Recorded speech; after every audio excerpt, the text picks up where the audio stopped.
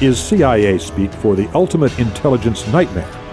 A terrorist who is an ethnic native of the target country and who can cross its borders unchecked, move around the country unquestioned, and go completely unnoticed while setting up the foundation for monstrous harm. Prologue. The Karakoram Highway, KKH, Pakistan. In Rebecca Sisnick's opinion, the view, even when seen through the cracked window of the ancient bus winding its way down from Kashgar to Islamabad, was simply magnificent. Perfect. Stunning in every conceivable way.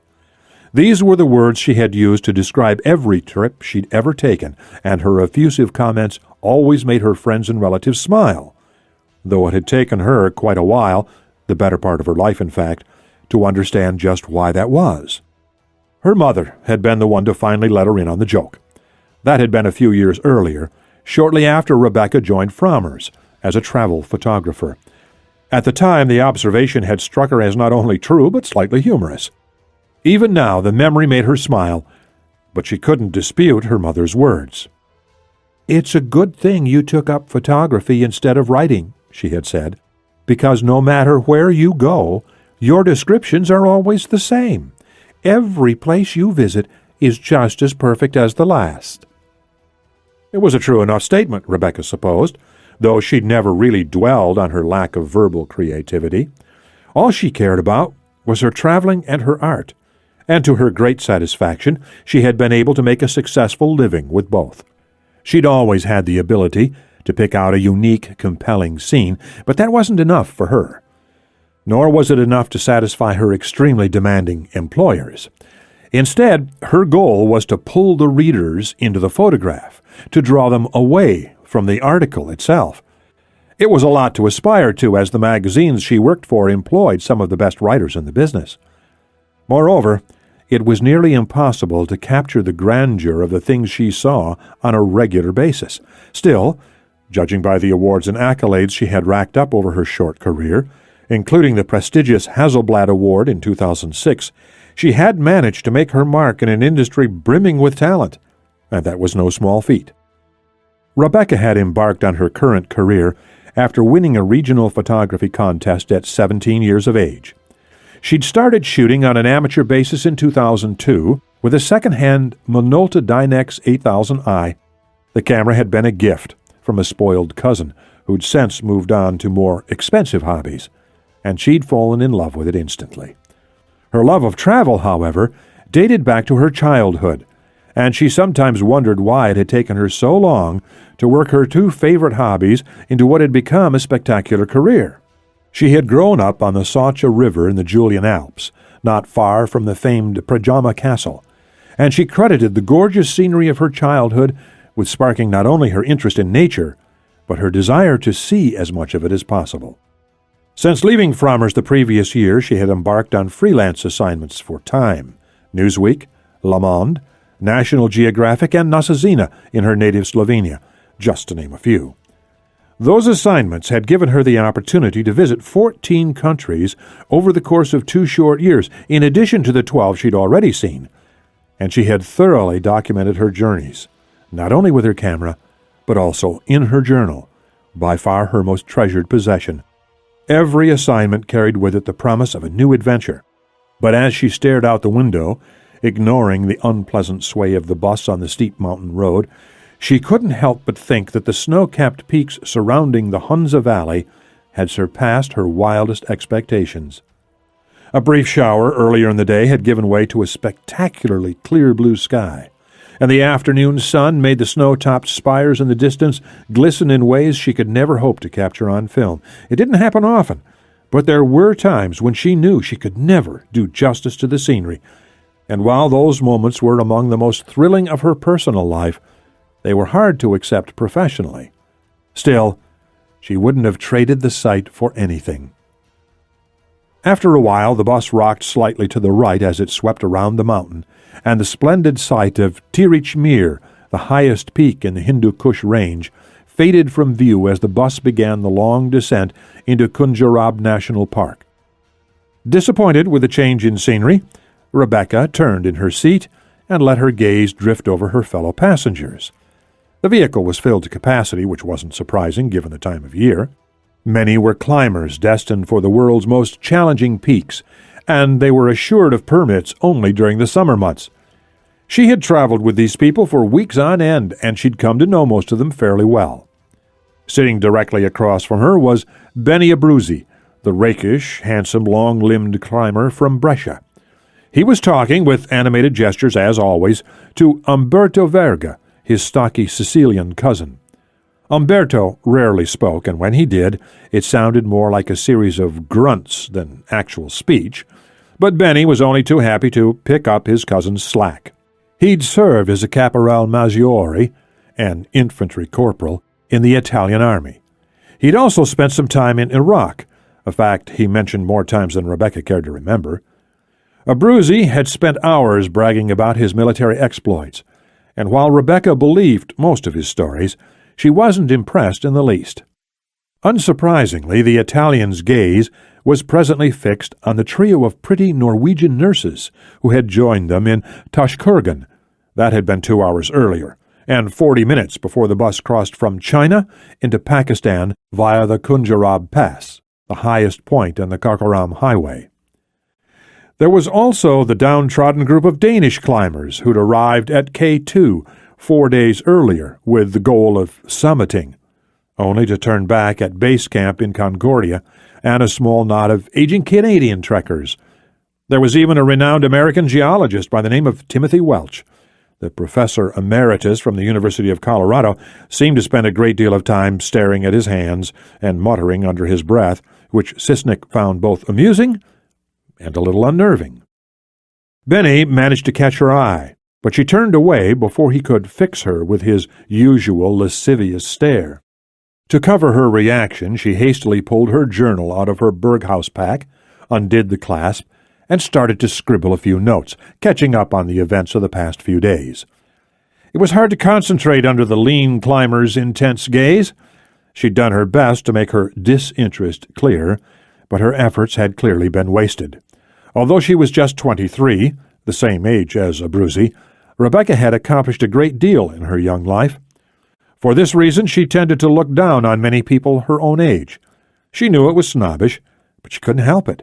She was a driven woman, and that meant things like men, sex, and partying didn't figure high on her list of priorities. At the same time, she knew her looks had given her a considerable boost in her current career, that they would have helped her in any career. She took this in stride, though, and it didn't change the way she viewed her success. After all, she'd seen the recent U.S. edition of Outside magazine, and her picture on the page of contributing journalists had not been any larger than that of the editor-in-chief, a decidedly unattractive Swede in his mid-60s. This discovery had only confirmed what she already knew, that it was her talent, not her looks, that had made her one of the world's most sought-after young photographers. She looked up, startled out of her reverie, as the bus shuddered, the driver downshifting suddenly. Craning her neck, Rebecca saw a number of vehicles parked alongside the road up ahead, men milling about on the paved surface. As the bus rolled forward, the scene came into focus, and she saw something that chilled her blood. Rifles. Every man in sight was heavily armed, and there were plenty of men. Judging by the low rumble of voices in the surrounding seats, everyone else was just as confused and concerned as she was. Passports and visas were frequently checked on the KKH, but this wasn't one of the scheduled stops. As far as Rebecca knew, they still had miles to go before they reached the next Pakistani checkpoint. Tensions between General Musharraf's government and that of Indian Prime Minister Manmohan Singh had been rising steadily over the past few months, but this was the first time she'd seen any tangible evidence of the escalating situation. She only hoped she was right, that it wasn't something else entirely. Bandits had always been a problem on the Karakoram Highway, though guarding against them was usually just a matter of taking the proper precautions, such as not traveling alone or after dark. As it stood, it was mid-afternoon, still light, and they were nowhere near the line of control, the heavily guarded border that separates the disputed territory between Pakistan and India. In short, these were about the best conditions a traveler on the KKH could ask for. The bus ground to a gentle halt, and the doors at the front banged open. The air in the vehicle seemed unusually thick, and no one was making a sound. Rebecca realized they were waiting to see what would happen, just as she was. But then a man appeared at the front, and the collective tension seemed to drain away. The man, standing next to the driver and surveying the passengers, was wearing the uniform of a Pakistani army captain. Rebecca felt her breath come a little bit easier, and she wasn't concerned in the least when the captain asked them all to disembark and present their passports. Realizing that the soldiers might poke through their belongings, she slipped her journal under her coat. She wouldn't be surprised to get back on and find some items missing from her pack, and while most of it was replaceable, the journal was the one thing she couldn't bear to lose. She was sitting near the back of the vehicle, so she had to wait for the passengers up front to disembark. As they began to line up on the side of the road, documentation in hand, Rebecca saw a rare opportunity and decided to take it. The soldiers seemed to be unusually wrapped up in their task, so she dug out her camera, a Canon EOS 1V with an 85mm lens already affixed, and carefully lifted it above the ledge of the window. She took a few quick shots with the flash disabled, hoping to capture her fellow passengers' frustrated expressions. It wasn't part of her assignment, but she happened to know a freelance writer who was doing a story on corruption in the Pakistani army, and she thought she might be able to get some mileage out of the photographs. Once she'd fired off a half-dozen shots, Rebecca quickly lowered the camera and checked to see if anyone had noticed. Didn't look like it, but either way she had run out of time. The front of the bus was nearly empty, and a young soldier was striding toward the open doors. Rebecca quickly ejected the film, dropped it into a spare tube, and slipped it into her pack. She had just gotten to her feet when the soldier reached the back of the bus and gestured toward the camera. Shouting something she didn't understand, he grabbed her free arm with his left hand, then reached for her camera with the other. She pulled it away instinctively, but he leaned in and managed to knock it out of her hand. Then, as she watched in disbelief, he kicked it toward the back of the vehicle. "What do you think you're doing?" she shouted in English, tugging free of the soldier's grasp. "Do you have any idea how expensive that was? As soon as we get back to Islamabad, I'm going to—" She never got the words out. The soldier slammed a fist into her stomach, then slapped her hard across the face. Rebecca's knees banged against the edge of the seat as her body followed the blow. She hit the plastic cushion hard, tears springing to her eyes as she struggled for air. Momentarily stunned, she didn't fight as the soldier reached down and wrapped a hand in her hair, yanking her to her feet. Hunched forward and crying out with pain, she reached behind her head and frantically tried to pull his fist apart as he marched her to the front of the vehicle. Once they had reached the driver's seat, he released her and shoved her hard down the stairs. Rebecca tumbled through the open doors. As she hit the ground awkwardly, something gave way in her shoulder with an audible pop. Although her head was swimming with confusion and fear, she instantly tried to prop herself up using her right elbow. It was completely instinctive, but it was also a huge mistake. Her shoulder instantly screamed with agony, and she screamed in turn, collapsing onto her side. 10 seconds later, the young Pakistani stepped off the bus and walked past her, carrying the broken remains of her camera. Her fellow passengers were starting to resist, having realized that something was wrong. Shifting her weight to her left elbow, Rebecca managed to sit up and take in the scene, though her vision was still slightly blurred. She watched as Umberto Verga stepped forward and spat a few words in halting Punjabi to one of the guards, who immediately tried to push the hefty climber back into line. Verga barely moved, but his face turned red with indignation. Taking another step forward, he slapped aside the barrel of the Pakistani's rifle.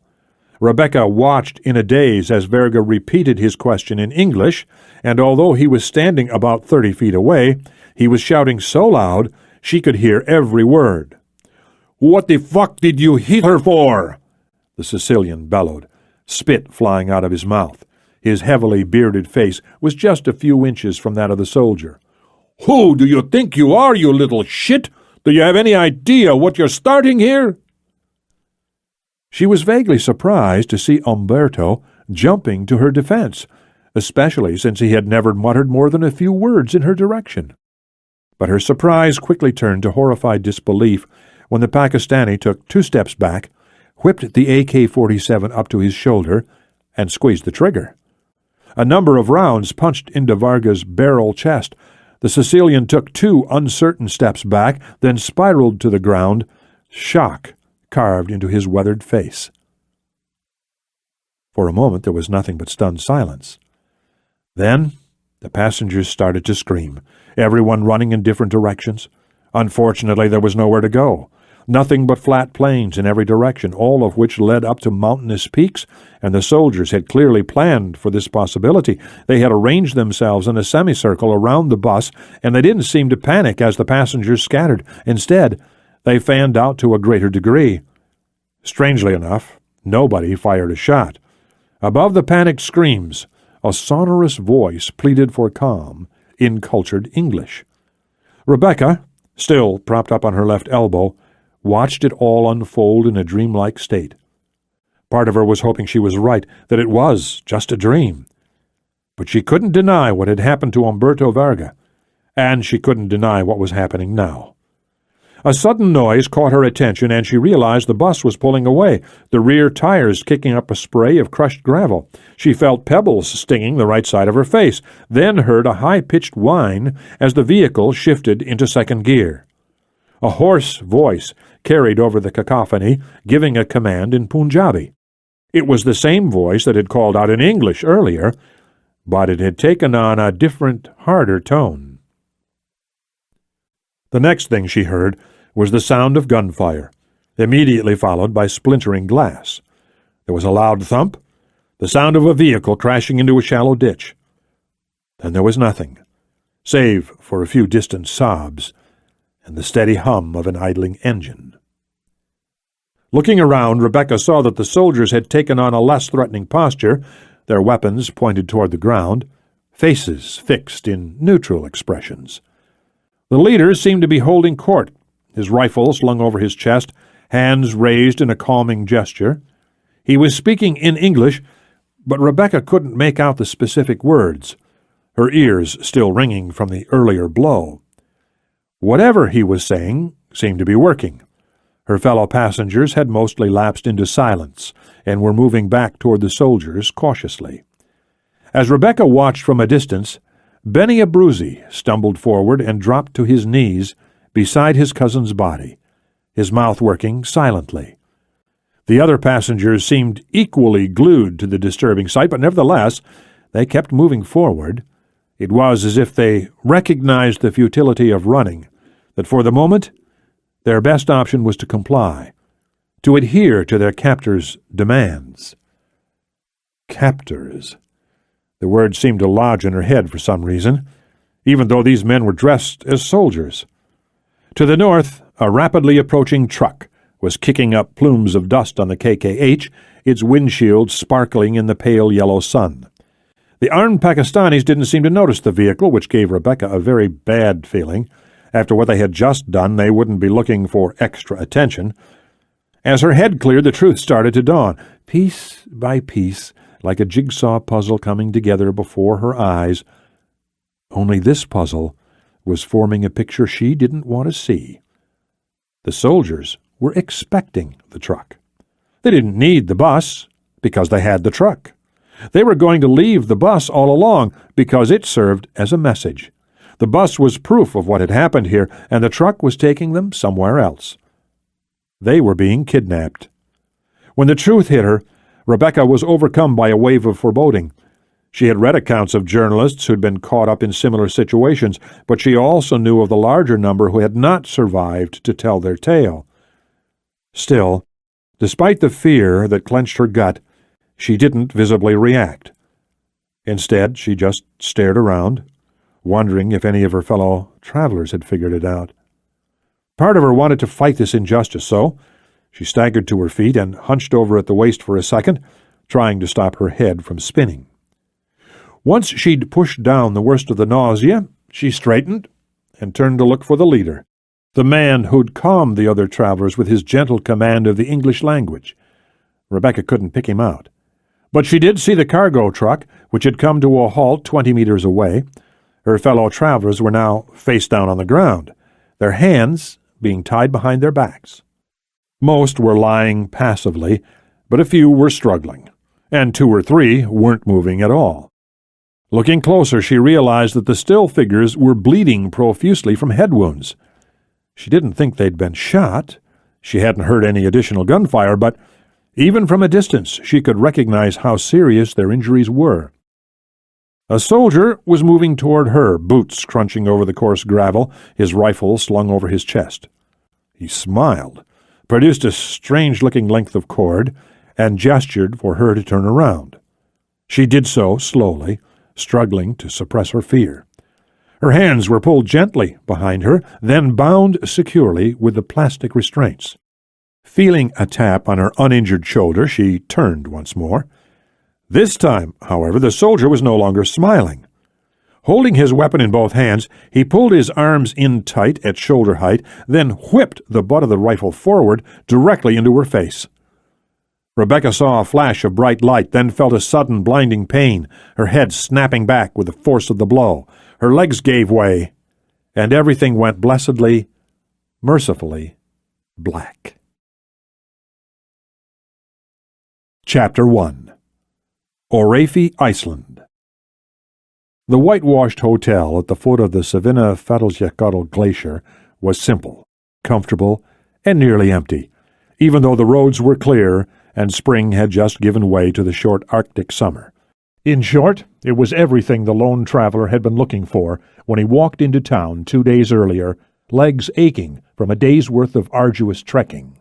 It had been nearly 3 weeks since he'd departed the sprawling capital of Reykjavik, based 200 miles to the west, and he'd spent most of that time crossing the bleak Icelandic wilderness on foot. The Skadafell Hotel seemed almost luxurious after his previous accommodations, a cramped, foul-smelling hut on the Morsardalur mountain track. Still, he would have been satisfied with much less. Southeastern Iceland was only the latest stop on what had become a prolonged expedition to some of the world's most challenging environments. Ryan Kealey wasn't exactly starting from scratch, as he'd spent his teens and early 20s hiking and climbing in places ranging from Washington's Mount Rainier to Ben Nevis in Scotland. But he'd never pushed himself as hard as he had in recent months. He knew where this sudden desire to test himself had come from, but while he had tried to address the source, he'd been unable to come up with any real answers. In large part, this was because he couldn't find the woman who'd caused him so much pain and frustration, despite his best efforts and high-level connections. She'd walked out in January, 4 months after a terrorist attack in New York City that had nearly claimed her life. Kealey had waited for 2 months, putting out feelers, calling in favors, but it had gotten him nowhere. By the time March rolled around, he'd finally admitted defeat, accepting that she didn't want to be found. He'd pushed it aside for another few weeks, but then, tired of sitting around with nothing to do but think about her, he decided to strike out on his own. His only goal at the time was to clear his head, lose himself in the raw, primitive beauty of the world's most isolated regions. That had been 3 months earlier. Since then, he'd climbed Denali in Alaska, Kilimanjaro in northeastern Tanzania, and Mount Cook in the southern Alps of New Zealand. He'd crossed Chile's Atacama Desert at its widest point, scaled Morocco's high Atlas Mountains, and completed the 60-mile, 6-day Paine Circuit in Patagonia. He had beaten his body to the point of sheer exhaustion, and then had pushed harder. But nothing had helped. It had taken him half a year to figure it out, but the truth had been staring him right in the face the whole time. No matter what he did, or where he went, he couldn't stop thinking about Naomi Karmai. Kealey had been sorting it through in his mind since the day she disappeared, trying to figure out what he could have said or done to stop her from leaving. It was hard to pick out the worst part about the whole situation. It was all bad. But some aspects were worse than others. When he thought about it honestly, it wasn't the fact that she had left that troubled him most. What really bothered him was her inability to face the past. The terrorist attack that nearly claimed her life the previous September had left her scarred in more ways than one, and while Kealey had done his best to help her through it, she had never fully recovered, at least not on the inside. In fact, the last time he'd seen her, she was still very much in denial. It weighed heavily on him, and it was hard not to feel a sense of personal failure. If she had left because she needed more than what he had to offer, that would have been one thing. It would have been hard, but he could have dealt with it. What concerned him was that she might have gotten worse since walking out, that she might have spiraled further into her inner sanctum of guilt, grief, and depression. He didn't want to push her, but he would have given anything to hear her voice, if only to know that she was still alive. Shifting the weight of the pack on his shoulders, Kealey crossed the dark gravel expanse of the parking lot, heading toward the hotel's main entrance. Stopping well short of the building's lights, he looked up and appraised the clear night sky. The stars had come out an hour earlier, and they were shockingly bright, given the dimly lit surrounding countryside. Savina Fedelsjekotl towered behind the low-slung building, the glacier itself a dark silhouette against the deep navy backdrop. Ribbons of green light seemed to ripple and dance in the crisp, clean mountain air. The aurora borealis, better known as the Northern Lights, was something that he'd never seen before landing in Keflavik, and the sight was at once ethereal and incredibly eerie. After admiring the view for a few minutes more, Kealey pulled open the door and nodded hello to the plump, smiling receptionist. She returned the gesture and went back to her crossword puzzle as he climbed the stairs, making his way up to the bar on the second floor. The worn oak doors were propped open, dim light flickering into the hall. Stepping into the room, he pulled off his wool-knit watch cap, ran a hand through his lank black hair, and started toward the bar.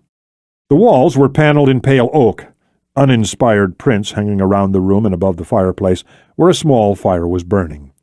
The dark green couches, shiny with wear, complemented the worn carpet perfectly, and burgundy velvet drapes hung behind the bar itself, where a morose young man stood guard behind the small selection of taps. Kealey had just finished ordering a beer when he sensed movement over by one of the large windows. He turned, stared for a few seconds, appraising the solitary figure. Then he lifted a hand in cautious greeting. Turning back to the bar, he revised his order, his mind racing. Less than a minute later, he was walking across the room, a pint glass in each hand, wondering what might have brought this particular visitor halfway around the world. Jonathan Harper was seated with his back to the wall, his right foot hooked casually over his left knee. He was dressed in dark jeans, Merrill hiking boots, and a gray V-neck sweater. But despite his youthful attire, the deputy DCI, the second highest-ranking official in the Central Intelligence Agency, looked far older than his 43 years. His neat brown hair was just starting to gray at the temples, but his face was gaunt, and his skin was shockingly pale. His mannerisms were even more noticeable. He seemed shaky and slightly guarded, but also resigned, like an old man who senses the end is near. All of this was to be expected, though, and Kealey knew it could have been worse. In truth, the man was extremely lucky to still be alive. Kealey placed the beers on the water-stained table, shrugged off his jacket, and slid into the opposite seat. They appraised each other for a long moment. Finally, Harper offered a slight smile and extended a hand, which the younger man took. "Good to see you, Ryan. It's been a long time." "I suppose so," Kealey said. He leaned back in his chair and crossed his arms in a casual way. "About 7 months, I guess." "When did you get here?" "I flew into Keflavik this morning, but the bus only arrived a few hours ago." "Sorry to keep you waiting. How have you been?" "Not bad, all things considered." Harper took a short pull on his lager, coughed sharply, and wiped his mouth with the back of his hand. "The doctors are happy enough, so I guess that's something." "And Julie?" "She's fine. I think she secretly enjoys having a patient again, though she'd never admit it." "Knowing her, it wouldn't surprise me at all," Kealey replied. He knew that Harper's wife had worked for years as a head nurse at the Mayo Clinic in Rochester, Minnesota, one of the best hospitals in the country. The smile faded from his face as he debated going forward with his next question. Finally, he went ahead and asked it. What about Jane Doe? Any luck on that front? Not a thing. I'm starting to think we'll never find her. Even if we did, it's not like we could hand her over to the FBI. There just isn't enough evidence to charge her with anything. They never found the gun, you know. Kealey nodded slowly. 8 months earlier, the newly appointed deputy director had narrowly survived an assassination attempt in Washington, D.C. The attack had taken place on the front step of his brownstone on General's Row, just as he was stretching after his morning run. Harper had been facing away from his armed assailant when the first shot was fired. The .22 caliber round penetrated his lower back, then ricocheted off the third rib and up through the right lung. The second and third rounds had torn into his upper arm as he turned toward the shooter, and the fourth had punched a hole in his chest, missing his heart by less than an inch. The woman had been moving forward as she fired, and by the time the fourth round left the muzzle of her gun, she was less than 10 feet from her target. As she approached to fire the fatal shot, a D.C. Metro police cruiser had squealed to a halt on Q Street, lights flashing. The police officer's arrival on the scene had been pure chance, nothing but luck, but it had saved the deputy director's life. The woman fired at the officer as he stepped out of the vehicle, killing him instantly.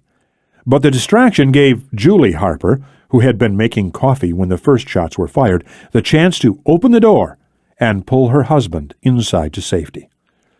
Unfortunately, the would-be assassin managed to escape in the ensuing chaos, even though the Metro Police Department was able to seal off the surrounding streets with astonishing speed. What followed was one of the largest manhunts in U.S. history, but despite the enormous resources it had thrown into the search, the government had yet to track her down. The CIA had looked harder and longer than anyone else, of course, and in time they'd managed to dig up a few tenuous leads. Jane Doe had been involved with a former Special Forces soldier named William Vanderveen. In 1997, while on deployment in Syria, Vanderveen had made the decision to sell his skills to some of the world's most dangerous terrorist organizations. From that point forward, he'd earned, through countless acts of cold-blooded murder, his status as one of the most wanted men in the world. The connection between Vanderveen and the would-be assassin was based on photographs taken in London by Britain's security service MI5. The men who took the shots were assigned to A Branch, Section 4, the 5 unit tasked with domestic surveillance. The shots showed Vanderveen and the unknown woman walking side by side in the heart of the city, but despite the excellent image resolution, the photographs had proved useless. The agency's facial recognition software had failed to find a reliable match in the database. MI5, the French DGSE, and the Israeli Mossad had also come up empty, as had a number of other friendly intelligence services. In other words, the woman was a black hole, a non-entity. Kealey knew how much it bothered Harper that she'd never been caught. But, as he'd just said, there had been no progress on that front. This realization brought Kealey to his next point. John, it's good to see you again. But what exactly are you doing here? The deputy director didn't respond right away. Instead, he picked up his beer and swirled the contents thoughtfully. I'm surprised to hear you ask me that first, he finally said. I thought you might be wondering how I found you. He looked up and studied the younger man. You know, I have a few questions of my own. For instance, I'd like to know why you haven't set foot on U.S. soil in 2.5 months. I mean, I spend half that time looking for you, and when I finally catch up, I find you— He trailed off and lifted his arms as if to include the whole country. There was an unspoken question there, but Kealey wasn't sure how to answer it. When he'd set out 3 months earlier, it was without a plan, without a real idea of what he was looking for. But whatever it was, he'd found it on the alpine tundra and the vast, seemingly endless ice fields of Iceland. He'd found it in Alaska, Tanzania, Patagonia, and all the other places he'd seen in recent months. For lack of a better word, it was solitude. the kind of terrain where one could walk for days without hearing a sound other than the wind. It was what he had wanted at the time, what he still wanted to a certain degree, but he couldn't explain why. Naomi's disappearance had played a role, but that was only part of it. Something else had instilled in him the desire to get away from it all, though he had yet to identify the secondary cause for his restless behavior. I'd also like to know where you picked up a French passport in the name of Joseph Briand, Harper continued. He paused expectantly. I don't suppose you'd be willing to volunteer the information. Kealey gave a wan smile, and that was answer enough. I didn't think so. It's funny seeing how you don't even speak French. A Saudi passport would have been far more... Comment savez-vous que je parle pas français? Okay, so you speak a little French. The older man couldn't conceal a small fleeting smile of his own. It's good to see you're expanding your horizons. Just trying to keep my mind active. Sounds like you're ready to return to the ranks. Not in this lifetime. Kealey shook his head and looked away. And if that's why you're here, John, you're wasting your time. I'm not interested. I've done my part. We've already played this game, Ryan, on more occasions than I care to recall. You say the same thing every time, but when it comes down to the wire, you always... I meant it when I said it before, the younger man shot back, and I mean it now. His face tightened suddenly, his dark eyes retreating to some hidden point in the past. I just didn't walk away when I should have. That was my biggest mistake. There was always something else that had to be done before it was Vanderveen, and at the time it seemed like the right thing to do. But you know what it cost me to track him down? And then last year with Naomi? Harper nodded slowly, his face assuming a somber expression. I know what it cost you, Ryan, and I know what it cost Naomi. He hesitated, then said, You may not believe this, but I've personally advised the president against bringing you into this matter. I told him everything you just said to me. I told him that you've done your part, that you wouldn't be interested. He didn't want to hear a word. After what you did in New York last year, he won't have it any other way. As far as David Brenneman is concerned, you're the first and only choice, at least when it comes to the current situation. And you couldn't say no to the president, Kealey said sarcastically. Is that it? He didn't bother asking what the current situation was. Simply put, he didn't care to know. That's part of it, Harper conceded. But there's another reason you need to be involved. And once you hear me out, I think you'll feel the same way. Kealey studied the older man for a long moment without speaking. Jonathan Harper was one of the smartest people he knew, but he could also be extremely manipulative. They had known each other for nearly a decade, ever since Harper had first sheep-dipped him for an off-the-books assignment in Syria. Sheep-dipping was a term that referred to the temporary recruitment of active-duty soldiers for black or deniable operations. Usually the CIA had a hand in the process, and Kealey's first task was no exception. At the time, he'd been a captain in the U.S. Army's 3rd Special Forces Group. That assignment, the assassination of a senior Islamic militant, had changed him forever, as well as putting him on the path to a new career. Since then, he and Harper had become good friends, but the job always came first, and Kealey knew the other man wouldn't hesitate to impose on their relationship. He had done it before, and Kealey had always been up to the task. He wanted to refuse this time, and knew he would have been justified in doing so.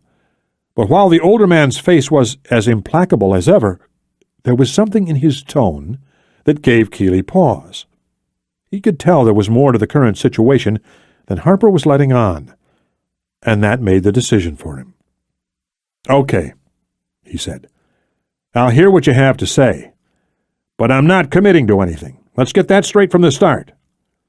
Kealey lifted his glass and drained the contents. "What's this about, anyway?" Harper pushed a plain manila folder across the table, then rose and collected their empty glasses. "Read through that, and then we'll talk." Chapter 2. Orafi.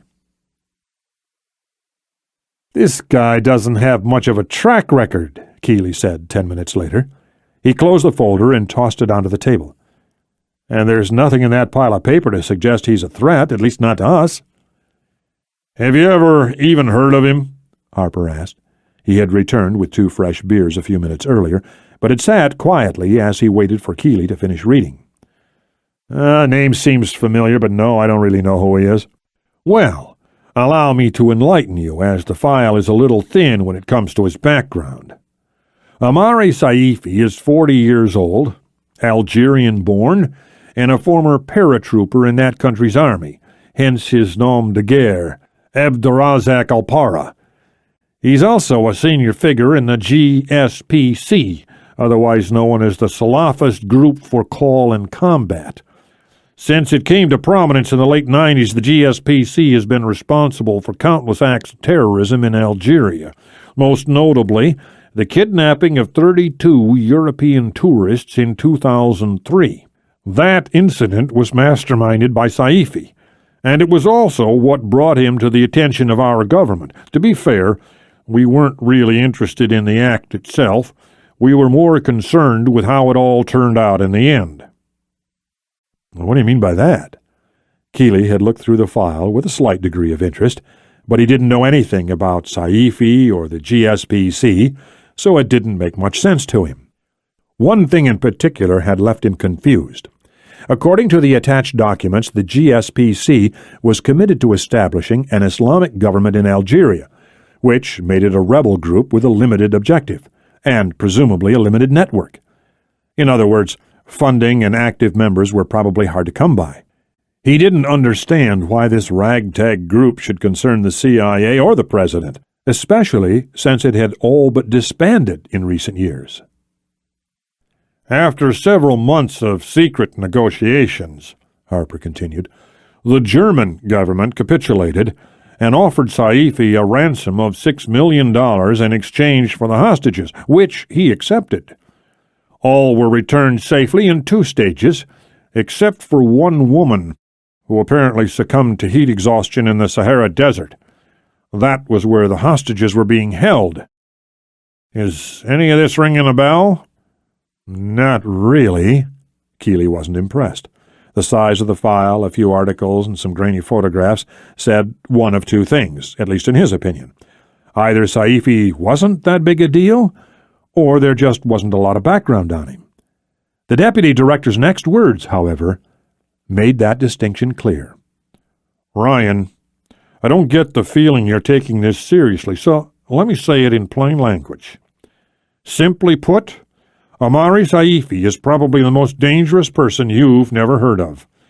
Besides the kidnapping, he was directly involved in the murder of 43 Algerian soldiers over a period of 14 months. He was also linked to a number of bombings in neighboring Mauritania, though his involvement was never confirmed. Again, that was in 2003, but he's been active with the Salafists since 1992. In March of 2004, Saifi was traveling on foot through the Tibesti Mountains when he was apprehended by another rebel group, the Movement for Democracy and Justice in Chad. Now, that's the MDJC for the sake of brevity. 16 of his men were also captured in that incident, but Saifi was the only one who really mattered. The rebels instantly knew what they had, as by that time Saifi had essentially established himself as the bin Laden of the Sahara, so they decided to auction him off to the highest bidder, Kealey guessed. Exactly. Unfortunately for the rebels, however, there were no takers, at least not at first. Strangely enough, even the Algerian government didn't seem to be in that big a rush to get their hands on him. We never figured out why, but it was probably because they didn't want to risk their diplomatic relationship with the Chadian government. Why didn't we step in? The same reason, Harper replied. We were tempted to make an offer, as Saifi was already on the State Department's list of wanted terrorists, but it never happened. After much debate, the president decided he couldn't deal with the rebels directly because it would undermine the Pan-Sahel initiative, which was in its infancy at the time, especially since the initiative was specifically aimed toward curtailing terrorist activity in North Africa, and the Chadian government pretty much viewed the MDJC as a terrorist organization. Anyway, Al-Para was eventually remanded to Libyan custody, and from there the Algerians finally stepped in. A trial was scheduled for June 2005, but Saifi never stepped foot in the courtroom. He was sentenced in absentia to life in prison, and according to the Algerian Interior Ministry, that's where he currently is. Kealey looked up quickly, confusion spreading over his face. Then he flipped open the folder and pulled out a number of pictures. He turned them around so the other man could see and said, "According to the time and date stamp, these pictures were taken 2 weeks ago. If this is Amari Saifi, how did he get out of prison? And why are the Algerians covering it up?" Harper nodded slowly. "Good questions. Unfortunately, we don't have any answers at this time." "Are we sure this is him?" Kealey asked, tapping the face in the photograph. "Beyond a doubt. We used an older photo for comparison and ran them through the facial recognition software at Langley. We got a hit on 18 nodal points, and as you know, 14 nodes are enough to make a positive match." Kealey leaned back in his seat and lifted his glass, thinking it through as he nursed his beer. After a couple of minutes had passed, in silence, he said, "There's one thing I still don't understand, John. Why does this concern us?" Harper turned his head to the right. While they'd been talking, a young woman had entered the room and taken a seat at the bar, facing away from them. After studying her dispassionately for a moment, he turned back to Kealey. "Have you been keeping up with the news?" "No."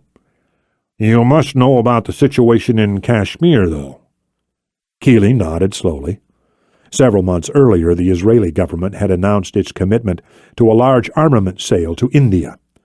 The deal, reputed to be worth nearly $800 million, included a dozen Hermes 180 unmanned aerial vehicles, 50 Raytheon battlefield surveillance radars, and 25 Spider mobile firing units.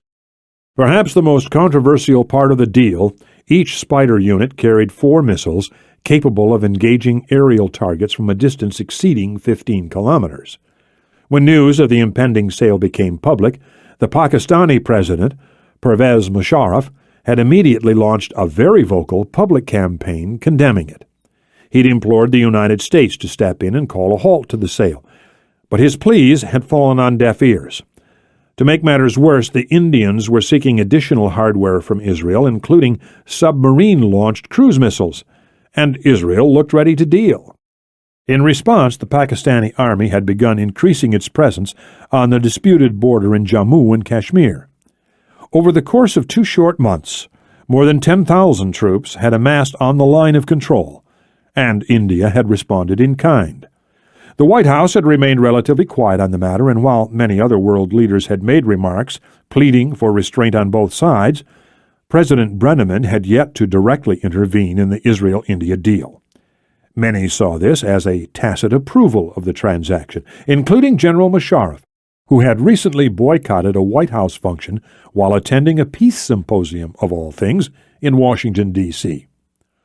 "Secretary Fitzgerald arrived in Islamabad several hours ago," Harper said.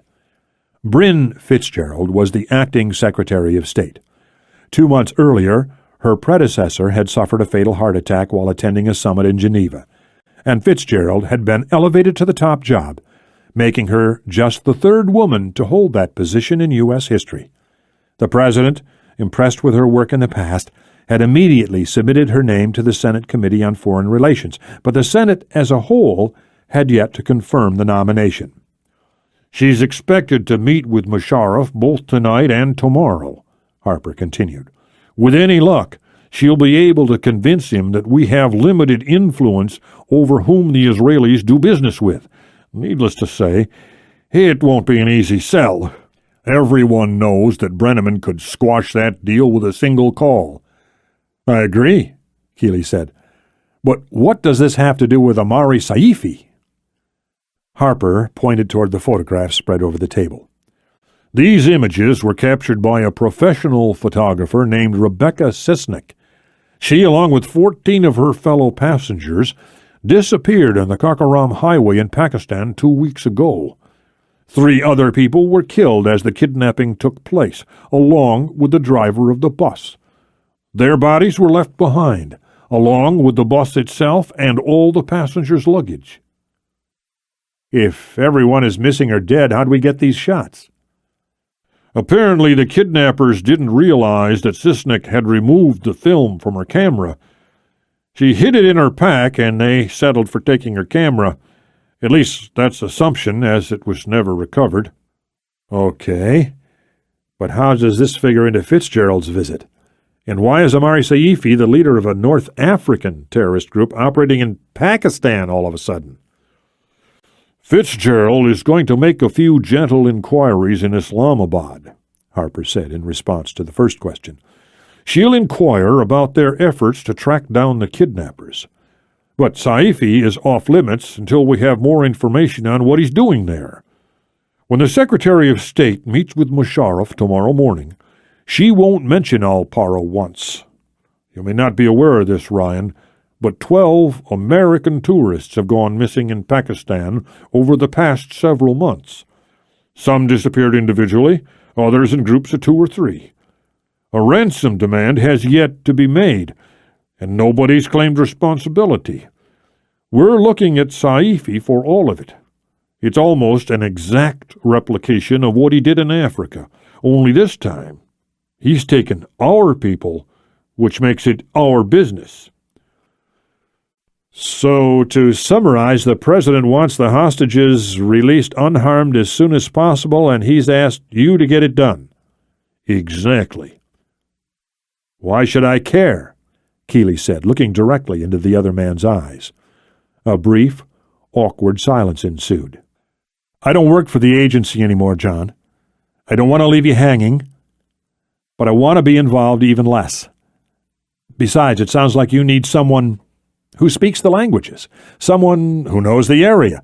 More importantly, you need a place to start, a lead of some kind. We have a lead, Harper assured him.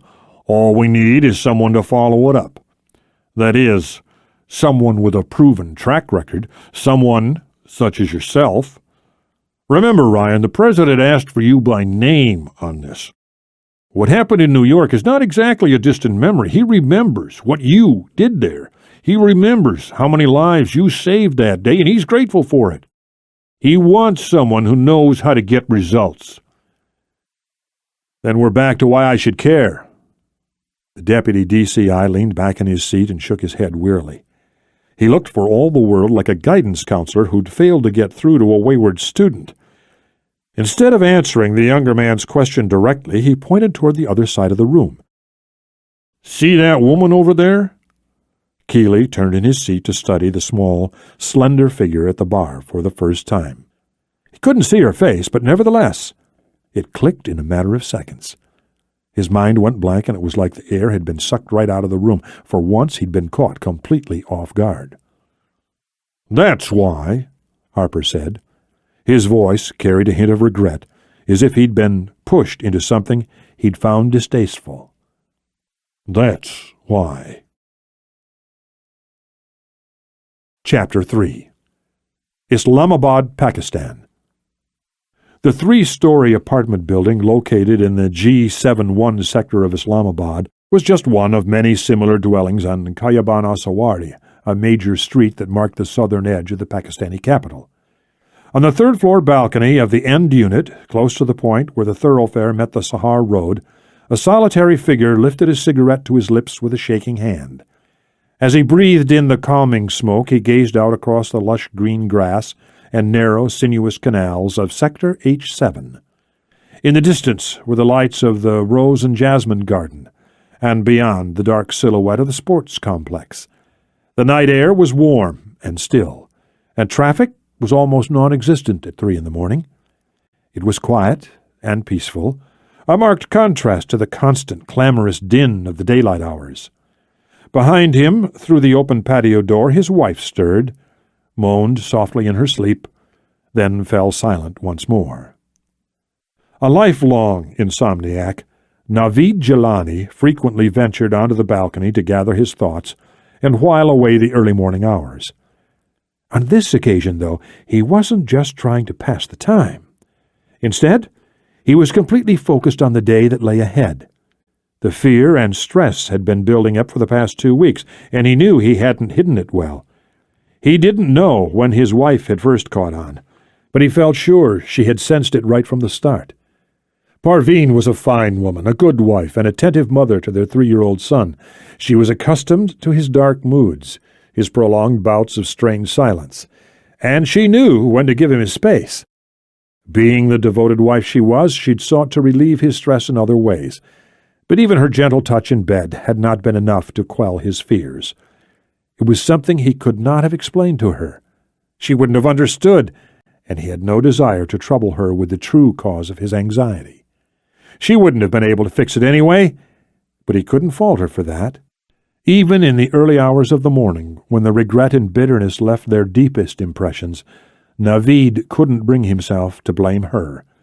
Sometimes it seemed as if his whole life had been leading up to this point, and there was nothing that he or anyone else could do to change it. Jilani had been born in 1975 in the city of Quetta, less than 100 miles from the Afghan border. His mother had died of cancer when he was 10 years old, and owing to his father's lack of funds and interest, he was sent to live with his uncle in the slums of Karachi. Saeed Jilani had tried and failed at many things by the time his nephew came to know him. But from 1979 to 1984, he found a degree of success in Afghanistan, where he fought with distinction alongside the Mujahideen. In the years that followed, his hatred for America became increasingly virulent, despite the fact that the West had funded and armed the Afghan fundamentalists in their extended war against the Soviet forces. Still, his feelings for the West didn't preclude him from taking full advantage of the U.S. weapons and ammunition left over from the conflict in Afghanistan. It was a dangerous, highly illicit enterprise that required more than one set of hands, and when he first began smuggling arms from Afghanistan into neighboring Iran and Pakistan in 1997, Saeed Jilani knew exactly where to turn for help. During his time in Afghanistan, the elder Jilani had formed lasting partnerships with men who knew how to use their positions for monetary gain. One of these contacts was an Army lieutenant and a member of Inter-Services Intelligence. The only son of a construction magnate, Benazir Mangal was connected at the highest levels to Afghan warlords, Pakistani generals, and prominent figures in the emerging Taliban, and that made him the perfect man to facilitate Saeed Jilani's cross-border activities. Naveed was 15 years old when he met Mangal for the first time, and he had been instantly drawn to the charismatic Pakistani soldier. The reason for his adulation was simple. Mangal was an easy man to admire. Unlike Naveed's father and uncle, he had succeeded brilliantly in everything he'd ever tried. He was handsome, intelligent, and possessed a natural spark that allowed him to draw people in with incredible ease. From the very start, Naveed could see how Mangal affected the people around him, including his uncle. Saeed Jilani, normally brash and quick to temper, was quiet and respectful in Mangal's presence, as were his like-minded acquaintances. In short, Ben Mangal was everything Naveed Jilani wanted to be, and he'd modeled his whole life on that principle. At least he'd tried. Whether or not he'd succeeded was another matter entirely. He'd tried to join the Pakistani army shortly after his 18th birthday, but a thorough physical had revealed a heart defect that precluded his entrance. Naveed had desperately searched for a loophole, but when it became clear that all avenues were blocked, he'd turned to his mentor for help. By that time, Mangal was a lieutenant colonel and a department head with Inter-Services Intelligence.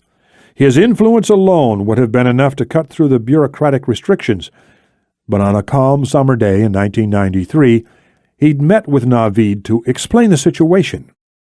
He had described the limited opportunities the Army would offer due to the younger man's non-existent education, and he proposed an alternative, a career in government service.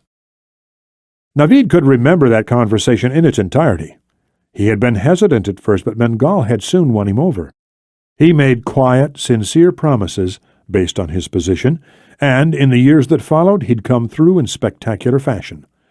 For a man of 34 with no university training and limited knowledge of English, Navid Jilani had achieved a position of remarkable influence in the Pakistani government. But Bengal's work behind the scenes was not born of generosity, and 2 weeks earlier he had asked his young friend to repay the favor. Navid did not often hear from the general in person, but while the call had merely caught him off guard, the favor had left him stunned to his core. He had agreed, of course. He had long known he was incapable of refusing Ben Bengal. But the conversation, which took place in the back room of a madrasa in Peshawar, had caused him to rethink his entire association with the former army officer. The truth was, Navid knew next to nothing about the man who had single-handedly made his career. Since that troubling meeting, he'd done his best to learn more about his benefactor, but unfortunately that was easier said than done. Rumors about Bengal abounded, but few could be confirmed. It was said that his ailing father had recently disowned him, thereby depriving him of the vast fortune he was set to inherit. Navid wasn't sure if that was true, but he knew that Bengal had been asked to step down in the wake of 9/11. That event hadn't come as a surprise to anyone. Since the fall of the Taliban, Bengal and his ilk had become a liability, an uneasy reminder of Musharraf's former alliances. To make matters worse, it was widely assumed that Bengal had a direct connection to senior members of al-Qaeda, including the director himself. Those associations, whether real or imagined, had brought him to the attention of the Western intelligence services. But that had been years earlier, and since severing his links to the Army and the intelligence community, he had largely gone unnoticed. From 2001 until the present day, Bengal was practically a black hole, and it was largely assumed that he had retired to a life of quiet solitude. Navid Jilani did not buy into that rumor. He wasn't an educated man, but he'd worked closely with career diplomats for the last 16 years. He knew how to read people, and he knew better than to dismiss a man like Ben Bengal. In 25 years of government service, the general had built himself a reputation that stood apart from his position with the Pakistani army. He had also sown the seeds for a number of future enterprises, none of which required the thin veneer of authority. Still, nothing could have prepared Navid for what the older man had asked of him 2 weeks earlier. He still couldn't believe he'd agreed to Bengal's request, but in the end he had, and that was all that mattered. He had no choice now but to follow through with it. In less than 12 hours, he was going to help the general strike a blow against the West that would be felt for years to come, and there was nothing he could do to stop it, nothing he could do to extricate himself from an act that would soon place him square in the path of a vengeful nation, the most powerful on earth. Behind him, his wife called out softly, imploring him to come inside. Navid took one final drag on his cigarette, then flicked the butt over the iron rail and exhaled a narrow stream of smoke. He gazed up at the clear night sky and whispered a silent prayer. He did not ask for the strength to do the right thing. He had already made his decision. Instead, he asked Allah to look over his wife and child. He asked that some day, whether it was 5 years from now or 20, they might come to understand. He knew he had no right to ask such things. It had been many years since he'd set foot in a mosque, and his faith, even under the guidance of his devout uncle, had been tepid at best. Given the magnitude of the task he was facing, though, he felt sure that God would understand. Taking one last look at the empty sky, he turned and went inside, then closed the door behind him. Chapter 4. Oraifi. As he stared across the room in disbelief, Ryan Kealey fought to push down a surge of rising emotions. He was doing his best to keep them in check, but it just wasn't working. Shock, anger, relief, and confusion were all hitting him hard, but the anger was steadily winning out. It was immediately obvious that he had been kept in the dark for a reason other than the one he had settled upon a few months earlier. After much internal debate, He'd decided that the woman he was currently staring at had left him simply because she needed some time and space to herself. It was the only thing that made sense, because their relationship could not have been better. With her sudden reappearance in this particular place, though, it was all too clear how wrong he had been. "You knew?" he finally asked. It was a struggle to keep his voice under control. He had about 1,000,000 questions to ask, but for the most part he was still trying to figure out exactly what was happening here. "You knew where she was the whole time?" "It was her decision to keep it from you," Harper explained quietly. "And she came to me in the first place. I want to emphasize that." "When?" Kealey managed to ask. His gaze was locked on Naomi Carmi. Her shoulders seemed tense, as though she could feel his attention, but he knew it was all in his mind. There was no way she could know the conversation had turned to her. She wouldn't be able to hear them. The small fire didn't do much to heat the large room, and the heating system was obviously in disrepair, as it was unusually noisy. "When did she contact you?" "It was the first week of February. She was a wreck at the time, falling apart at the seams. If you could have seen her the day after she called, the first time I saw her, you'd know what I'm talking about. In other words, I didn't have a choice. That's what I'm trying to tell you, Ryan. There was no way I could have turned her down, not after what she's done for us, not after the sacrifices she's made." Harper paused to gauge the younger man's reaction. When Kealey remained silent, he shifted uneasily, then went on with the story. "She didn't want to come to Langley, not at first, and not as a visitor. So we met at a coffee shop in Georgetown. It was a pretty short conversation, and she did most of the talking. Basically, she wanted to come back into the fold, but she didn't want to go back to London, and she didn't want to return to the CTC. She wanted something else, and I made it happen." "What did she want?" "To be completely honest, I didn't even hesitate," said Harper, pushing on. It was as if he hadn't heard the question. "She was already more than qualified, and you know what I'm talking about because you've seen it yourself. For one thing, she has a gift when it comes to languages. It's amazing, really. She just soaks them up like—" "John, what are you trying to say?" Kealey asked, making an effort to control his rising temper. He couldn't believe that he hadn't been told about this earlier. "What did she want from you?" "Training," the other man answered simply. "She wanted training." Kealey wasn't sure how to respond to that. As he tried to interpret the cryptic remark, Harper stood and collected his coat. "I'll let her explain the rest. As for what we discussed earlier, you're already booked on a flight tomorrow evening. It's not binding, of course, but I always travel hopefully. Take some time to think it over, but I need your decision by noon. That's when the last bus leaves for Keflavik. And Ryan—" "Yeah?" "Don't go too hard on her. She could use your support." Harper had paused on the way out the door to murmur a few words in her ear. But 5 minutes had passed since then, and Naomi still hadn't moved. She hadn't even glanced over her shoulder. From where he was sitting, Kealey couldn't see her face, so he had no way of knowing what she was thinking. He could read her body language, though, and her tense, constant movements were saying a lot. She seemed to be pushing a glass back and forth in a deliberate way, as though turning something over in her mind, or deciding how best to approach their unexpected reunion. Unexpected on his end, Kealey corrected himself. She must have known this was coming for quite some time. He desperately wanted to jump up and walk over, but he knew it was better to let her make the first move.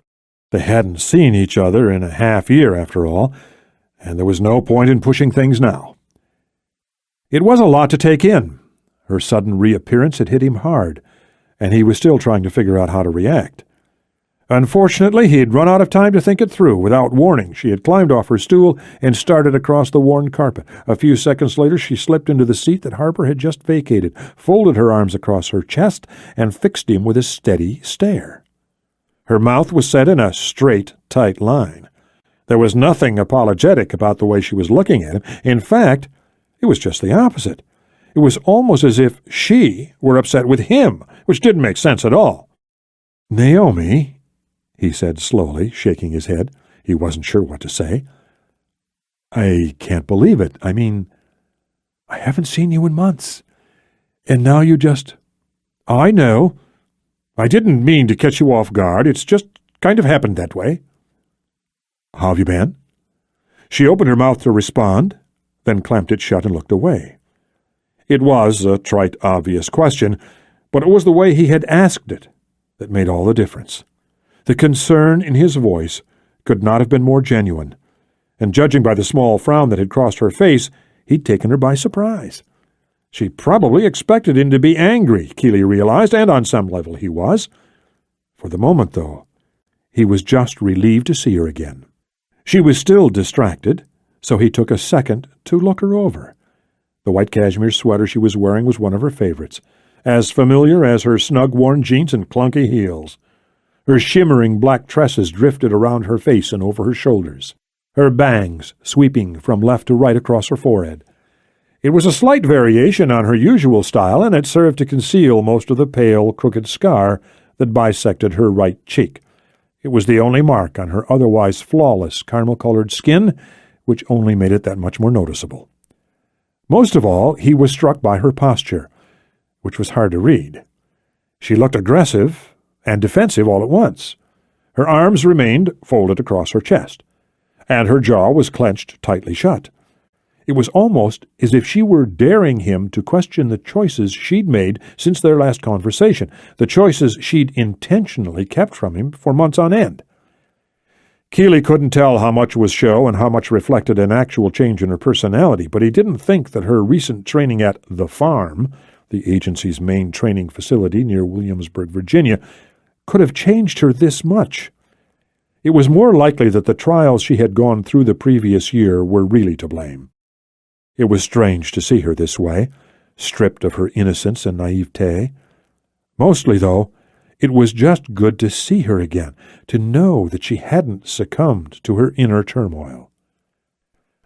"I've been doing okay," she finally responded. The words caught Kealey off guard. He'd forgotten he'd asked the question. "Better, since I went through the course at Camp Perry, anyway." "What did Harper tell you?" "Nothing, really." "He must have told you something," she pressed. "What did he say?" "He said you wanted to train." Kealey hesitated. "Is that what you were doing at Perry? Training to go into the field?" She nodded, slowly. "You may not believe this, Ryan, but it was the right decision. The best thing I could have done, really. I needed to change. But it wasn't just that. I needed to—" "To what?" he asked, once it became clear she wasn't going to finish. She shrugged and looked away. She was trying to project a degree of determination, but she couldn't seem to pull it off.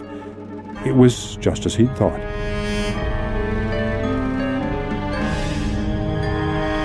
This is the end of disc number 1. Please continue listening on disc number 2.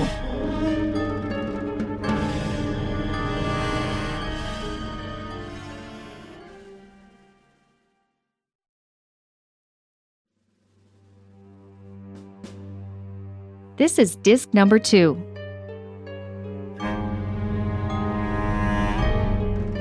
I needed to change, but it wasn't just that. I needed to— "To what?" he asked, once it became clear she wasn't going to finish. She shrugged and looked away. She was trying to project a degree of determination, but she couldn't seem to pull it off. It was just as he'd thought. She might have changed on some level, but despite her best efforts, she hadn't been able to fix what was truly wrong. It didn't surprise him at all. From personal experience, he knew that the wounds inside, the ones that didn't bleed and couldn't be seen, were usually the worst, if only because there was no clear way to repair them. "I can't really explain it," Naomi said, "but trust me, it was all for the best. It wasn't about you, by the way. That's not why I left. But look, that's beside the point. I'm here because I wanted to talk to you, to tell you in person. I think I owe you that." "Tell me what exactly?" that I'm ready to go back to work." She paused for a second to gauge his reaction. "Harper offered me this assignment himself. He said I was perfectly suited for it, given the Pakistani angle. There aren't too many people who speak Punjabi in the clandestine service." "Surely more than one, though," Kealey said, unable to keep the skepticism out of his voice. Although he cared about what she was saying, she had yet to bring up what mattered most, at least to him. He was trying to push down his bitterness, but he couldn't hold it back entirely. "Interesting how you were the first person he thought of." She looked at him sharply. "What's that supposed to mean?" "Nothing. I don't—" He stopped himself abruptly, not wanting to continue down this road. The last thing he wanted to do was start an argument. He desperately wanted to know what was going on in her mind, but he couldn't force it out of her. If he pushed her away, she might disappear for another 6 months, and he didn't think he could bear to lose her again. "I know you're capable, Naomi. That isn't the issue here. What?" "I don't think you're ready." She started to interrupt, but he held up a hand to stop her. "Just hear me out. You've done more in the past couple of years than most field operatives do in 10, and you deserve the chance to do more if that's what you want. But you have to give it time." "I have given it time." She looked away, as though gathering her strength, then turned back to him, a hint of frustration rising to the surface. "I've given it nearly a year. What do you think I should do? Just quit? Harper picked me for this himself. He thinks I'm ready. Doesn't that mean anything to you?" "He doesn't think you're ready, Naomi. That was a lie." "Don't you see what's going on here?" He shook his head angrily, wishing he could make her understand. It was all coming up, all the frustration and pain of the past 6 months, and despite his best efforts, he could no longer hold it back. "It's all bullshit. He's just using you to get me. I'm sure you—" "That's so arrogant," she said, bolting up in her seat. Her dark green eyes were wide with anger as she punched a finger across the table. "I should have known you'd say something like that.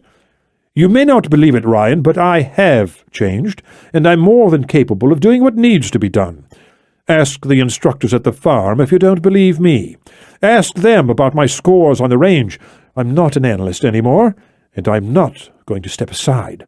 If you don't want any part of this, there are plenty of qualified people at Langley who'd love to fill your shoes."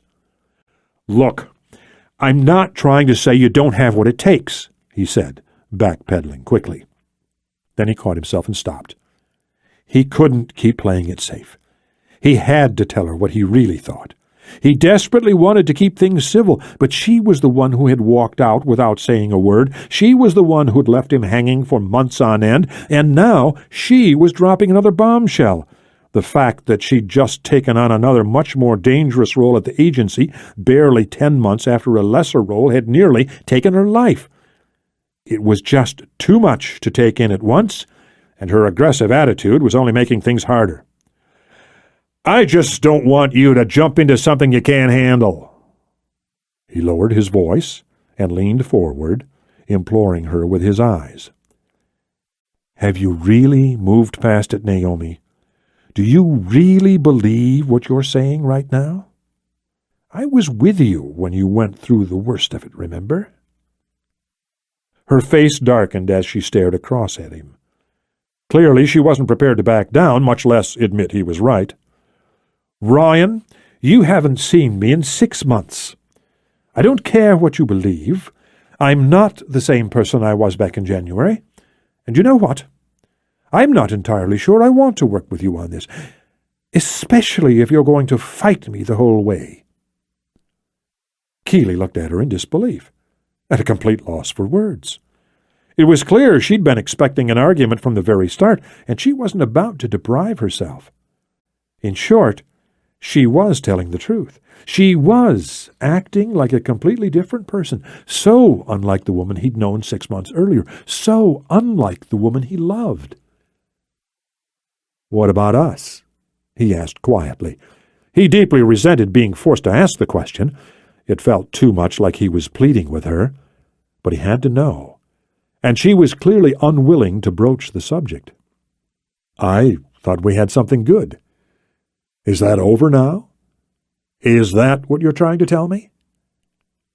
She didn't respond for a long time, but a familiar look crossed her face, and for a split second she was the same person she'd been the last time he saw her, hurt, scared, and vulnerable. When she finally spoke, it was in a low voice, her eyes aimed down at the table. I don't know, Ryan. Please don't make me think about that right now. He hesitated, unsure of how to proceed. Naomi, Look, I can't think about it, she repeated, snapping her defenses back up in a heartbeat. She looked annoyed, as if he'd tricked her into giving something away. Besides, that isn't the issue here. I just want to know one thing, okay? Are you in or out? If you don't want to go after Saifi, if you don't want to help find those missing tourists, just say so. I can do it myself. Is that what you want? He asked. He kept his voice low and calm, ignoring her show of bravado. Do you want me to turn Harper down? Would that make it easier for you? She searched his eyes for a few seconds. Clearly she was trying to assess his sincerity. It's up to you, Ryan. I can't make the decision for you. But if you don't think I'm ready, we're obviously not going to be able to work together. Maybe you should... She looked away uneasily. I don't know. Maybe you should tell him you don't want any part of it. Maybe that would be best for both of us. He shook his head and looked down at the table. Her words had stung him deeper than she could have possibly known. When he finally lifted his head, he realized she was no longer glancing away. She was staring at him intently, waiting for his answer. Her stubborn, uncompromising gaze knocked something loose inside, and when he spoke, his words were just as hard and combative as hers. Unfortunately for you, Naomi, you can't stop me from getting involved. I really don't want any part of this, but I can already tell you're not going to give me a choice. So, if I can't talk you out of it, then I guess you've found yourself a partner. Bear in mind, though, I'm only doing it for one reason. Yeah? She squared her shoulders, her eyes flashing in response to his tone. And what's that? Kealey stood up and snatched his jacket off the back of his chair. To make sure you don't get yourself killed. He turned again and walked to the door, regretting the conversation more and more with each weary step he took. He didn't know what could have happened to change her this much, but he knew he wouldn't rest until he had figured it out. In the meantime, all he had to do was keep her out of harm's way. Easier said than done, said a little voice inside, but he pushed it down. He had done it before, and he'd do it again. He'd do whatever it took to keep her safe, regardless of how she felt about it. Chapter 5. Islamabad. In his 22-plus years with the Bureau of Diplomatic Security, Special Agent Mike Petrina had been charged with a wide range of duties. He'd curried documents, investigated passport fraud, and protected senior U.S. officials in 34 countries on 6 continents. In that time, he'd witnessed some truly historic events, but he'd also experienced those rare, worrisome moments where the prevalent mood was downright hostile. Nosing a Suburban through a crowd of angry protesters could be dangerous enough, but that was a regular occurrence, and he'd endured far worse. In the fall of 2000, he'd been standing a few feet away when Madeleine Albright first set foot on North Korean soil. He could remember the trepidation he'd felt when the first female Secretary of State shook hands with Kim Jong-il, and he could recall, with crystal clarity, the plastic smile on the reclusive communist leader, as well as the icy stares of the North Korean soldiers standing guard. While the current situation wasn't quite as bad as that, the mood in the room was undeniably tense, and it was getting worse by the minute. The wood-paneled press room of the presidential palace was filled to capacity with journalists and cameramen. Small, ornate chandeliers hung overhead, illuminating the crowd and the smiling portrait of Muhammad al-Jinnah, the founder of Pakistan. As far as Petrina could tell, Janaz was the only smiling face in the room. Two polished lecterns were standing before the portrait, positioned less than 3 feet apart. Behind the lectern, to the right, was the Pakistani Foreign Minister, Malik Bukhari. The lean, angular Pakistani was dressed in a dark suit and a red tie. To his left was Acting Secretary of State Bryn Fitzgerald. From where he was standing, Petrina had an excellent view of both officials, as well as the crowd, and the collective tension was hard to miss. "Madam Secretary," came a voice from the crowd. Petrina instantly looked for the speaker and picked out Susan Watkins, the senior correspondent for CNN. The foreign minister had already finished his prepared remarks, as had Fitzgerald, and they had moved into the question-and-answer phase of the briefing. "I'd like to refer, if I might, to Israel's recent decision to complete a major arms sale to the Indian government. I assume President Brenneman has had time to reflect on that announcement, and given the sensitive nature of such a transaction, I was wondering if he might have reconsidered his decision to—" "Miss Watkins, I've already addressed this," Fitzgerald interjected. "The President has no intention of interfering with Israel's foreign affairs, and he's made it clear to everyone that this is a situation that can only be resolved by dialogue between the affected nations." "By which you mean India and Pakistan?" "Yes. But surely he recognizes the international call for American engagement on this issue, especially since the United States is the largest exporter of arms to Israel in the first place, and now they're selling off the very weapons we provided them with." Fitzgerald looked down and met the other woman's insistent gaze. But to her credit, her diplomatic facade didn't slip an inch. "I hardly think that's a reasonable statement, Susan, and it's also a fairly simplistic way of viewing this situation. Israel has a major domestic arms industry, and according to the documents I've seen, more than $150 million of the proposed sale will be used to purchase the Hermes 180 UAV. The Hermes 180, of course, is an unmanned aerial vehicle manufactured by Elbit Systems Limited, a company based in Haifa. So the Israeli government is well within its right to make that technology saleable on the international market. And on a more general note, the proposed sale to India in no way violates Israel's commitments to the United States on foreign arms sales. If you'll recall, the standards I'm referring to were drawn up after Israel considered a lesser sale to China in 2004. In that case, there were issues involving the unauthorized sale of sensitive American technology, which doesn't apply in this situation. And Israel signed a memorandum of understanding to that effect in 2005. To date, they've adhered to the letter of that agreement. So, to reiterate, we see no basis for disrupting this sale. "But isn't it true, Dr. Fitzgerald," Watkins persisted, "that the Pakistani defense minister sent a letter to the Pentagon asking the United States to reconsider its stance, citing the damage the sale would cause to regional security in South Asia? Mr. Bukhari, if you would care to comment on that also?" Fitzgerald didn't respond for a long moment. Her counterpart turned toward her, awaiting her reaction, and the cameras started clicking away. Petrina winced involuntarily from the sidelines.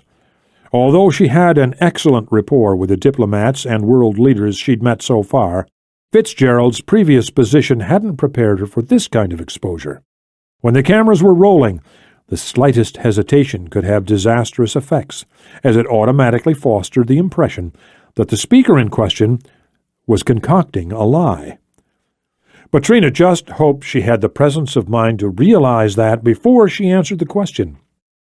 "I haven't had the chance to examine that letter," Fitzgerald finally said, "nor am I aware of its exact contents, so I can't—" "But you are aware of its existence, correct?" asked another reporter. "Yes," Fitzgerald replied, her voice taking on a sharper edge, "and so is the President. But as I said before, Dr. Fitzgerald, if I may," her counterpart interrupted. Fitzgerald nodded once, reassuming her neutral expression. "Of course, Mr. Bukhari." Malik Bukhari turned back to the reporter who'd posed the question. It's true that we have appealed to many American leaders on this matter, not just the President. In fact, President General Musharraf has personally reached out to several influential members of Congress. Obviously, we're vastly concerned over Israel's proposed arms sale to India, and the escalating number of soldiers on both sides of the line of control is a testament to the dire nature of the situation. Pakistan has no intention of provoking a conflict in the areas of Azad Kashmir, but any further attempts by the Indian government to increase its military readiness will be met in kind, and any incursion on territory controlled by Pakistan will be met with swift and harsh resistance. The silence in the room was deafening as the foreign minister paused to let these words sink in. I'd like to emphasize the fact that Pakistan has not sought additional arms or munitions since this impending sale was made public. We have no desire to be seen as the aggressors in this situation, and we seek only a return to normal levels of readiness. However, we do not believe that this can happen until India demonstrates its goodwill by canceling the upcoming purchase. Bakari paused and turned to Fitzgerald. Do you have anything to add? No, that's all. Fitzgerald appeared slightly shaken, but she offered a tight smile and extended her hand, which the foreign minister took. Thank you for having me, Mr. Bakari. Thank you for coming, Madam Secretary. The press pool erupted in a flurry of questions as both speakers turned away from the crowd and walked to the rear of the room, where a member of Bakari's entourage was waiting to open the door. As Fitzgerald followed the minister through, Patrina closed the distance between them smoothly and adjusted the Motorola microphone receiver system positioned in his right ear, which allowed him to communicate without the use of a PTT, press-to-talk, button. He was a little shocked by what had just transpired, and it was rare to hear such vitriolic remarks in a public forum. But he couldn't dwell on the minister's words. He still had a job to do, and he wouldn't relax until the secretary was back on the plane and cruising at 35,000 feet. Bryn Fitzgerald's first official trip as Secretary of State had just come to a close. Edsel, this is Patrina. The briefing just finished. Where do we stand? There was a crackle of static over his earpiece, then the reply. We're right on schedule. The flight plan is filed and the plane is fueled up and ready to go. The route is in order. Chase cars? They're in position. We're waiting on you. Over. Good, Patrina replied. He glanced over and saw that Fitzgerald was engaging in a few last-minute pleasantries with a member of the Pakistani Secretariat. She's finishing up in here. Could be 10, could be 20. I'll let you know. For the moment, just have everyone hold their positions. Got it, boss. 15 minutes later, Fitzgerald stepped out into the hazy afternoon air. The cameras were still rolling, the press pool having moved to the bottom of the stairs. The motorcade was waiting a few steps beyond the assembled journalists. The acting Secretary of State smiled in her practiced way. She had gotten the hang of that already, and turned toward the foreign minister, shaking hands with him one last time. Standing at Fitzgerald's side was the U.S. ambassador to Pakistan, Lee Patterson. Patterson was a 20-year veteran of the Foreign Service and a career diplomat.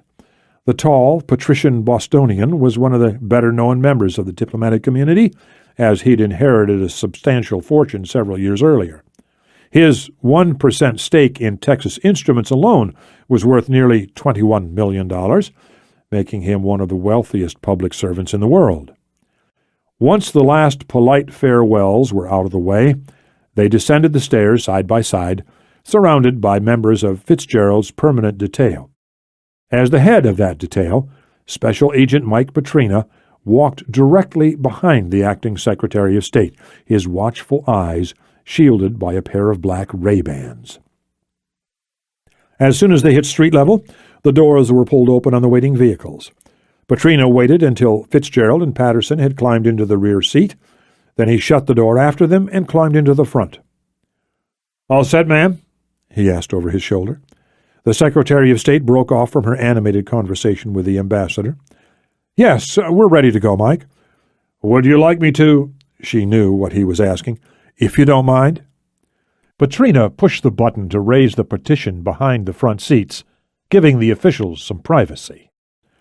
Although the Secretary of State had the same controls at her disposal, she always waited for Petrina to suggest their use. Fitzgerald's unfailing courtesy was just one of the reasons he'd come to not only respect, but genuinely like the acting Secretary of State.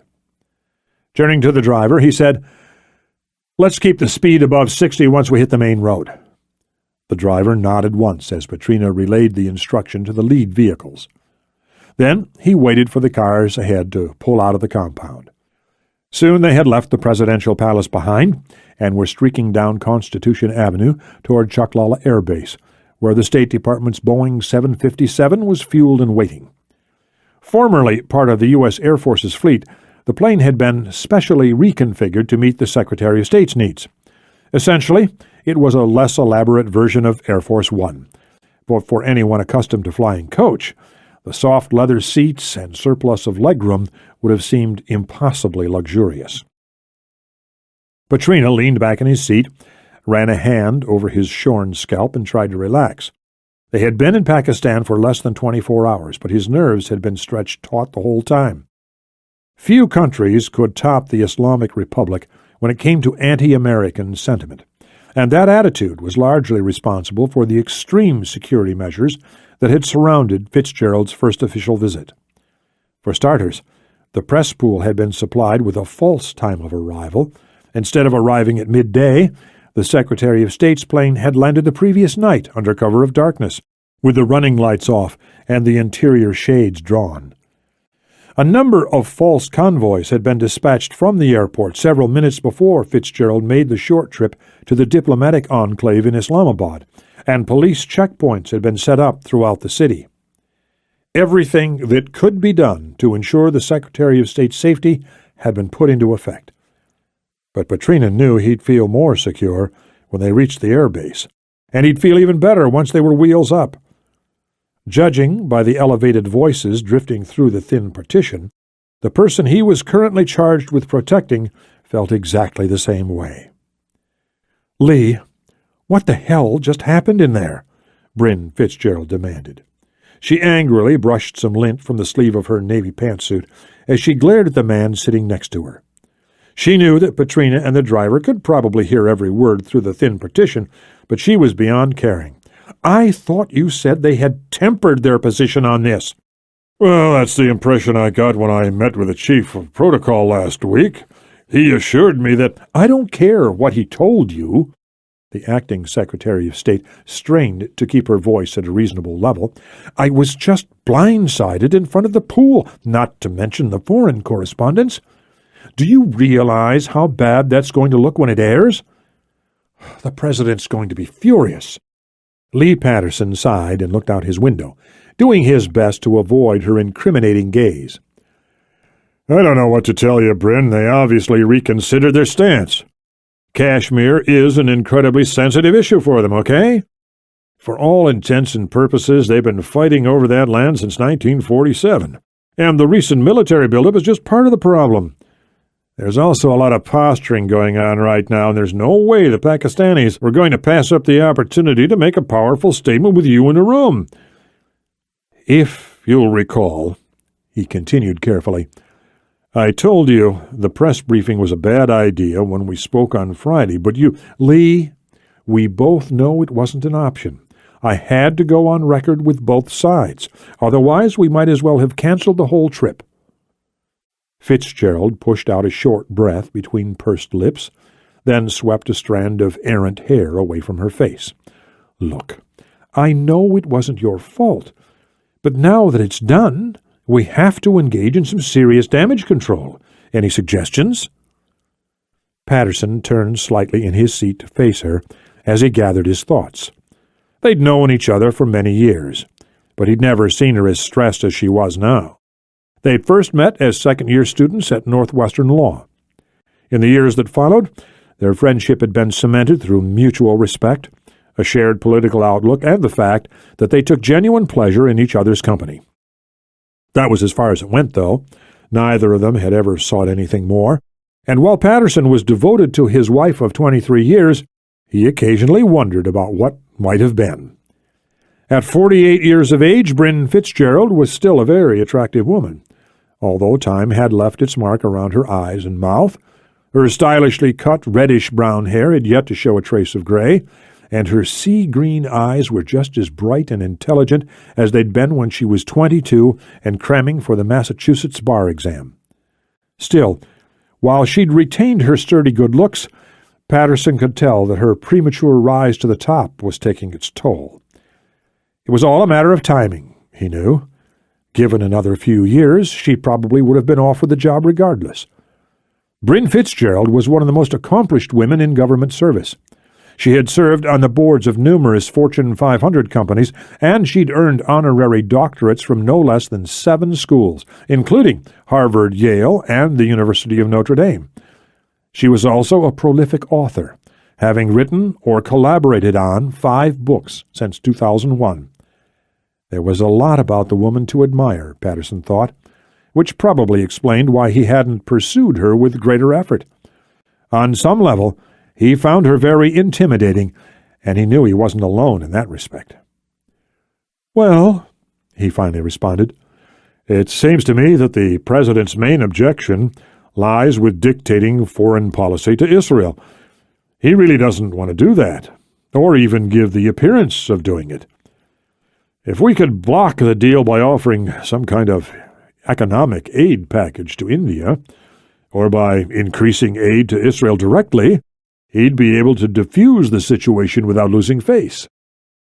"Maybe," Fitzgerald said without enthusiasm, "but unless we can stall delivery of the aid package until the end of the year, it still reeks of compromise. Doesn't matter where it goes, Israel or India, the reason behind it will be extremely transparent." "Stopping this escalation is worth the political fallout," Patterson countered. "After all, the stakes are huge. India and Pakistan have a combined troop strength of more than 2 million, and both countries have access to enormous troop reserves in the event of a large-scale conflict. Those are facts that we can't afford to overlook." "Not to mention the nukes," Fitzgerald muttered. She had recently been briefed on both countries' nuclear capabilities, and she knew how dire the situation actually was. According to the CIA's latest estimates, Pakistan had somewhere between 28 and 42 weapons prepped for delivery, while India had between 40 and 50. Even if those numbers were off by 10% or more, the devastation that would result in the event of a nuclear exchange would be unthinkable. "Exactly," Patterson agreed. "This isn't exactly a new scenario, you know. In 1999, a similar situation cropped up, and both countries went as far as to state that all military options were on the table." The ambassador paused to let that carefully worded statement hit home. "Bryn, you really need to sell some kind of interjection to the president. The deal has been on the table for months now, and the Israelis are ready to move. Once the money changes hands, we won't be able to control what Musharraf does next. I mean, we won't have any influence at all." "I'll talk to him. You should know he's really adamant on this, Lee. But I'll do my best." "Good. And thank you." Patterson felt some of the tension in his shoulders start to dissipate. As the U.S. ambassador to Pakistan, he faced strong opposition, sometimes outright antagonism, on a daily basis, and the events of the past few months had only made matters worse. He'd met the president on several occasions. Patterson knew him to be a stubborn individual, but the acting Secretary of State was just as strong-willed. If anyone could convince David Brenneman to change his mind, it was Bryn Fitzgerald. "What about our missing tourists?" Patterson asked. He'd been present only for part of the bilateral discussions. "What did they have to say about that?" "ISI is putting in the resources, but as you know, 10 of those people disappeared in mountainous areas during periods of bad weather. So there isn't much chance they'll be coming back." The Directorate for Inter-Services Intelligence was easily the most powerful of Pakistan's 3 major intelligence agencies. For this reason, it was heading up the search for the missing Americans. There's no dispute that some of them were actually kidnapped, but there's also a good chance that some simply got trapped in a snowstorm or fell into a crevasse. Take your pick. Most of them applied for climbing permits to begin with, which is something we should really have taken into account from the start. The ambassador nodded slowly, but he couldn't disguise his unease. "What are you thinking?" Fitzgerald asked. Patterson took his time in framing his response.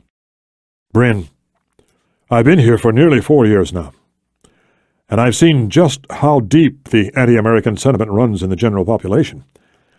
I've done my best to change that, but I have to tell you, I've learned to expect the worst. So when I hear the Pax have concocted a story that covers all the bases, I can't help but take it with a grain of salt." Fitzgerald permitted herself a brief smile, then caught herself and glanced away to lessen the blow.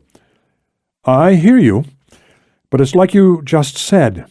You've been facing off with these people every day for the past 4 years, so you might not be the most—" "I have nothing against the Pakistani people or their government," Patterson interjected testily, "and I resent any suggestion to the contrary. Lee, I'm sorry." Fitzgerald lightly gripped his arm and saw his expression soften immediately. "I didn't mean to suggest that you're biased against them. I know you better than that.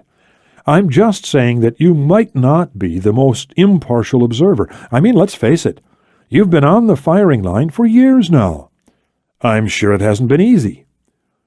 "It hasn't been easy, but you don't have to placate me." He leveled her with a steady gaze. "We've known each other too long for that. Just listen to what I'm telling you, okay? You have to have eyes in the back of your head around here.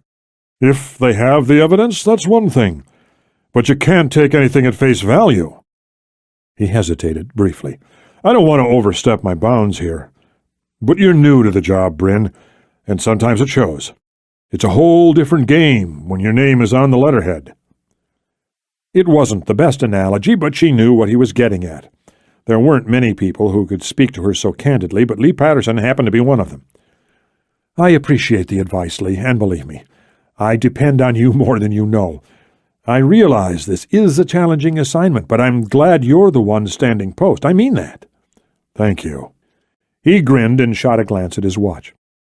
"You know, it's a shame you couldn't stay for one more day. It would have been good to catch up some more, and there are plenty of people at the embassy who didn't get the chance to meet you. It would have made for a nice little photo op." "I know. But I'm scheduled to meet with the president in the morning, and there's no way he'll let me push it back." "It was a good trip, though?" Patterson knew that Fitzgerald had visited numerous South Asian countries on her first official trip, including Afghanistan, Bangladesh, Bhutan, and India. "It was enlightening. As you just said, things are very different when you are given top billing. Everything seems to be a little more scripted, but I guess that's just diplomacy at work. It was a productive couple of weeks, though, and that's the main thing." Patterson grinned again. "So, in other words, you're looking forward to going home?" "Not as much as you might think," Fitzgerald muttered. She looked out the window absently. The green-brown Margala hills could be seen in the distance, but she wasn't focused on the passing scenery. Instead, she was thinking about her upcoming meeting with the president, as well as his probable reaction after the disastrous press conference she'd just departed. "In fact, I think I'd prefer to stay right here."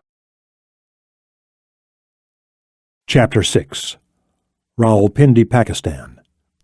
The Suburban carrying Bryn Fitzgerald and Lee Patterson was the fifth vehicle in the motorcade making its way from Iwana Sadr, the presidential palace at the top of Constitution Avenue, to the air base south of Islamabad. 4 cars back, Naveed Jalani, the senior assistant to the Pakistani chief of protocol, was doing his best to disguise his rising tension. He was waiting on the phone call that would seal the commitment he'd made 2 weeks earlier, and while he didn't regret his decision, his sense of personal conviction wasn't doing much to relieve his physical discomfort. He knew that what he was presently feeling was only to be expected, that the cold sweat running over his skin was completely natural, along with the tight ache in his chest and the sick feeling in the pit of his stomach. When the call finally came, the shrill tone caused him to jump in his seat. Lifting the phone to his ear, he recognized the gravelly voice on the other end immediately. "Naveed, is that you?" Yes, it's me. I assume Mirza is with you. Jelani instinctively glanced to his left, where Ghulam Mirza, the chief of protocol, was studying his schedule for the following day. Yes? Which car are you in, the last? No. Jelani paused to wipe the sweat from his forehead. He could tell that Mirza was listening to his end of the conversation, which was only making him more nervous. That is much too late. I think we should move it up a couple of hours. The third from the last vehicle? Yes, that's right. Good. Now, the Secretary of State. Which car is she in? I think it's the 5th number in the book, Jelani said. He glanced out the window for the 10th time in as many minutes. Although he had not been informed of the motorcade's specific route, he made the trip to Chaklala Air Base dozens of times each month in the course of his duties. He knew all of the roads by heart, and he had already figured out which route they were going to take. It was simply a process of elimination. I can be there by 10. Unfortunately, I have prior obligations.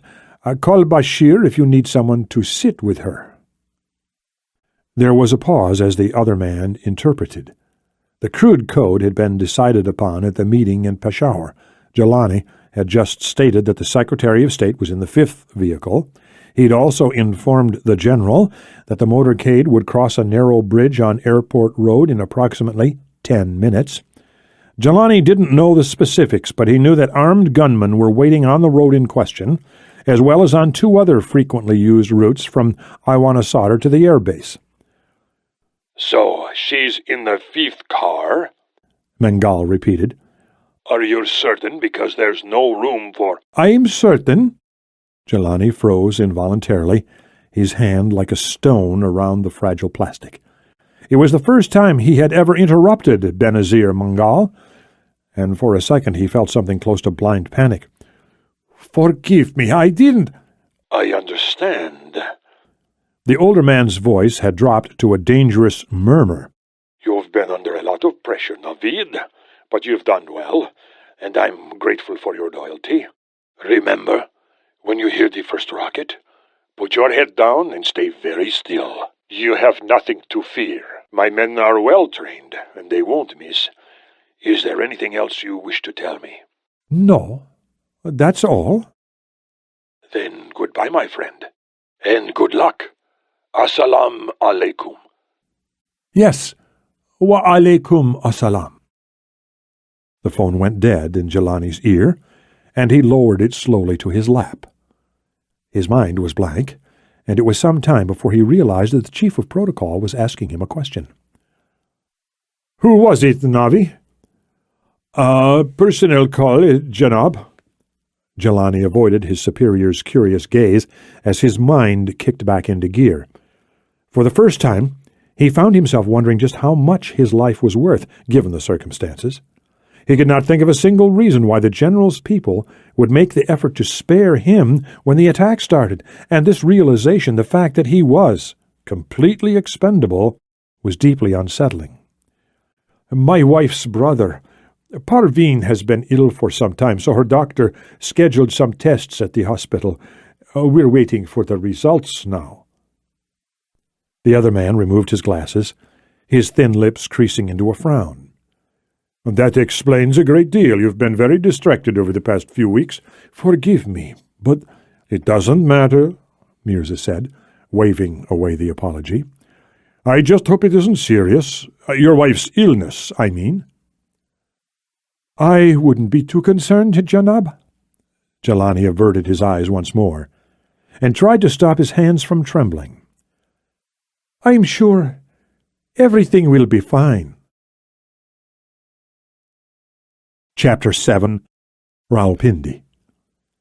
As Bryn Fitzgerald's motorcade moved steadily toward his position, Benazir Mengal tossed his phone to one of his subordinates, then quickly relayed the news he'd just been given. As the young man dialed through to the other members of the team, Mengal pinched the tip of his nose and studied the road to the rear of his vehicle. By chance, he'd been waiting on the exact route the Americans had decided upon. It was just one of 3 possibilities, but it comprised the shortest distance between the presidential palace and the air base, which made it the most likely choice. It was a fortunate coincidence, Mangal thought, as it allowed him to gauge the lay of the land one last time. The Iron Truss Bridge, which crossed a small gully filled with brush, small trees, and litter, was less than 100 yards away. The road beyond was lined on both sides by small houses and shops. It was a poor sort of place, a general air of neglect and poverty hanging over everything in sight. Airport Road was one of the major routes between Islamabad and its sister city to the south, Rawalpindi. As a result, both sides of the narrow road were occupied by pedestrians and people on bicycles, and there was a fair amount of vehicular traffic on the bridge itself. "General?" He turned to face his subordinate, who had the phone pressed to his ear. In his distracted state, Mangal had not heard it ring. "Yes?" "The motorcade just passed through a checkpoint less than a mile from here. It's time for you to leave. The second vehicle is waiting." Mangal nodded brusquely. "The men are ready?" The former soldier gestured toward the bridge. A heavy Nissan truck had just started to cross from the north, its bed covered by supporting poles and a thick canvas tarp. "They're ready. We have a spotter in place.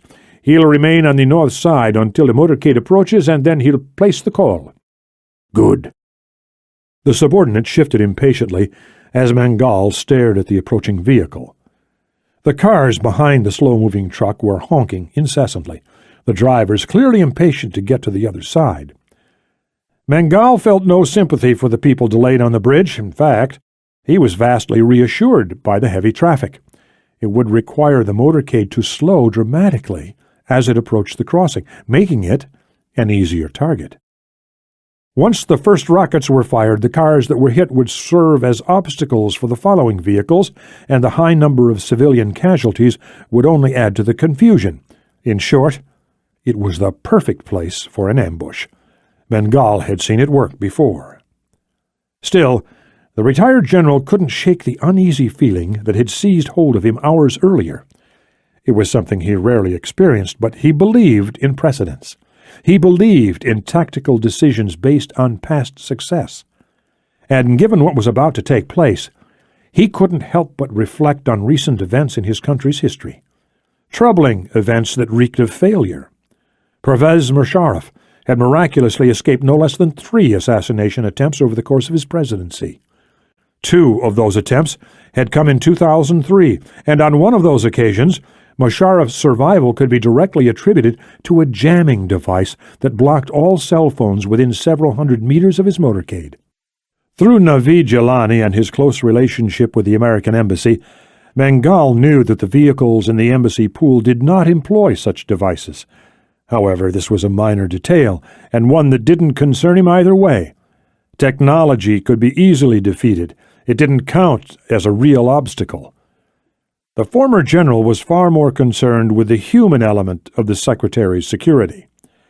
In Mangal's mind, this was the most probable barrier to success. During his military service, he'd once attended a welcoming ceremony for President Clinton at Chaklala Air Base. He had seen the Secret Service in action. He remembered how alert they'd been, the way they moved in synchronous, rehearsed fashion. In particular, he recalled the way they had watched him with ill-concealed suspicion. It was almost as if even then they could see into the darkest corners of his mind. He had quickly realized they had a file on him, and since that incident, he'd come to appreciate just how thorough the Americans were. The Secretary of State was protected by a different agency, Mangal knew, but her security would be just as vigilant. He couldn't be sure, but he suspected her permanent detail was composed of at least 7 men, probably closer to 10. He had superior numbers at his disposal, but the Americans held the advantage in so many ways. The agents were trained to the point where they reacted instinctively and correctly every time, and they enjoyed access to the best weapons money could buy. Mangal's men had all served under him at some point, and most had fought in the volatile northwest frontier province. They were hardened combat veterans, and he was confident in their abilities. Still, there was a noticeable divide in terms of training and weaponry, a divide that could not be ignored. Then again, he had speed and surprise on his side, two essential elements of any successful ambush.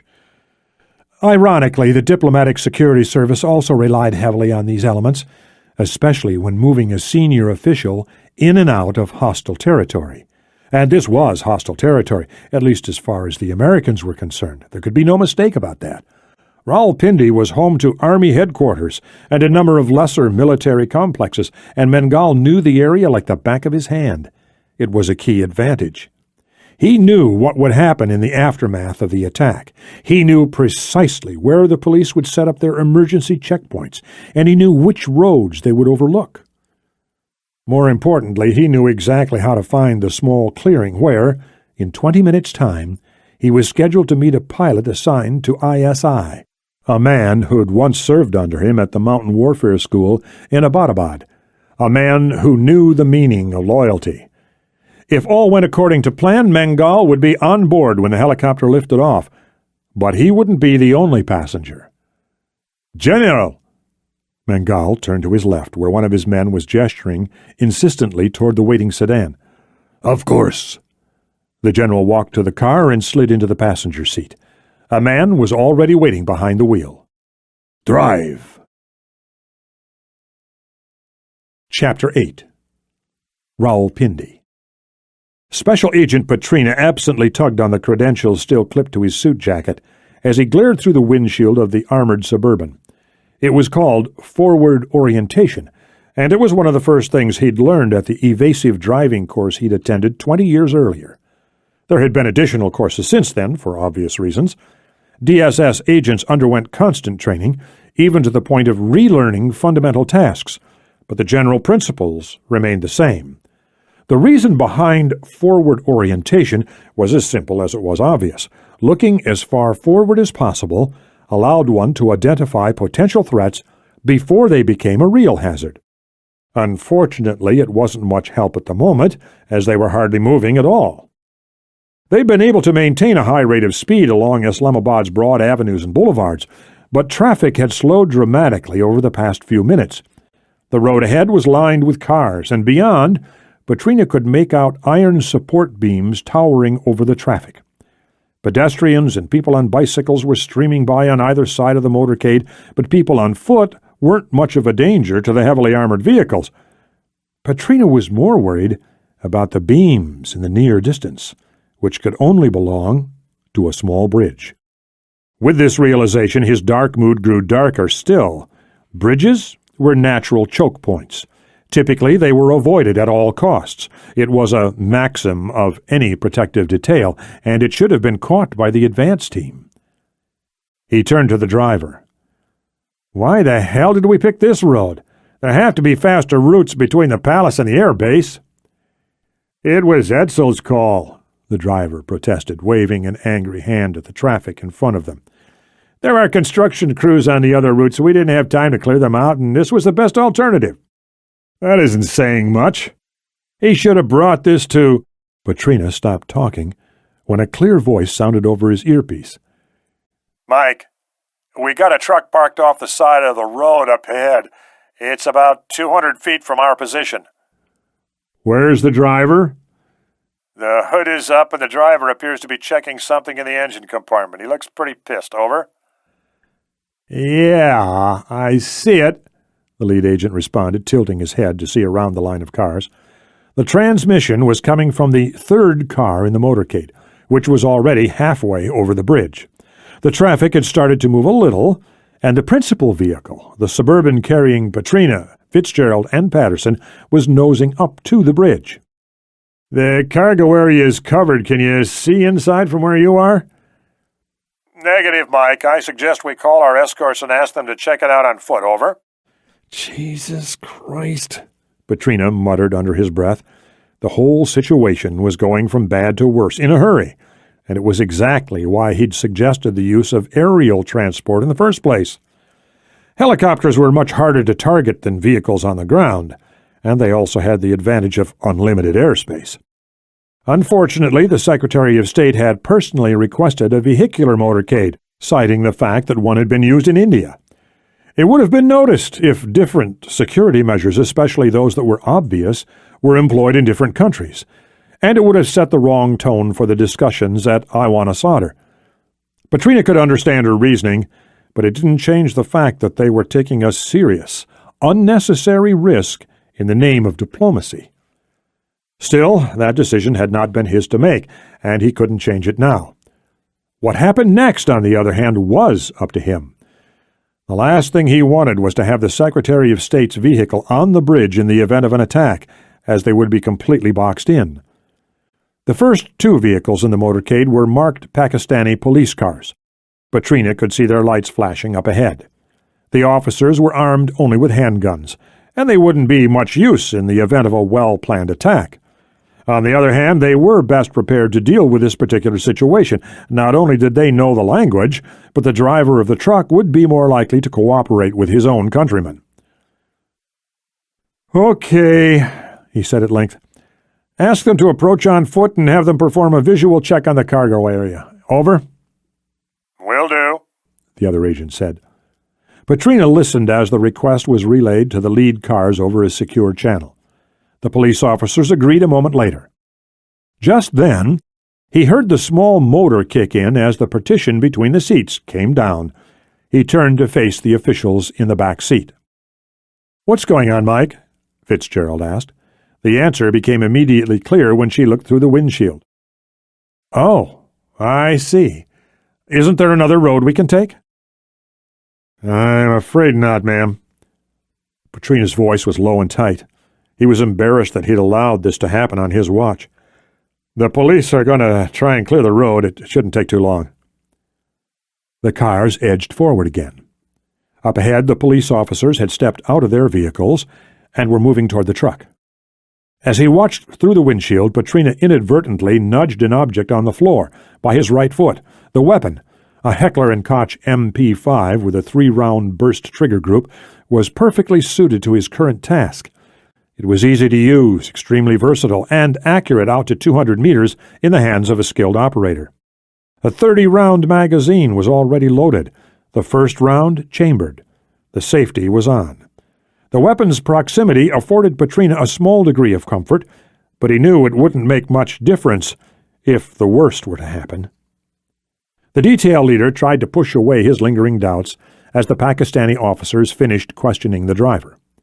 As they moved toward the back of the truck, Fitzgerald said something behind him. Petrina was turning to address her when something flashed in the corner of his eye.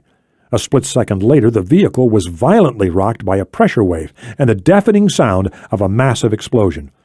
Swinging back to the front, Petrina looked on in disbelief as the shattered remains of the truck crashed to the ground, some of the burning debris landing in the trees on either side of the road.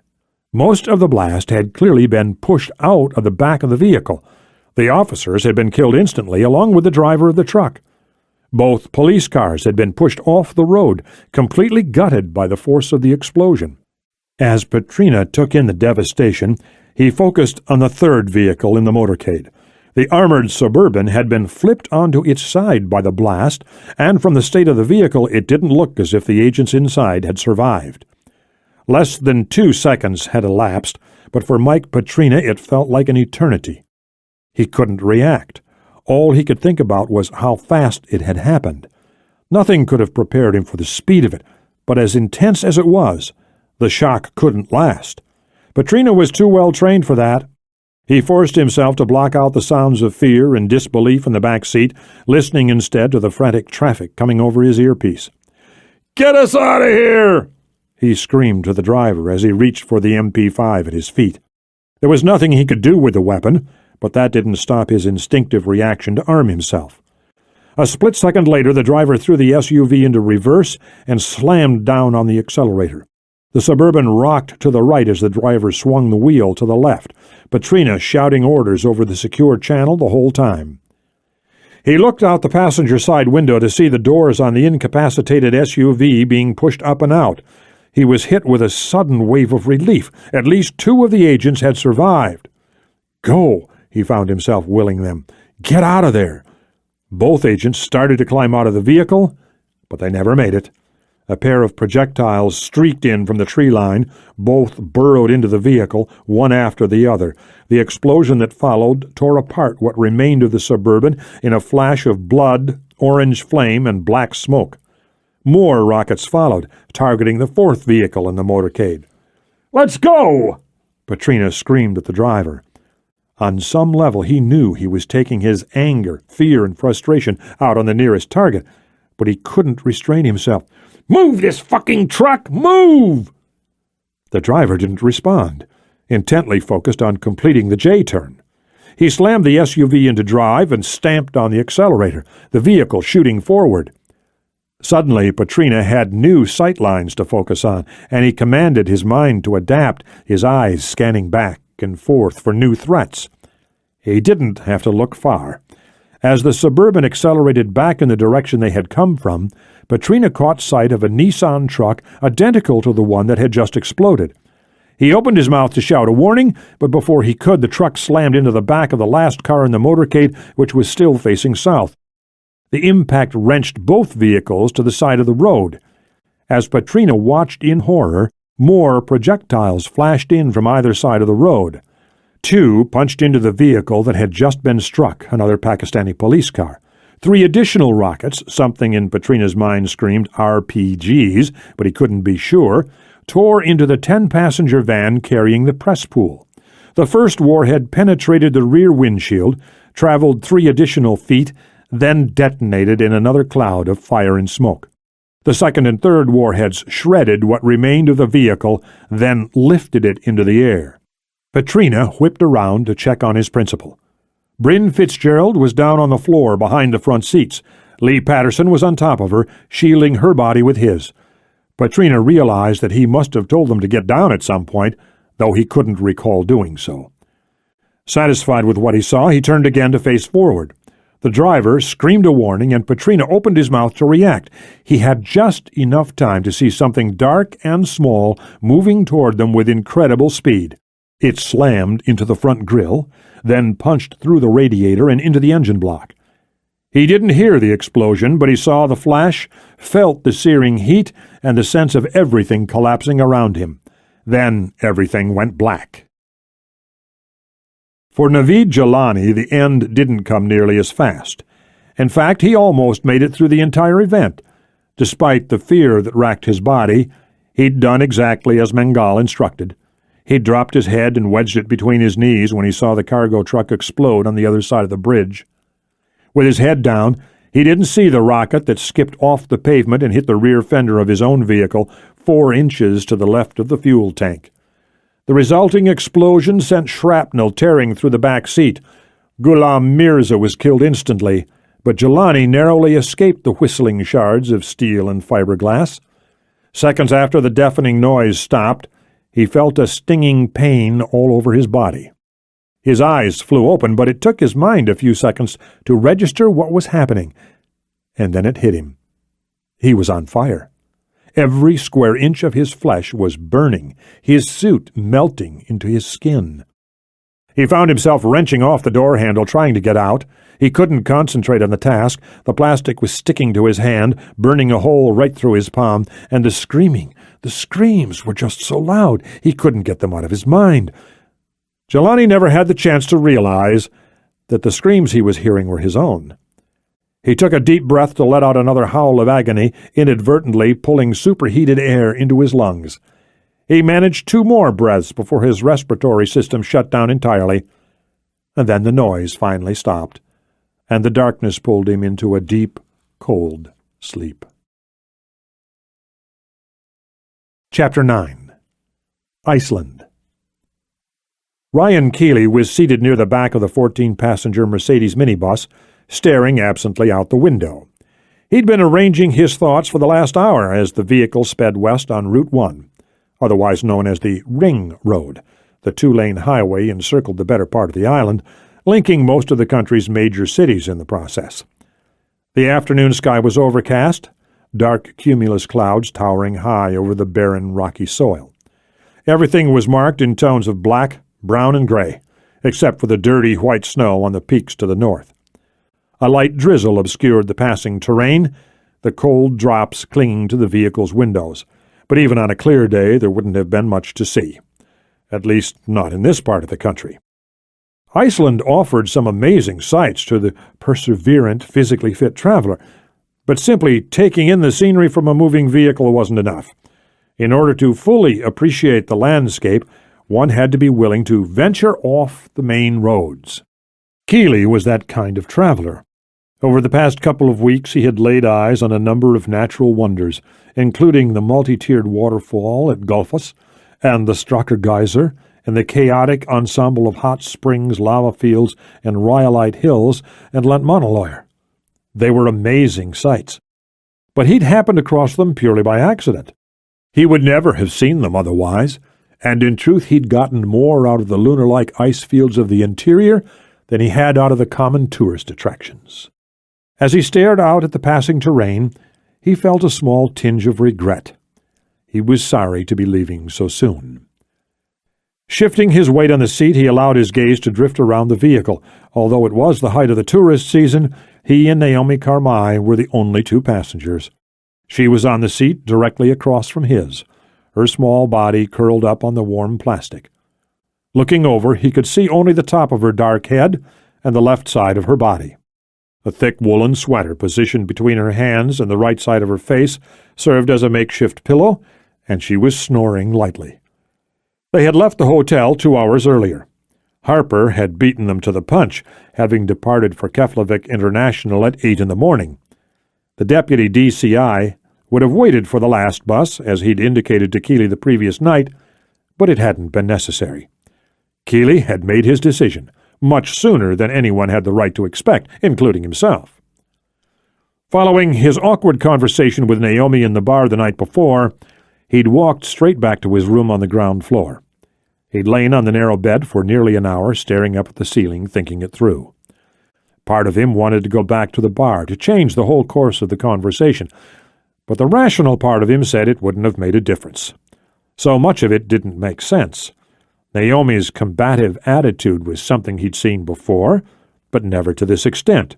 It was almost as if she'd relegated him to some embarrassing point in her past, along with their relationship. That was bad enough, but he was just as confused by her decision to train as a field operative. Kealey wasn't sure what had brought about this unexpected decision, but that was only part of the issue. He was just as troubled, perhaps even more so, by Harper's ready, unquestioning acceptance of her sudden transformation.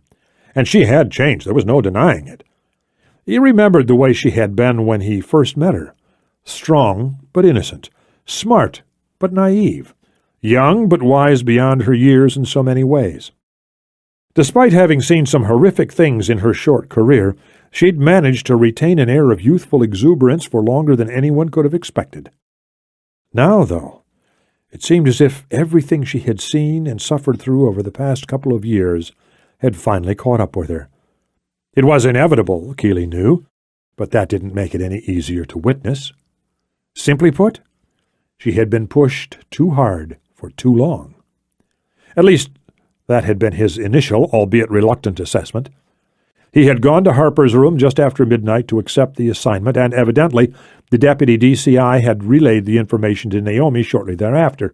She had banged on his door just after 7 a.m., and when he'd pulled it open, he had found a completely different woman from the one he'd seen the night before. Despite the early hour, she was showered, dressed, ready to go. She was smiling, alert, almost hyper, in fact, and she seemed to have forgotten all about their earlier confrontation. Not about to let it go that easily, Kealey had tried to get her to open up over breakfast in the hotel's ground-floor restaurant. But she had ignored his attempts to uncover the past 6 months of her life.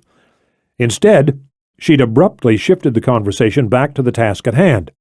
Kealey was frustrated by her closed-off demeanor, but unwilling to provoke another argument, he'd followed her lead reluctantly.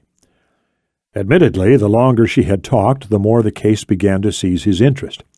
It presented an interesting scenario, and now, as Naomi slept deeply on the other side of the narrow aisle, he thought back to the makeshift briefing she'd provided him with. It was mainly geared toward their sole lead with respect to the whereabouts of Amari Saifi. According to the agency's latest information, the person who might possibly lead them to the Salafist leader was another Algerian, a man by the name of Camille Ghafour. The details Naomi had offered were sparse, but they were enough to paint a general picture. Before his arrest in 2002, the 28-year-old Ghafour had been a committed, albeit low-level, member of the Armed Islamic Group, otherwise known as the GIA. The group was committed to replacing the current government of Algeria with an Islamic state. The mandate was identical to that of the GSPC, which had separated from the GIA in 1998. The difference was that the GIA was still very much an active organization, whereas Ghafour had largely fallen off the grid. He'd been released from prison 2 months earlier under an amnesty agreement for convicted terrorists. Following his release, he'd given an interview to the Algerian independent Al-Khabar. Even the journalist's years of experience had not been enough to soften the rambling, incoherent quality of Ghafour's anti-establishment diatribe. But the interview had included one salient piece of information. During their shared time in prison, Ghafour claimed to have forged a close association with none other than Amari Saifi, the former head of the GSPC. Normally it would have been a meaningless detail, but in light of the recent wave of abductions in Pakistan, as well as Saifi's credible involvement, it had become the focus of the investigation, at least from the agency's standpoint. Saifi had not escaped from prison, nor had he served his full sentence, which could only mean that someone had arranged for his release. The hope was that Saifi had confided in his fellow prisoner, Camille Ghafour. Admittedly, it was more than a long shot, but Ghafour was the only verifiable link to Saifi, and that made finding him a priority. The Algerian government had basically stonewalled the State Department's requests for additional information, which hadn't come as a surprise to anyone. Ghafour, like any convicted homegrown terrorist, was an embarrassment to them. Nevertheless, finding him had not been as difficult as it should have been, thanks to the Operations Directorate at Langley and a well-placed source in the Spanish Embassy in Washington, D.C. According to the source, Camille Ghafour had entered Spain on a temporary visa with an accompanying work permit less than a month after being released from prison. Incredibly, his ties to the GIA had been missed by Spain's immigration officials, but the oversight didn't last long. Ghafour was soon found working on a building site in downtown Madrid, exactly as he'd claimed on his application. Deportation proceedings were immediately put into effect, but Ghafour's employer, another Algerian-born immigrant, who, since entering Spain 20 years earlier, had risen to a position of some wealth and influence, had called on his contacts to intervene.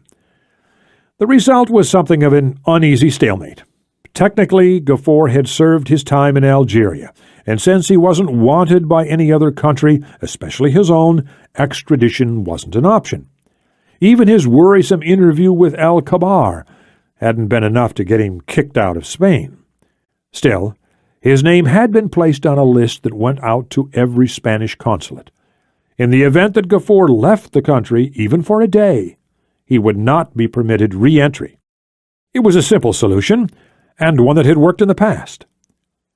It was through this list of undesirables, as the briefing officer had put it, that Ghafour had been tracked down. From there, it was easy to trace him to the building site in Madrid. The problem lay in what to do next. The Spanish authorities had already made their ruling on Ghafour, and it had been determined in Washington that another official request for access would result in, at best, a long delay. The Spanish government's failed attempts to deport the former Algerian terrorist were proof enough of that. Simply put, the man's employer was connected in too many places, and the State Department couldn't be sure of getting to him quickly. This explained why agency watchers had been trailing Ghafour in rotating shifts for the past week. Before leaving for Keflavik that morning, Harper had given Kealey a phone number and the address of a hotel where the watchers were based. Upon landing in Spain, their first task was to link up with the other operatives and establish a plan for getting to Ghafour, preferably without alerting the Spanish authorities. Kealey had been rolling several ideas around in his head, but after much consideration, he settled on one in particular. Usually, the least confrontational method was the best course of action, and while there were never any guarantees, he suspected that Camille Gafour would react favorably to a straight cash offer. With this thought in mind, Kealey decided to call Langley once they reached the airport.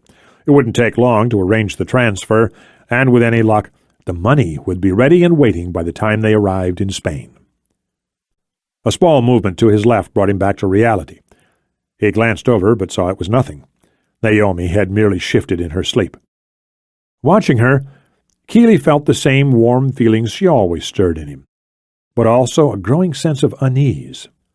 While he was relieved beyond measure to see her again, he couldn't help but feel a deep pain over her apparent ambivalence toward their shared past, as well as a lingering concern over her strange behavior. She was up one minute, down the next. There didn't seem to be any middle ground, and her unpredictable behavior could only spell trouble once they were on the ground in Madrid. Maybe it's just a temporary shift in her personality, he told himself, desperately searching for some kind of rational explanation. Maybe she'll get back on track in Spain. Maybe she'll come back to you. Just give her some time, Ryan. Catching himself, Kealey shook his head angrily. Deep down, he knew he was being naive. He wanted to condone her actions, to fully accept her decision to resume working for the agency, but he just couldn't bring himself to do it. It wouldn't be fair to her, nor would it be fair to what he knew. In the months following the terrorist attack that had nearly claimed her life, he had personally cared for her at his home in Cape Elizabeth, Maine. She had spent part of the winter with him, and in that time he'd come to understand how deep her issues actually ran. They certainly weren't the kind of problems that could be overcome by 6 months of training at Camp Perry. Still, he couldn't bring himself to give up on her. He'd made that promise to himself a long time ago, and he had no intention of breaking it now. At the same time, he couldn't speak for the operatives they were going to meet in Spain. He couldn't make that decision for them, and if Naomi's behavior threatened to put them at risk, he'd have no choice but to intervene and pull her out. Before accepting the assignment, he had made one simple demand of Jonathan Harper. He wanted tactical command for the operation in Spain. The rest of it could be decided at a later date, but he insisted on running things in Madrid. Harper had readily agreed. Naomi had been told as much the next morning, with Kealey present, but she hadn't reacted in any noticeable way, and she hadn't mentioned it since. Kealey wondered if she'd taken it seriously, but in the end it didn't really matter. He was in charge, and that was final.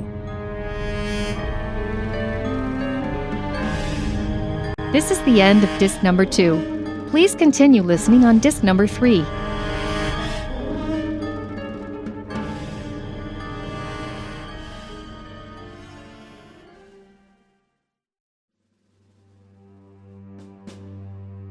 This is disc number 3.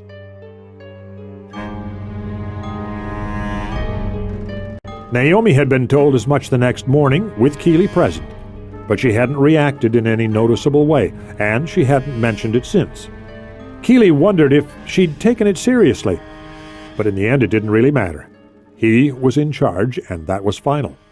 If he decided to pull her off, there wasn't a damn thing she could do about it.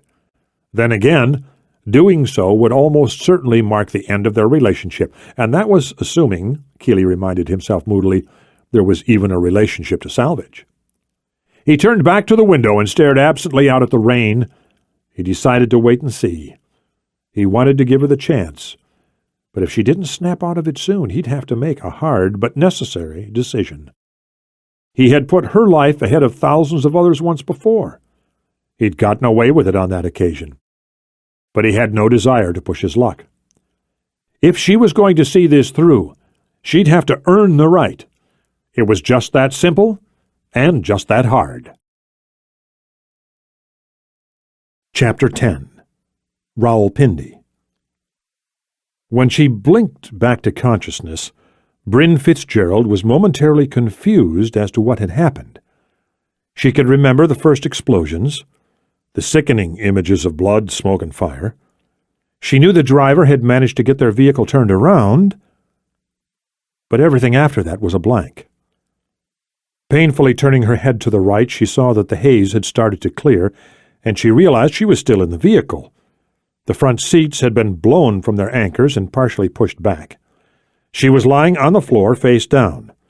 The driver's seat was jammed against her right shoulder, or maybe it was the other way around. Either way, it hurt to move, and there was a weight on her back that could only be Lee Patterson.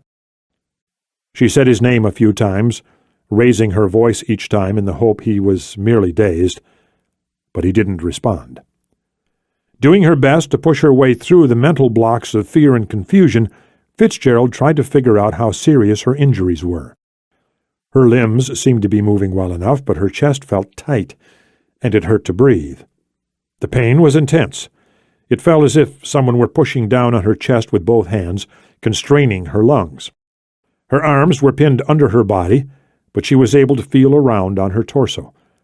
There was a sharp pain on the left side, indicating that a few of her ribs were probably broken. Worst of all, no one was rushing to their assistance, which could only mean the attack had succeeded. Lee! Fitzgerald was taken aback by how weak her voice sounded.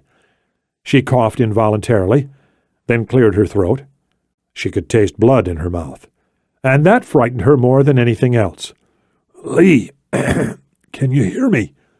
Say something, please. Just say something. There was still no response. A sudden flurry of voices outside the car jolted the Secretary of State back to reality. She was hit by a wave of relief, but then realized that the voices weren't speaking English. There was a banging on the door, then a strange noise that she couldn't decipher. It almost sounded as if something was being affixed to the exterior of the car, and if that was the case, it could only be one thing. She felt another sick wave of fear, but she just couldn't move. There was nothing to do but wait for the end. The voices moved away as suddenly as they'd appeared. Fitzgerald could hear running feet and the screams of injured civilians. She was trying to figure out what to do next when her body was racked by a fit of coughing. Then she realized that she hadn't made a sound. It was Patterson who'd been coughing on top of her. She could feel his chest rising and falling against her back, but his breathing was erratic and labored. Lee! She tried to turn to face him, but the seat was wedged too tightly against her shoulder. It was almost impossible to keep the panic out of her voice. "How bad is it? Can you move?" He muttered something she couldn't understand. There was a flash of searing light, followed by a loud bang. Fitzgerald blacked out again, but only for a second. Coming back to herself, she realized that the passenger side door, the door closest to her feet, had been blown off its hinges. Although she could no longer hear out of her right ear, the desperate screams of pain and fear were suddenly louder. There was a sustained rattling noise, the sound of automatic gunfire, and some of the screams stopped abruptly. Fitzgerald felt the weight on her back shift without warning, Patterson's body sliding down her own. Then the weight was off completely, just as a pair of hands clamped round her ankles. She cried out and tried to kick the hands away, but it was no good. The arms were waiting for her as she was pulled roughly from the remains of the Suburban, and then she was dragged clear of the vehicle. A pair of men hauled her across the road, supporting her with one arm on either side, their free hands gripping hers. As her feet scraped over the shattered glass that covered the asphalt, one of her shoes came loose. The splinters instantly tore through her nylons and into her foot. A scream rose in her throat, but she bit her lip and held it back in time, not wanting to give them the satisfaction. Turning her head to the right, she saw that Patterson was being moved by another pair of armed men. He was unconscious, his body limp, chin lowered to his chest. Once they were clear of the devastation, she was dropped into a painful heap on a patch of dead grass. Patterson was deposited a few feet away. The Secretary of State looked back to the vehicle she'd just been pulled out of, and what she saw caused bile to rise in her throat. The Suburban's engine compartment was a smoking ruin. The reinforced windshield was completely opaque, damaged by the force of the explosion. But Fitzgerald could see through the passenger side window, which had completely blown out. Mike Petrina's head was partially caved in, covered in blood and lolling forward against the dash which had been pushed into his chest. The man charged with her protection was clearly dead, and that was the worst blow yet. With Patrina at her side, Fitzgerald had never felt vulnerable. It had never occurred to her that something could happen as long as he was alive. He was just too capable. But now he was gone, and a man was walking toward her. The tall figure was dressed in what appeared to be a Pakistani army uniform, but his head was covered by a black balaclava. All Fitzgerald could see was his eyes, which were a flat shade of amber brown. He was holding a gun in his right hand, and as he drew near, he slowed by the prostrate form of an injured woman.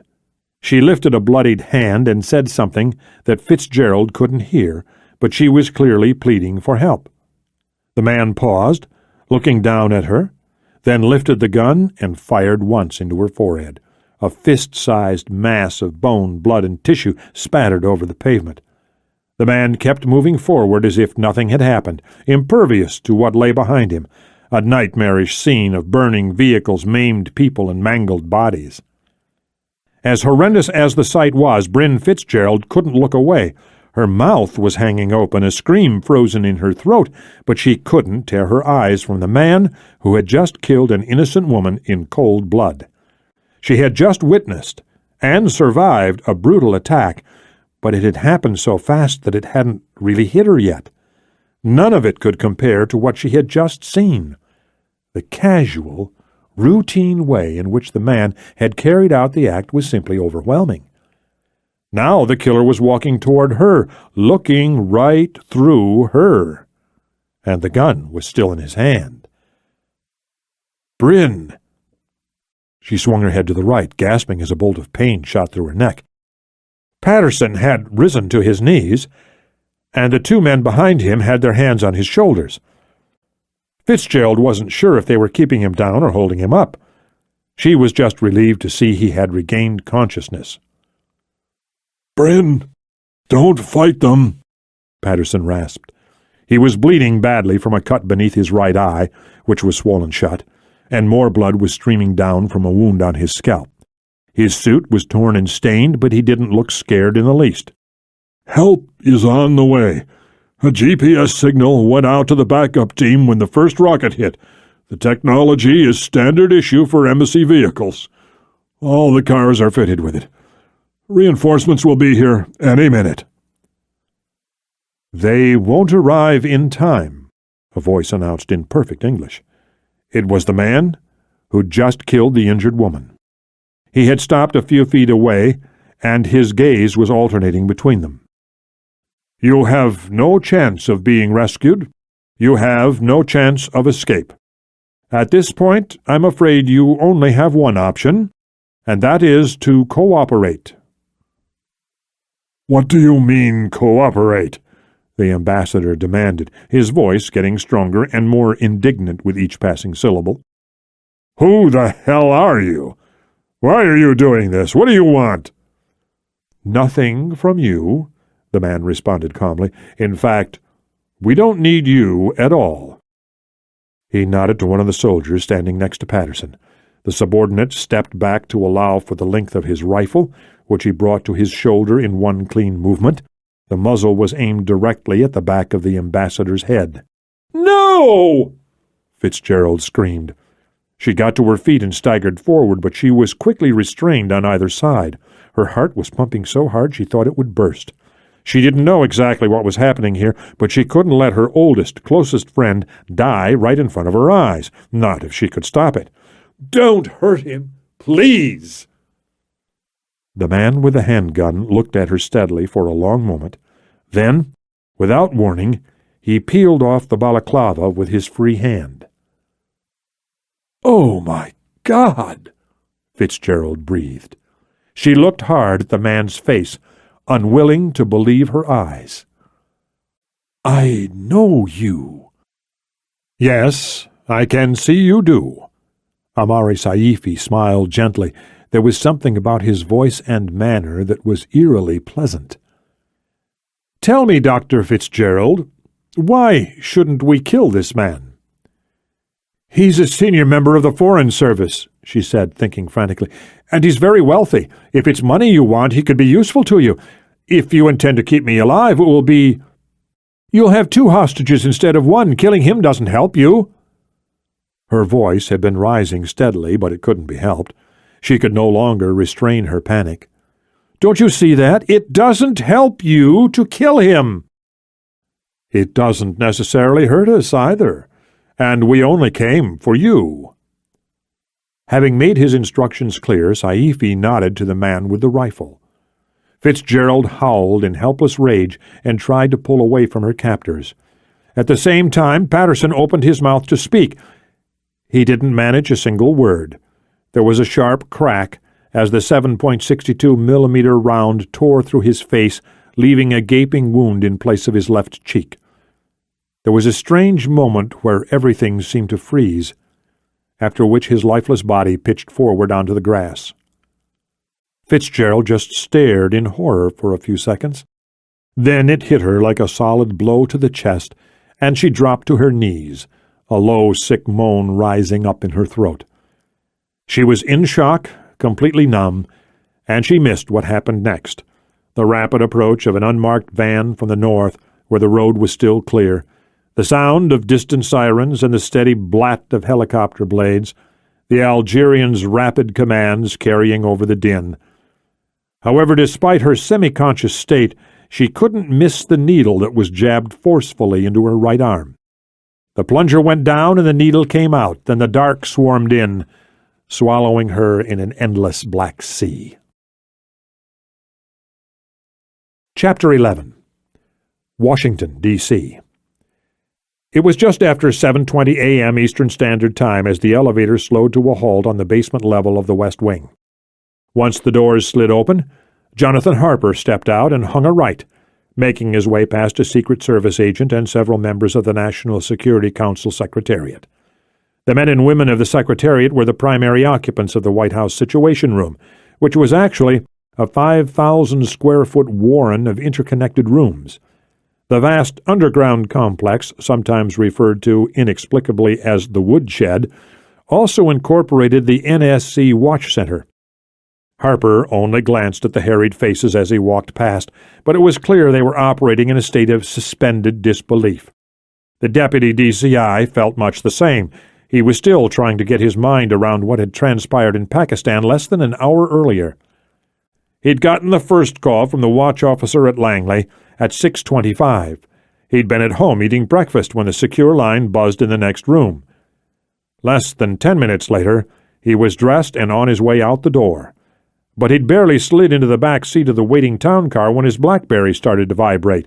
It was the White House Senior Duty Officer, or SDO, informing him that an emergency meeting had been called by the President and was set to begin in 20 minutes' time. Before he had been nominated for the post of Deputy Executive Director, Harper had served as the CIA's Deputy Director of Operations, DDO. Back then, his name had been classified, withheld from the media. But his current role did not allow for such ambiguities. The attempt on his life 8 months earlier had only heightened the media's interest in him, and for this reason he and his wife had been forced to sell their brownstone on historic Generals Row just south of DuPont Circle. After a brief search, they'd settled on a 5-bedroom townhouse on Embassy Row. While the house itself was everything they'd been looking for, it made for a slightly longer drive to 1600 Pennsylvania Avenue. He'd used the time in the car to get hold of his primary advisors, who'd filled him in on what they knew. Unfortunately, it wasn't much, and now he had to share that fact with the President. He was admitted to the conference room. Like the rest of the West Wing basement, the room had been extensively remodeled in 2006. The mahogany walls had been largely replaced with a specially designed, sound-absorbent fabric, and sensors built into the ceiling alerted the Secret Service to the presence of activated cell phones, which were prohibited for reasons of security. It all combined to make for a very quiet space, but never more so than today. The faces around the long mahogany table were understandably grim, but they were all recognizable, at least to anyone with a passing interest in the U.S. government. Flanking the President was Emily Susskind, the recently confirmed director of the FBI. Also her deputy, Harry Judd, and Kenneth Bale, the Director of National Intelligence. To Bale's left was Robert Andrews, the ample, dark-haired Director of Central Intelligence. He nodded a curt hello when he caught his subordinate's eye. The other side of the table was occupied by the Undersecretary for Political Affairs, Elliot Greengrass, Jeremy Thayer, the National Security Advisor, and Stan Chavez, the President's Chief of Staff. There was one other person in the room, seated next to DCI Andrews. He appeared more shaken than the other officials around the table, which was understandable. As Assistant Secretary for the Bureau of Diplomatic Security and Director of the Office of Foreign Missions, Gavin Dowd was responsible for the day-to-day operations of the DSS, as well as the protection of numerous State Department officials, including Bryn Fitzgerald. If blame was to be dispensed at this meeting, the 60-year-old former prosecutor would likely receive the lion's share. "Jonathan," the President said from the head of the table. David Brenneman usually looked at least a decade younger than his 54 years. His short, wavy hair still held more brown than silver, and it was no secret that his open, honest features had assisted him greatly over the course of his political career. On this particular morning, though, he looked every inch his age. Harper took that as a bad sign, as the day had hardly begun. "Pull up a chair. We were just about to get started." There was only one chair to be had, but Harper didn't point this out as he sat across from Dowd. "That's fine, sir. Please, don't let me hold you up any longer." "Very well." The President nodded and turned to Andrews. "Bob, if you could bring everyone up to speed." "Yes, sir." The DCI used a remote to power up the NEC plasma television strategically placed around the room. After a few seconds, the presidential seal dissolved and the first of several grisly images appeared. A few people winced, including Dowd, but no one looked away as Andrews began the briefing. "Mr. President, ladies and gentlemen, as you can probably guess, what you see here is the aftermath of the attack on Secretary Fitzgerald's motorcade. These digital photographs were taken less than 20 minutes ago. For those of you who have never been to Pakistan, Airport Road is several miles north of Chaklala Air Base, approximately halfway between Islamabad and Rawalpindi. It's a fairly common route between the presidential palace and the air base. The agent who took these shots was part of the 12-man reserve team that responded to the distress call. As most of you know, the signal is automatically broadcast once a tagged vehicle in the motorcade is incapacitated. In this case, the Secretary of State's detail leader, Mike Petrina, had time to relay an additional request for assistance. Unfortunately, the reserve team was unable to respond in time. Special Agent Petrina was killed before he could get the Secretary of State clear of the area, along with 6 other members of the protective detail. Andrews paused and cleared his throat. "I'm afraid that's not the worst of it.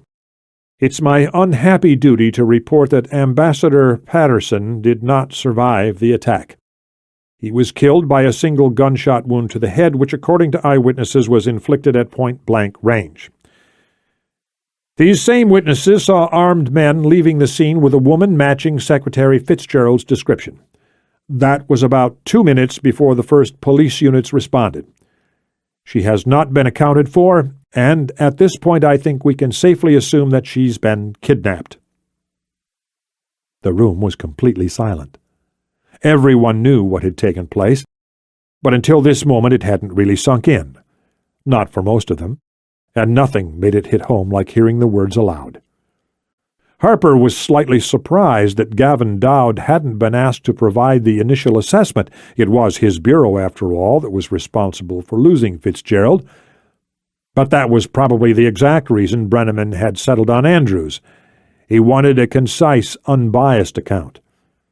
It was Bale, the Director of National Intelligence, who finally broke the silence. "Do we have any idea how the Secretary's route was compromised?" "Not at this time," Andrews said simply. "I take it we're still waiting on a claim of responsibility," Chavez said. "That's correct," the DCI replied. "We can probably expect a claim to be made within the hour. That will give us a better picture of who we're dealing with, as well as what kind of demands they'll eventually make." "But won't we get the demands when the claim is made? Isn't that the way it usually works?" "Not necessarily," Harry Judd put in. He looked over at Stan Chavez, who had posed the question. "In the case of a kidnapping, it's not unusual for days or even weeks to go by before a ransom demand is made." "I understand that," the Chief of Staff said dryly. "But then again, this is not a typical abduction. Time is not on their side, Harry. Whoever is responsible for this must know that we will bring the full weight of the government to bear in tracking them down." "With all due respect, Stan, you couldn't be more wrong." Ignoring the cold look his words earned him, Andrews went on. "Let me clarify. We will do everything we can to get the Secretary back, but they, whoever they are, have the clear advantage here. They have all the time in the world.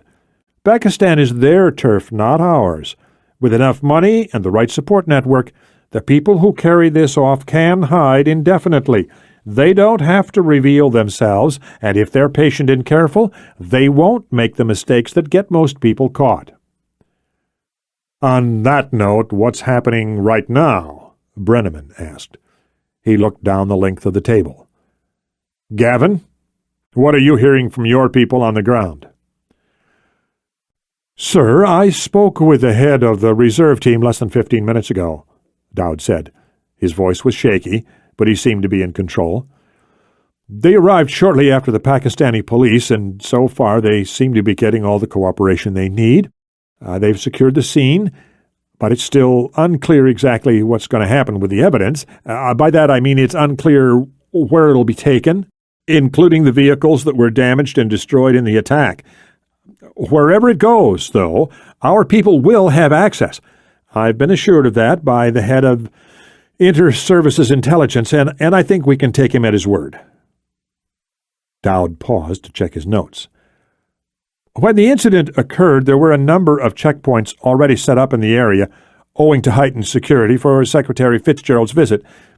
Since her disappearance was verified, my people have been working with the Pakistanis to firm up the perimeter. Additionally, they've—" "Firm up the perimeter?" Emily Suskin shot an angry look down the length of the table. "That's crap, Gavin. There's no way to secure that kind of urban area, especially not with an hour's notice. It's dense, highly populated, and there are roads all over the place, hundreds of roads. Too many to set up blocks on all of them." "Look, I'm just telling you what I know," Dowd replied defensively. Normally, he would have taken offense to the challenge, particularly one made by the head of another agency. Given the circumstances, though, it was hard for him to sound anything other than defeated. "They've already expanded the perimeter twice, based on the amount of time that's elapsed. In all honesty, it's not enough, but it's hard to get things accomplished when something like this takes place on foreign soil." He pushed out a short, shaky breath, then ran a weary hand over his face. "Look, we're dealing with a number of serious problems here, and that's besides the obvious. The Pakistanis are not on good terms with us at the moment, and—" "Stop, right there," Brenneman said from the head of the table. His expression was hard to read, but the anger was plain in his quietly menacing voice. "Gavin, are you suggesting that my position with regard to the dispute over Kashmir, the fact that I won't interfere in the Israeli arms sale to India, is somehow related to Secretary Fitzgerald's abduction? That it somehow precipitated this event?" "Sir, not at all," Dowd said hurriedly, his round face going very pale. "That is not what I meant. I'm merely pointing out that we have to take the current tensions between their government and ours into account. We can't afford not to. The Pakistanis may not move as fast as we would like them to, and chances are they won't be as accommodating when it comes to giving our people access."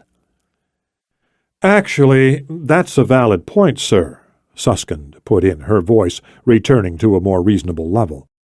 She shifted her steely blue gaze toward the commander-in-chief. I mean, look at what's been happening over the past few weeks. They've completely stonewalled us with respect to our missing tourists. We're talking about 12 law-abiding Americans, people with valid visas, who just disappeared into thin air. And they still haven't let us put a team on the ground.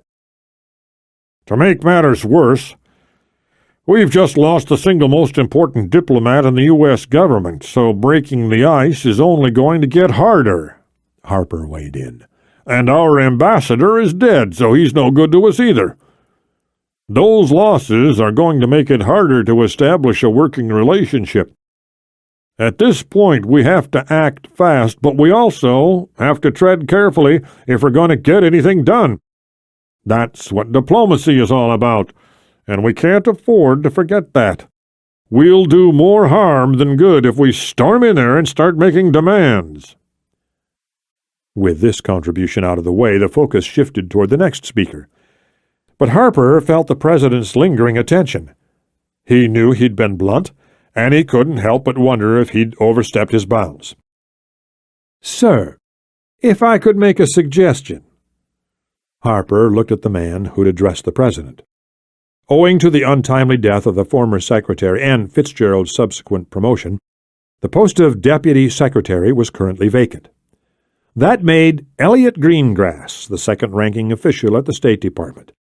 The deputy DCI knew Greengrass to be thoughtful, competent, traits he'd demonstrated in his previous roles with the NCS and as the U.S. ambassador to Greece, a position he'd held from 1997 to 2001.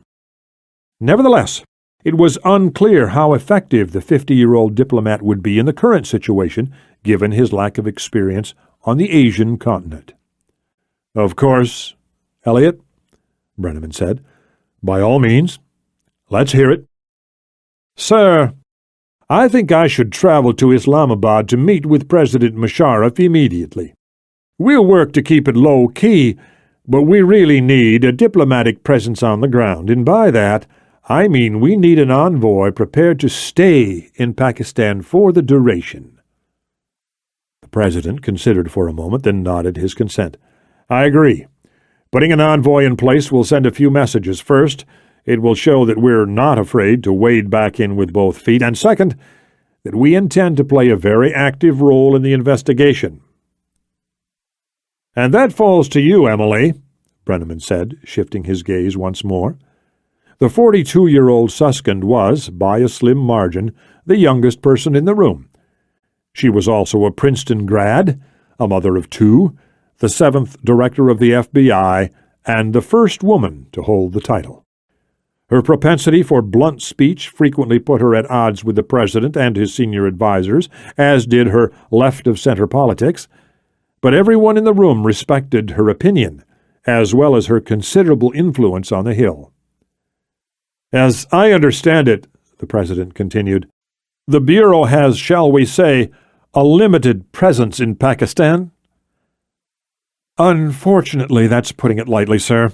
We maintain small offices at the consulates in Lahore, Peshawar, and Karachi, but they're negligible in terms of manpower.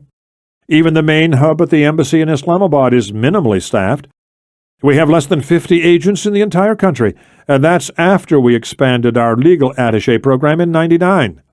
Well, we need to change that, and sooner rather than later. Brenneman set down his pen and studied the FBI director. Obviously, I've already spoken to President Musharraf. He's assured me that his government is committed to finding whoever was responsible, as well as to the safe recovery of Secretary Fitzgerald. In keeping with this promise, he's agreed to allow a team of investigators into the country. They'll be given everything they need as soon as they can get there. Suskind was visibly surprised. After all the walls he's put up recently? He changed his mind that fast? The president nodded. As far as he's concerned, the severity of this incident takes precedence over any diplomatic squabbling, and it has nothing to do with our missing tourists. That's a separate issue entirely. According to him, that is. Brenneman frowned, his forehead creasing thoughtfully. Personally, I'm not so sure. Anyway, our team will be given full authority to conduct an extensive extraterritorial investigation. In other words, Emily, send your best because they're not coming home until the job is done. I understand, Mr. President. Susskind was already jotting notes on a legal pad. I'll get you the names by midday. That's not good enough. By that time, they need to be in the air. Yes, sir. I'll make it happen. Good, Brenneman said.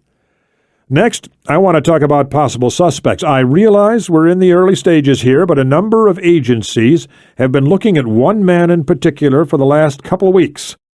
His name came up in relation to our missing tourists, but given the similarities between those incidents and the abduction of Secretary Fitzgerald, I think he's worth mentioning. Jeremy, if you wouldn't mind. Thayer nodded and got to his feet. He left the room for a moment, then returned with a stack of briefing folders. The folders were distributed quickly, and the National Security Advisor retook his seat. Ladies and gentlemen, what you're about to see, for those of you who haven't been made privy to this information, is highly classified. It is not, I repeat, not to be circulated freely within your respective agencies.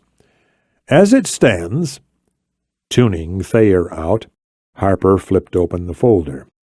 What he saw was the State Department's file on Amari Saifi. It was the same file he'd helped compile with help from people at State, Langley, and the National Counterterrorism Center in McLean, Virginia. Scanning the documents inside, he saw nothing new, and he would have already been alerted if anything substantial had changed.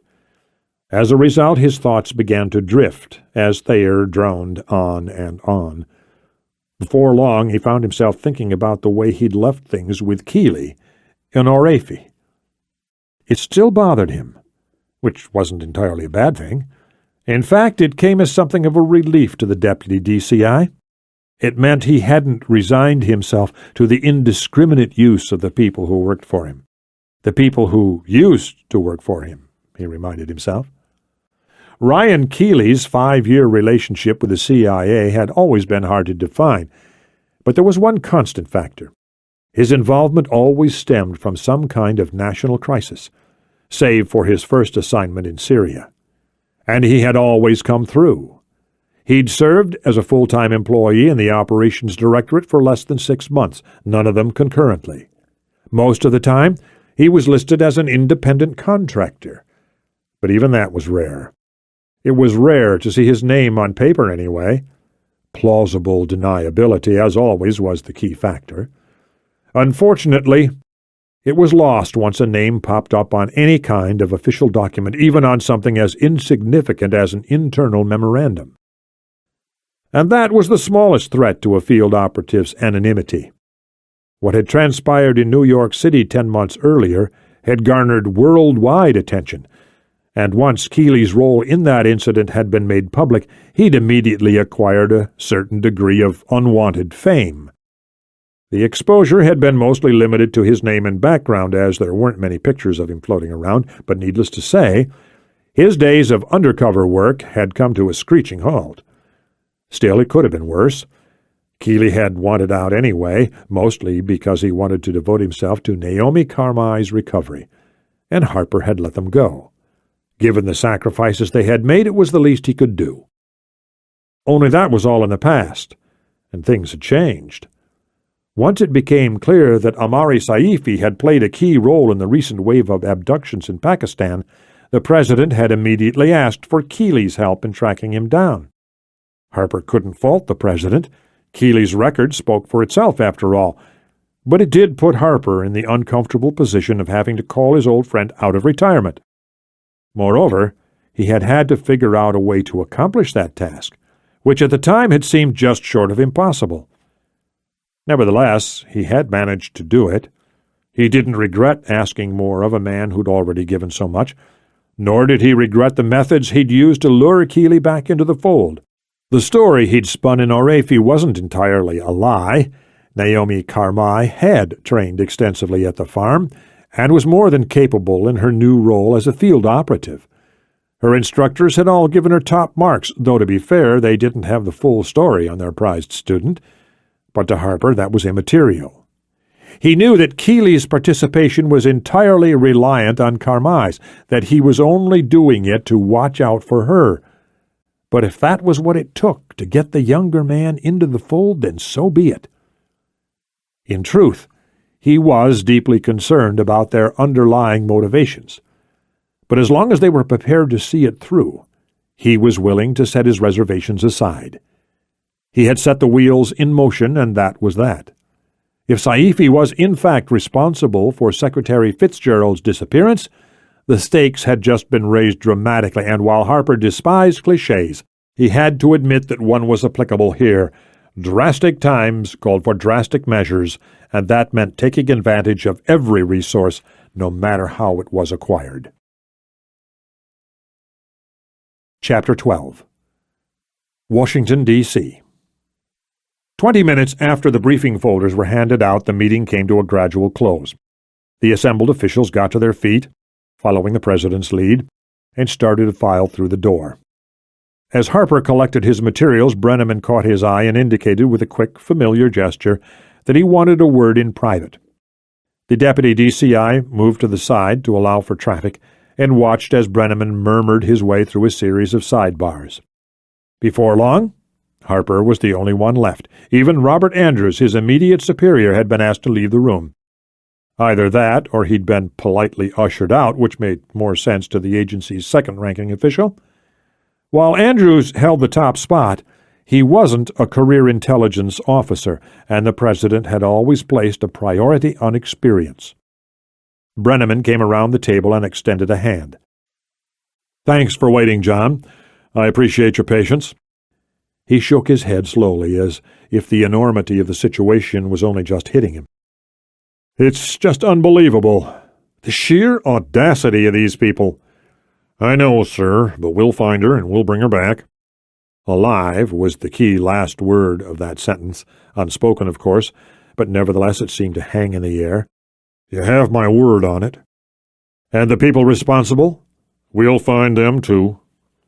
Brenneman nodded and glanced over his shoulder to the entrance to the conference room. A man in a dark suit was standing just inside the door, which was still open. His hands were in front of his body, one folded over the other, but his attention was clearly fixed on his principal.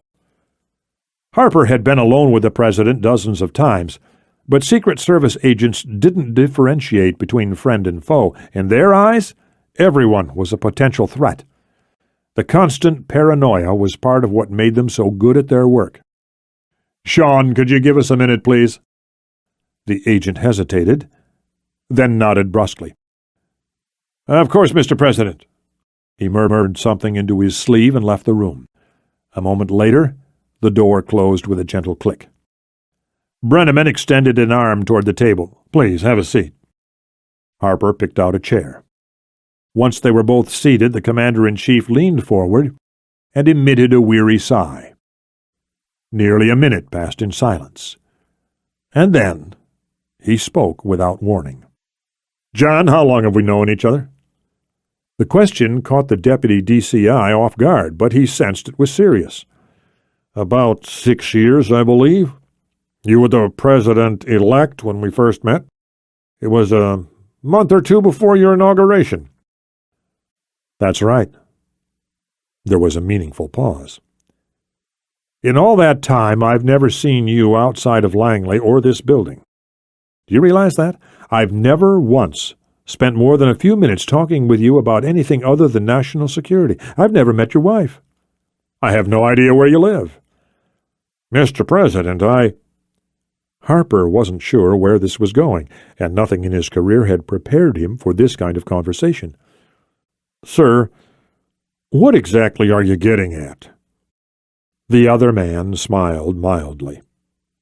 "John, for all the good you do at Langley, you are not a politician, so you may find this hard to understand, especially since you work in such a sensitive environment. But here's the thing. You are one of the few people in government service who knows how to keep things quiet. We may not know each other very well, but I've told you a lot of things in confidence over the years, and I've yet to hear them anywhere else. In short, you've earned my trust, as well as my deep gratitude for your hard work in defending this country." Harper nodded slowly. He was deeply surprised by the president's candor. "Sir, I don't know what to say. I'm pleased you feel that way, but it's my job. I would never divulge anything you tell me in confidence." "I know that, and that's why I want to ask you something." Brenneman hesitated, then propped his elbows on top of the table and interlaced his fingers. "Remember, I am looking for your honest opinion here. I won't accept anything less." "Of course. It goes without saying." "It has to do with Dowd's comments early in the briefing about my stance on the India-Israel deal and how it may have precipitated this event." Harper was already shaking his head emphatically. "Mr. President, you are not responsible for what happened in Pakistan. Not for any of it." "But if there's a chance I could get her back by opposing the deal, shouldn't I?" "No." Harper waited for the other man to meet his eyes. "Sir, it's too late for that. If you renege now, you might as well negotiate directly with the terrorists, because that's how it's going to look." "But that's not—" "That's how the American people will see it," Harper repeated forcefully, "and that's exactly how it will be perceived around the world. You have to stay the course. At this point, it's your best option, your only option, really." "Stay the course," Brenneman repeated slowly. He closed his eyes, lowered his chin slightly, and began massaging his temples. "I feel like I've backed myself into a corner on this, John. There's no room to maneuver." "I can understand why you feel that way, sir, but I repeat, this wasn't your doing, and my advice stands. Our best bet right now is to investigate as thoroughly as we can, follow up every lead, while at the same time preparing for the people who did this to make contact, which they will do, and sooner rather than later." The president nodded, looked up, and straightened his tie unconsciously. "I'm confident the investigation will proceed smoothly. I have a lot of faith in the FBI, especially in Director Suskind." Harper nodded. "That's understandable. She started out working violent crimes in New Jersey, and the Bureau has more experience with kidnapping cases than any other law enforcement agency in the world." "Yes, they wrote the book on that particular subject, and they've had a lot of success with their extraterritorial work, even in Pakistan, where it's not exactly easy to get an investigation off the ground. As you know, the Bureau was involved with the apprehension of both Ramzi Yousef in 1995 and Khalid Mohammed in 2003, so they have a proven track record in the area. At the same time, there are—" Brenneman hesitated as he searched for the right word. "There are limits as to what they can ask, as well as how they can ask it. And that's assuming they even manage to find Saifi."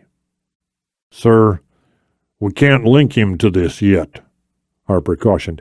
"He may top the list of suspects, but it's better to wait and see what the Bureau turns up before we start jumping to conclusions." "I'll be immensely surprised if it turns out he wasn't involved. We know he took part in the incident 2 weeks ago." "You're referring to the kidnapping on the Karkaram Highway?" "Yes," Brenneman confirmed. "Let's set aside the fact that he shouldn't even be a free man for a moment. He's perfected his modus operandi, it seems. Nothing about what happened today strikes me as the work of amateurs. At best, they were skilled professionals dressed in army uniforms. At worst—" "They were actual Pakistani soldiers," Harper finished grimly. Eyewitness accounts had verified that Fitzgerald's abductors had been wearing army fatigues. "And if that is the case, we have a very serious problem." Brenneman didn't immediately respond. Instead, he stood and moved over to the far wall where several 32-inch monitors were positioned next to each other. The volume had been muted on all three, but the identical images were already numbingly familiar. CNN had been running the tape on a continuous loop, and over the last half hour the footage had been burned into the minds of millions of disbelieving Americans. Like many senior U.S. officials, the Secretary of State only traveled with members of one network known as the Pool, which shared coverage with its competitors under a long-standing agreement. The Pool was rotated on a regular basis, and for Secretary Fitzgerald's first trip, CNN had been next in line. The network had paid a devastating price for the privilege. 8 crew members had been killed in the attack on the Secretary's motorcade, including Susan Watkins, a senior foreign correspondent and one of CNN's most recognizable anchors. The film taken after the incident had been shot by cameramen from the bureau office in Islamabad. Finally, Brenneman addressed his subordinate's last point. He was still facing the monitors when he spoke. "John, do you think it's possible that the Pakistani government could be directly involved with this, on any level whatsoever?" "It seems like a stretch, sir. They're extremely upset over your position on Israel's arms sale to India, I know, but Musharraf has too much to lose by engaging in something of this magnitude. I just don't think it's a possibility, despite the evidence we've seen so far." "And what if you're wrong?" The president turned away from the monitors to face his subordinate. "You told me yourself how seriously Pakistan takes the dispute over Jammu and Kashmir. You emphasized the fact that they've fought a number of wars over that land. Kargil in '99 is only the latest example, and by no means is that the worst possible scenario. We're talking about a country with at least 40 nuclear weapons here. Maybe the arms sale to India was just the tipping point, the final straw, so to speak." "Sir, I just can't believe they'd risk something like this," Harper repeated. "But I think we should withhold judgment until the Bureau's team submits a preliminary report. Like I said, the agency will be thoroughly involved as well." "Which brings me to my next point," Brenneman said. "You just returned from overseas, correct?" "Yes." "I trust you managed to find our man."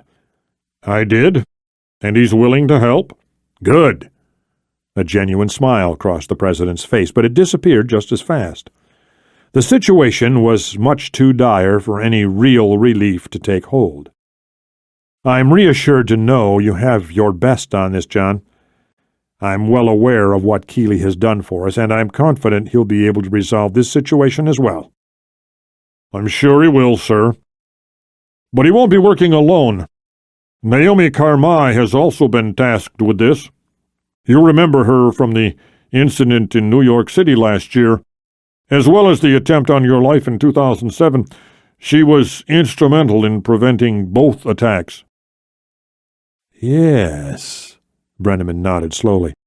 "She's a very capable young woman. I owe her a lot, as does the country. And I'm pleased to hear she's involved. But just so we're clear, I want to know exactly what their instructions are, because I'm convinced that Amari Saifi is somehow involved with the abduction of Secretary Fitzgerald, and that's where I want you to focus your efforts." "I understand, sir. And to answer your question, yes, finding Saifi is their primary objective." Brenneman nodded his approval. "Have you talked to them since the attack?" "No. I haven't had the chance yet. I'll make the call on the way to Langley." "Good." The president's shoulders seemed to relax a little, as if some minor weight had been removed. Still, the burden that remained was clearly visible in his worried gaze. "I'm sure it's him, John. It fits his profile. He may be working alone. He may have backers in the Pakistani government. Either way, I want you to find him. Find him, and you'll find her. I'm sure of it." Harper got to his feet, sensing the meeting was over. "We'll do our best, Mr. President." "Don't do your best." Brenneman met his eyes once more, and this time his demeanor was adamant. "Just get it done. I'm counting on you. And so is she." Chapter 13. Madrid, Spain. Like many countries in Western Europe, indeed like most countries around the world, Spain had seen its fair share of terrorist activity over the years. Unlike many of its neighbors, though, the danger to Spain was largely born at home.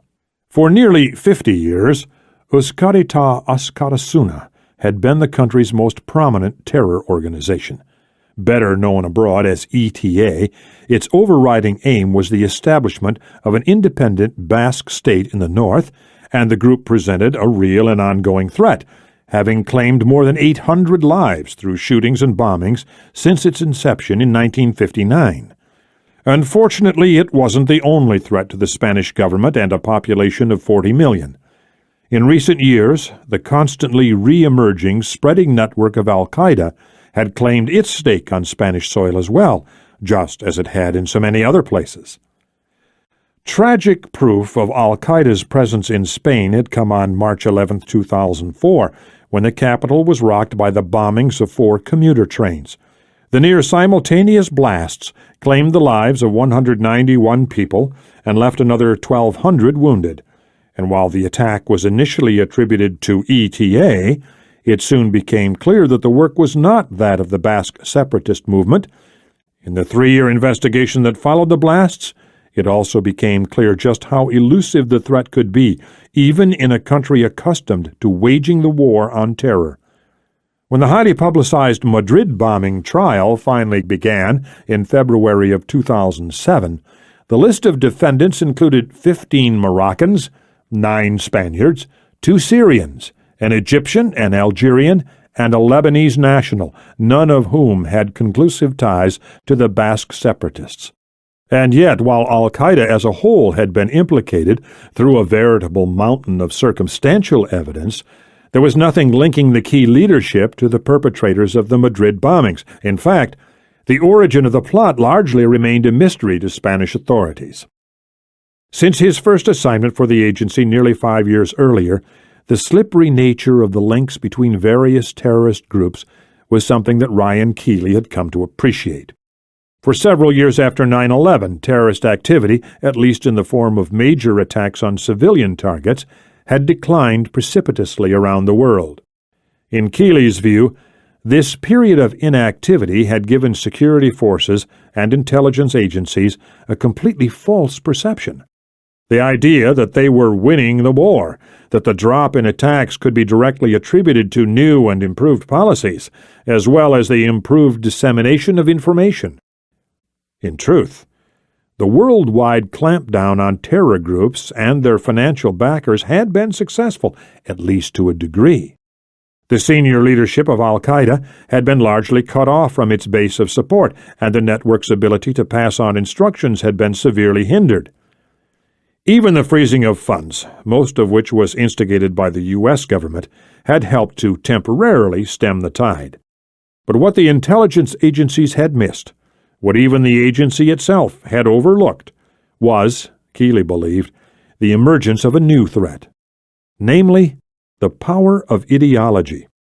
Radical Islam's hatred of the West was an incredibly unifying factor, more so than most Americans could ever understand. It was strong enough to turn an impressionable student, and it was strong enough to bring together fledgling terrorists from 6 countries. Terrorism was no longer a singular effort. It was a cooperative enterprise, and in many cases the cooperation between the terrorists was much greater than that between the security forces and intelligence outfits of supposedly friendly governments. The war in Iraq had only made things worse, creating a deep philosophical and moral divide between the United States and nations the country had once enjoyed amicable relationships with. Kealey had taken all of this into account when he'd first read the agency's file on Camille Gafour. Since then, he'd had plenty of time to mull over what he'd learned. The previous day's bus ride to Keflavik International had been uneventful, and though the worsening weather had threatened to temporarily ground air traffic, the plane had left on time. After landing at Madrid Barajas, they had taken a taxi directly to a hotel on the Gran Via, one of the city's most famous streets. Instead of going in, they'd shouldered their bags and walked for 20 minutes, checking for signs of surveillance. Kealey's primary concern was the Spanish authorities, who could have conceivably flagged the false passport he was traveling on. Kealey had been forced to travel from Keflavik to Madrid using his French passport, which bore the name of Joseph Briand. Naomi was better prepared, having acquired new false documentation through the Operations Directorate before she'd flown to Iceland. After engaging in the standard surveillance detection run, they'd caught a second taxi to the Sofitel Madrid Plaza de España. Once they arrived, Kealey called the number Harper had given him in Orefi.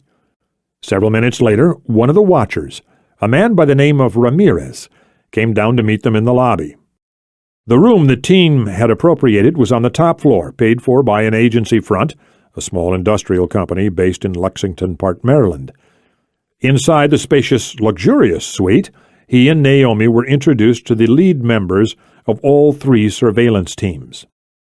The senior operative, a woman named Marissa Patan, had brought them up to speed on Gafour's movements, after which they'd taken the elevator down to the lobby, then walked a few blocks over to get a first-hand look at the ground on which they'd be operating. Shortly thereafter, he and Naomi caught another taxi back to their hotel on the south side of the Plaza Mayor. Over a strained meal in the hotel's ground-floor restaurant, they'd made their arrangements for the following day. They agreed to meet at 7 a.m. in the lobby. From there, they would head over to the makeshift command center on the top floor of the Watchers Hotel. Once the bill was settled, they had parted ways. That was the last time he'd seen her. His fears about her mental state had been confirmed that very morning. He had gone down to the lobby at 7, the time they'd agreed upon, but she was nowhere in sight. After waiting for 10 minutes, he'd gone up to her room to check on her, but she didn't answer the door. After a brief bout of indecision, Kealey took the elevator back down to the lobby, where he inquired at the front desk. All they could tell him was that she hadn't checked out, which wasn't much help. Patan had provided them each with a pay-and-go phone the previous day, but Naomi didn't pick up when he tried to call her. Once it became clear she wasn't going to show, he'd left for the second hotel without her. That had been 7 hours earlier, and she had yet to make an appearance. As the hours crept past, her unexplained absence had hung in the air like a cloud, and Kealey knew that, despite his best efforts to conceal his tension, his concern with respect to her strange disappearance had been picked up by the other operatives. Now they were all on edge. The concern in their faces was impossible to miss. Kealey knew it wasn't a good sign. They had yet to make contact with Camille Gafour, and the operation was already off to a bad start. Now, as he stood on the balcony overlooking the Plaza de España, Kealey tried once more to set Naomi's absence aside. There was too much riding on the next hour, and he couldn't afford the distraction. It was just after 3:20 in the afternoon, and the city below was starting to turn to life again. The lunch hour, or hours, as was more commonly the case in Spain, was drawing to a close. Kealey was wearing nothing more than a white T-shirt, lightweight khakis, and Nike cross-trainers, but the heat was still stifling. The fact that he'd flown directly to Madrid from Keflavik wasn't exactly helping matters, but it would have been hard to bear regardless. It had reached 95 degrees Fahrenheit by mid-morning, and the mercury had topped 100 degrees by early afternoon. Worst of all, the air conditioning in the hotel on Calle de los Jardines was subpar at best, and the heat didn't seem to diminish at night. After a long day of travel, followed by a sleepless, sweaty night, Kealey had yet to see the appeal of the Spanish capital. Removing his sunglasses, he rubbed his eyes, lifted a pair of binoculars, and used them to look out across the square. The Plaza de España didn't come close to topping the list of Madrid's tourist attractions, but it was still fairly impressive. Beyond a generous strip of bright green grass and a small pond stood an imposing stone statue of Miguel de Cervantes, the famed Spanish novelist, poet, and playwright. The sculpture, first started in 1925, took more than 27 years to complete, and the results reflected the patience and skill of the various artists. Cervantes was portrayed in a seated position, gazing serenely down at the figments of his own imagination. Don Quixote, Sancho Panza, and Dulcinea, the beautiful peasant of Quixote's dreams. The smaller figures were immortalized in bronze, except for Dulcinea, who was rendered in stone, all of them apparently unaware of the lavish attention their creator was bestowing upon them. Kealey switched his view to the buildings north of the plaza. Nestled between the Torre de Madrid and the Edificio España, two of the tallest buildings in the city, were a number of less imposing structures. Most were packed tightly together, as one would expect. But there was a noticeable gap in the city skyline. The building that had formerly occupied the lot, a decrepit 4-story warehouse of red brick, had been brought down by controlled demolition 2 months earlier to make way for yet another skyscraper. Even from across the square and a number of narrow streets, Kealey could make out the chain-link fence surrounding the lot. A few trailers were positioned toward the north end of the building site, barely visible through a maze of iron columns and girders, all of which sat atop an enormous concrete pad. A number of cranes were located inside the fence, which seemed to have only 2 points of access. Both gates were large enough to allow vehicles access, though nothing much seemed to be happening at the moment. Several workers were scattered around the pad, but they weren't active. Most were sitting down with paper or plastic bags at hand, leading Kealey to assume they were still finishing up the lunch hour. He wondered which of the distant figures represented the man he wanted to talk to. As Kealey surveyed the scene, he was startled by a sudden movement in his peripheral vision. He placed his left hand on the railing and turned to face the approaching figure. At the same time, he hooked a foot through the long strap of the bag at his feet. The bag, which bore the insignia of the Real Madrid Football Club, contained the money intended for Camille Gafour. Kealey had used Naomi's sat phone to make the request from Keflavik, and Harper had come through for him. One of the watchers had picked up the money from a locker at the Atocha train station the day before. "Sorry," the woman who'd stepped up behind him started to laugh helplessly. "I didn't mean to scare you." "No problem," Kealey said. He'd dismissed the incident, but she kept laughing. He stared at her for a long moment, clearly annoyed, and finally the laughter started to slow. "It's not that funny, and by the way, I don't like people sneaking up on me." "Then I guess it is kind of funny," Marissa Petan said, trying unsuccessfully to hold back another burst of laughter. She looked at his hand on the railing, then moved her gaze to the bag at his feet. She looked up and smirked. "My God, you're supposed to be some kind of a super spy and you don't even hear me coming? I could have pushed you right over the balcony." Kealey looked her over as he tried to decipher her thick accent. According to Harper, Petan was a 4-year veteran of the clandestine service. Before Kealey had taken over the previous day, she had been in overall command of the teams watching Camille Gafour in Madrid.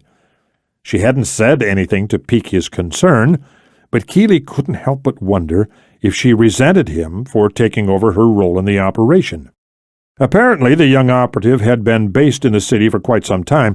He didn't really know anything about her, but what he knew so far, he could live without. She was opinionated, loud, and she didn't know when to keep her mouth shut. He didn't think it was intentional, but that didn't make her personality any easier to bear. At the same time, there was something vaguely intriguing about her, or at least about her name. It was clearly French, as was her accent. But an incident earlier in the day had caught Kealey's attention. She had called the front desk to ask a question, and much to his surprise, she'd lapsed effortlessly into Andalusian Spanish. It wasn't the fact that she spoke the language that caught him off guard. Naturally, that would be expected of an operative stationed in Spain. It was her accent that he'd found surprising. It was near perfect. When she called down to the lobby, it was as if she'd completely shrugged off her French heritage in the space of a few seconds. Still, Castilian was the official language on mainland Spain, and the receptionist would remember someone speaking with a different regional dialect. For this reason, Kealey couldn't help but wonder about Petan's background. Was her Spanish limited in that respect? Had she keyed in on the receptionist accent? Or had she just slipped up? It seemed like a small mistake, but given what they were about to do, the slightest error could result in disaster. She was waiting for some kind of response. Kealey shook his head absently and nodded toward the room. "Any word from Naomi?" Paton's demeanor changed instantly, a serious expression sliding over her face. "Not yet. She's been gone a long time, and, well—" She shrugged and looked away. "I know you want to wait for her, but our window of opportunity closes in less than an hour. We can push it back till tomorrow if you like, but—" "No," Kealey said, cutting her off. "We're going today." He ran a hand over his face and looked at his watch, a rugged Timex Expedition E-Tide. He'd picked it up a few months ago to replace his aging Wenger chronograph. "How long has it been since the team's checked in?" 10 minutes, Paton replied. She didn't need to consult her own watch. "The timetable hasn't changed. As far as they're concerned, the building site is still the best place to make contact." "I take it you agree?" Paton nodded, but the gesture was barely noticeable. It was something else that Kealey found annoying, though, to be fair, she couldn't have known that. In this kind of situation, he wanted nothing less than clear yes or no answers. He kept looking at her, and she finally got the message. "Yes, I think that's the best idea. Gafoor shares a flat with a number of people, so it would be hard to isolate him there. I think we have a better chance of catching him off guard at work. It's a good plan." "And his employer?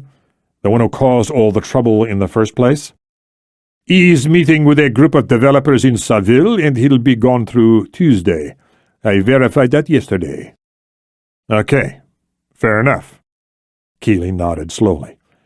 It was vital to approach Camille Gafoor without his employer's knowledge. Given everything the man had done so far to protect Gafoor's immigration status, it was likely he'd go to any length to shield his employee from anyone who even remotely resembled the authorities. Kealey lifted the duffel bag and slung it over his shoulder. Moving back through the open doors leading into the room, he paused to take a deep, appreciative breath. It was only slightly cooler inside, but once you topped the 100-degree mark, even a slight variation could seem like a world of difference. He was moving over to check with Ramirez, who was monitoring the radios, when the door to the hall swung open, and Naomi walked in. Kealey changed trajectory immediately and crossed the opulent room with 3 quick paces. He could tell that his anger was clearly visible, and on some level he knew it was all a cover, that he was only trying to shield his relief. But as he drew closer, he slowed down, sensing that something wasn't quite right. She wouldn't meet his eyes, and she seemed distracted. "Naomi, where the hell have you been? What are you—" He trailed off, then leaned in and studied her closer. "What's wrong with you?" "Nothing." She brushed past him into the room. As she leaned down to murmur something at Ramirez's shoulder, Kealey watched intently, unsure of his next move. It was hard to tell what was going on with her. She hadn't been drinking, at least he couldn't smell it on her breath, and her movements weren't raising any internal alarms. He could count the number of times he'd seen her tipsy on one hand, so for that reason alone it didn't seem likely. Still, whatever he was seeing was definitely cause for concern. It was hard to pick out the little departures from her normal behavior, and if he hadn't lived with her for an extended period of time, he might well have missed them entirely. "Naomi, can I talk to you for a second?" She crossed her arms and stared at him for a full 30 seconds. Then she nodded and walked past him out the door. Paton and Ramirez followed her the whole way with curious looks. Kealey trailed her into the hall and closed the door behind him, then faced her and cupped her elbow in his right hand, pulling her close. She looked up, and Kealey was shocked into silence. Her face was completely blank, no expression there at all. But that wasn't what caught his attention. It was her eyes, or more specifically, her pupils. They were nearly twice their normal size. He wondered how he could have missed it before. More importantly, how could Harper have missed it? A flurry of possible explanations began racing through his mind, nearly all of them bad. but he didn't have time to consider them now. "What is it?" she asked. Her voice was nearly as dead as her gaze. "We are wasting time?" He shook his head in disbelief and gripped her arm a little harder, not enough to hurt, just enough to jolt her out of this strange, detached state. She blinked once, but otherwise the touch didn't register. "Naomi, what's going on with you?" he murmured forcefully, aware of the thin walls and the deafening silence inside the hotel room. He didn't have to be inside to know that Patan and Ramirez were trying to listen in. "You've been missing since 7 this morning. We were about to leave without you." "Yeah, I know, and I'm sorry about that, but I'm here now and I'm ready to go." He didn't respond, and a hint of irritation finally crossed her face. "Ryan, I already said I'm sorry. What more do you want? We went over everything last night. For hours on end," she reminded him. "Nothing has changed, so there's no problem. As far as I can tell, this couldn't be more straightforward." "That doesn't make it any less risky," he shot back. "And it doesn't change what's going to happen if we fuck it up. Look." He glanced down the hall to see if anyone was there. Satisfied, he turned back to her. "I just need to make sure. Are you good to go?" She looked up and fastened her vacant green eyes on his. "Yes." "Okay." In reality, nothing was okay with what he was seeing, but he needed to buy some time. With so much on the line, the last thing he wanted to do was make a rash decision. He thumped the door once with his hand, and Patan pulled it open a split second later. "Tell Ramirez to start packing the gear. We're moving in 5. Chapter 14. Madrid. The alley behind the Sofitel Madrid Plaza de España was far from ideal. It was brightly lit, open, and clean. 4 service doors led out to the space behind the 97-room luxury hotel, and a number of well-kept dumpsters were wedged against the clean cement walls.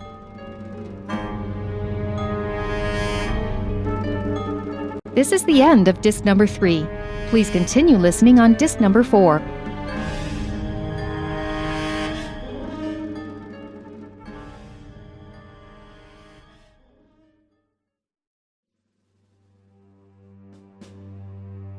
This is disc number 4.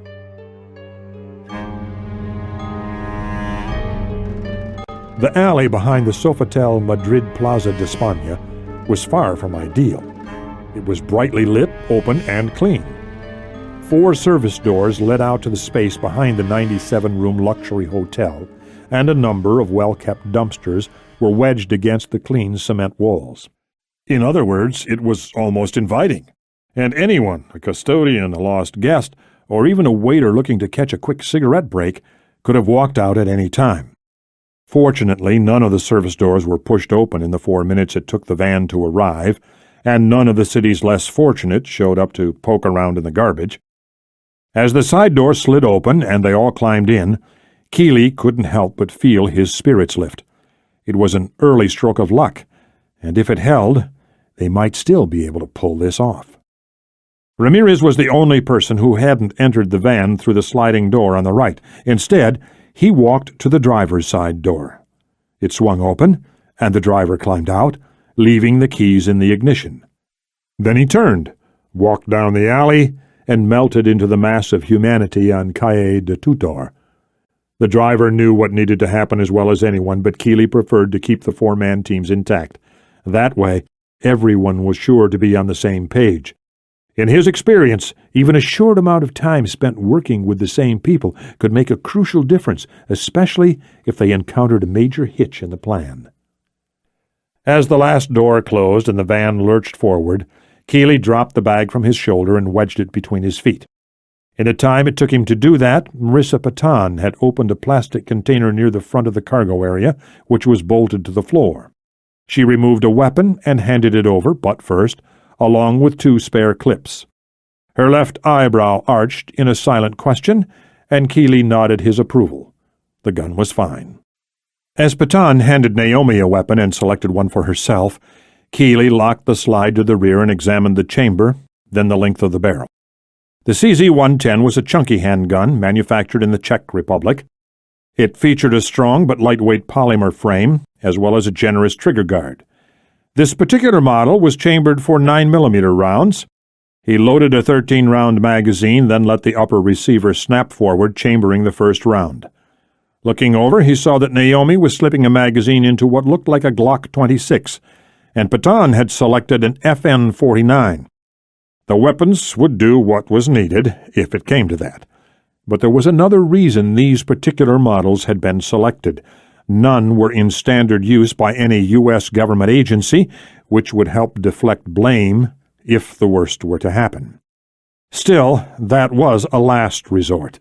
Kealey was counting on the contents of the bag at his feet to get them the answers they needed.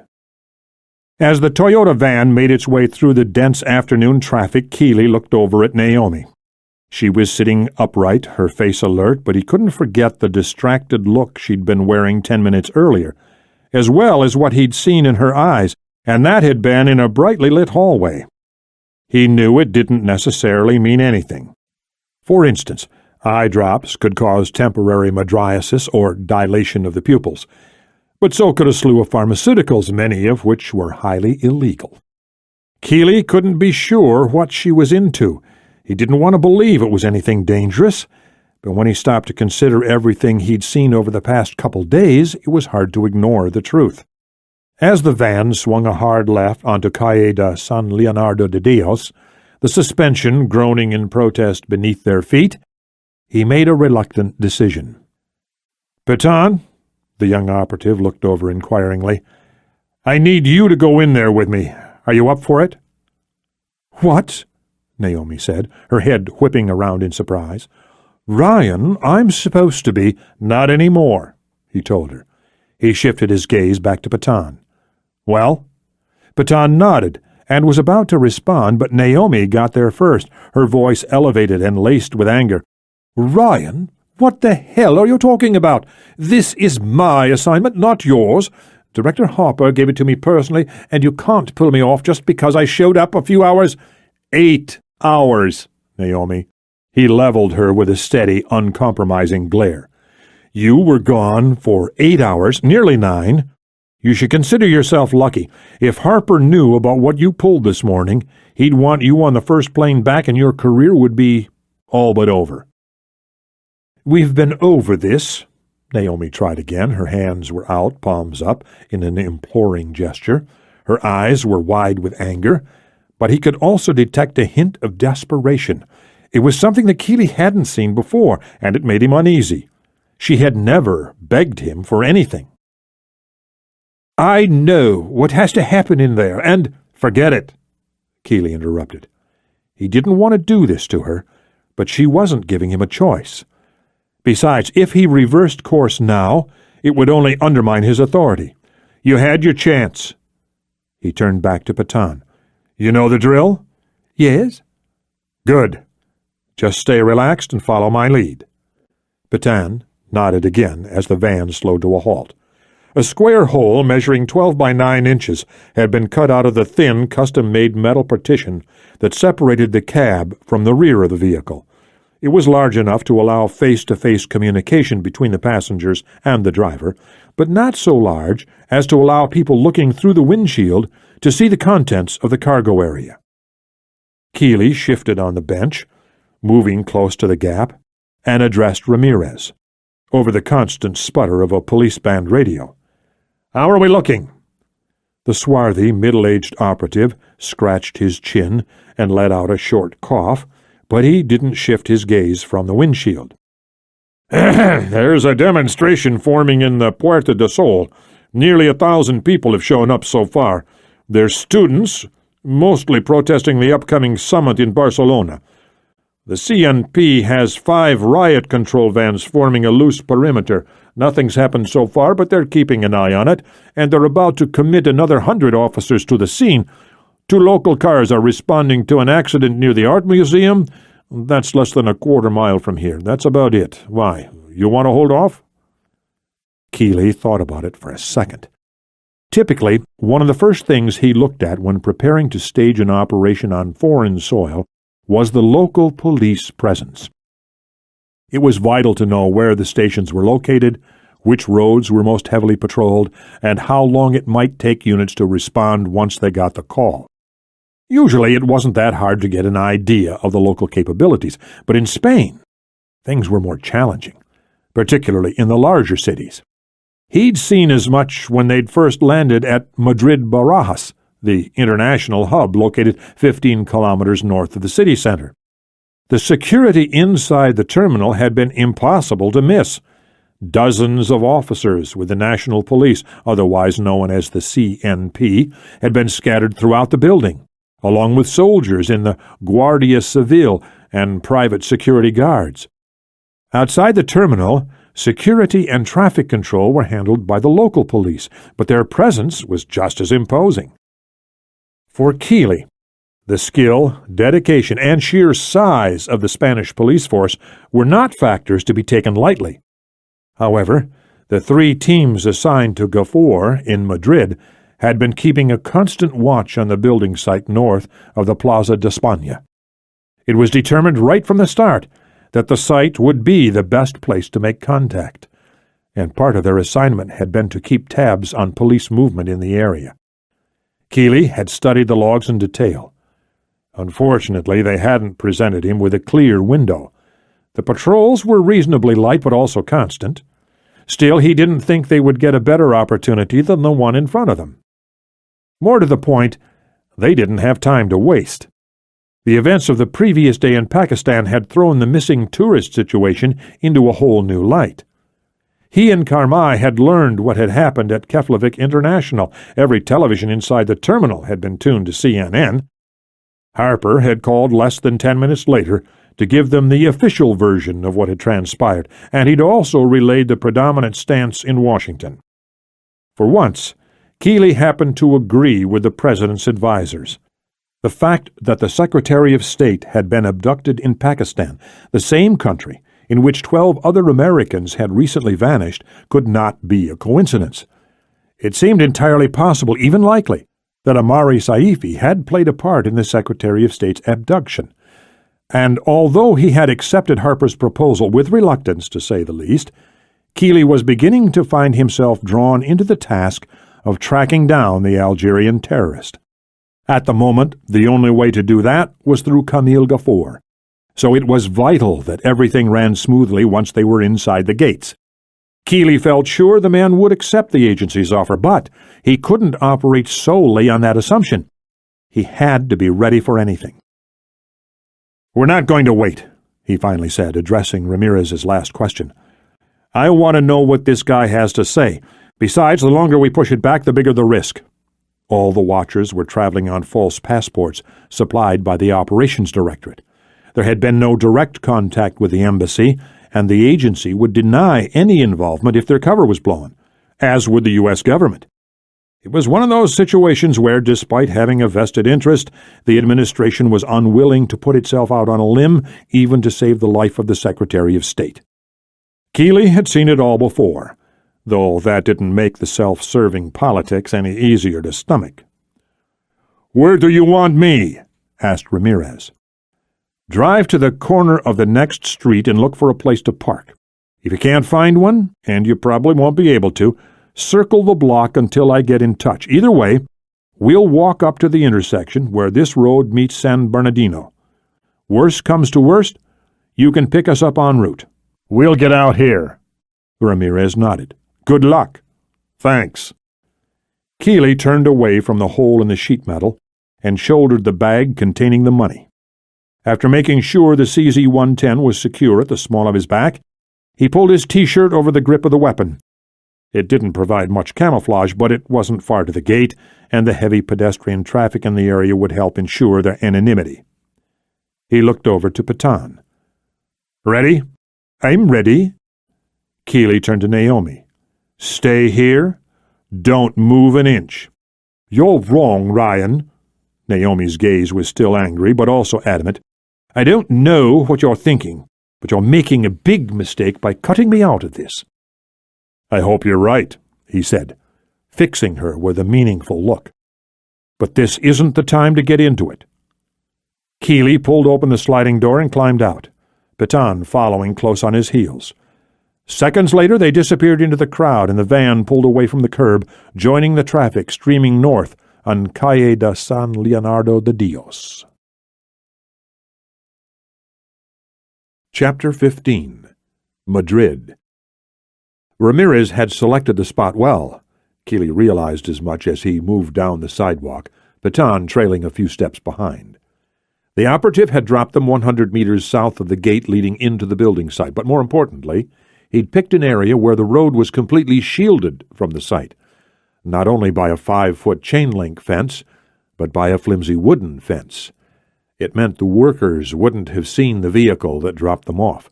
It was a small point, admittedly, but major operations had been blown on far less. Every intelligence agency around the world had suffered its fair share of embarrassments, including the CIA. Hopefully, today's work wouldn't fall into that category. As they approached the east gate, Kealey saw with relief that it was already open. It would save them some time loitering outside, where they might be noticed by the wrong person.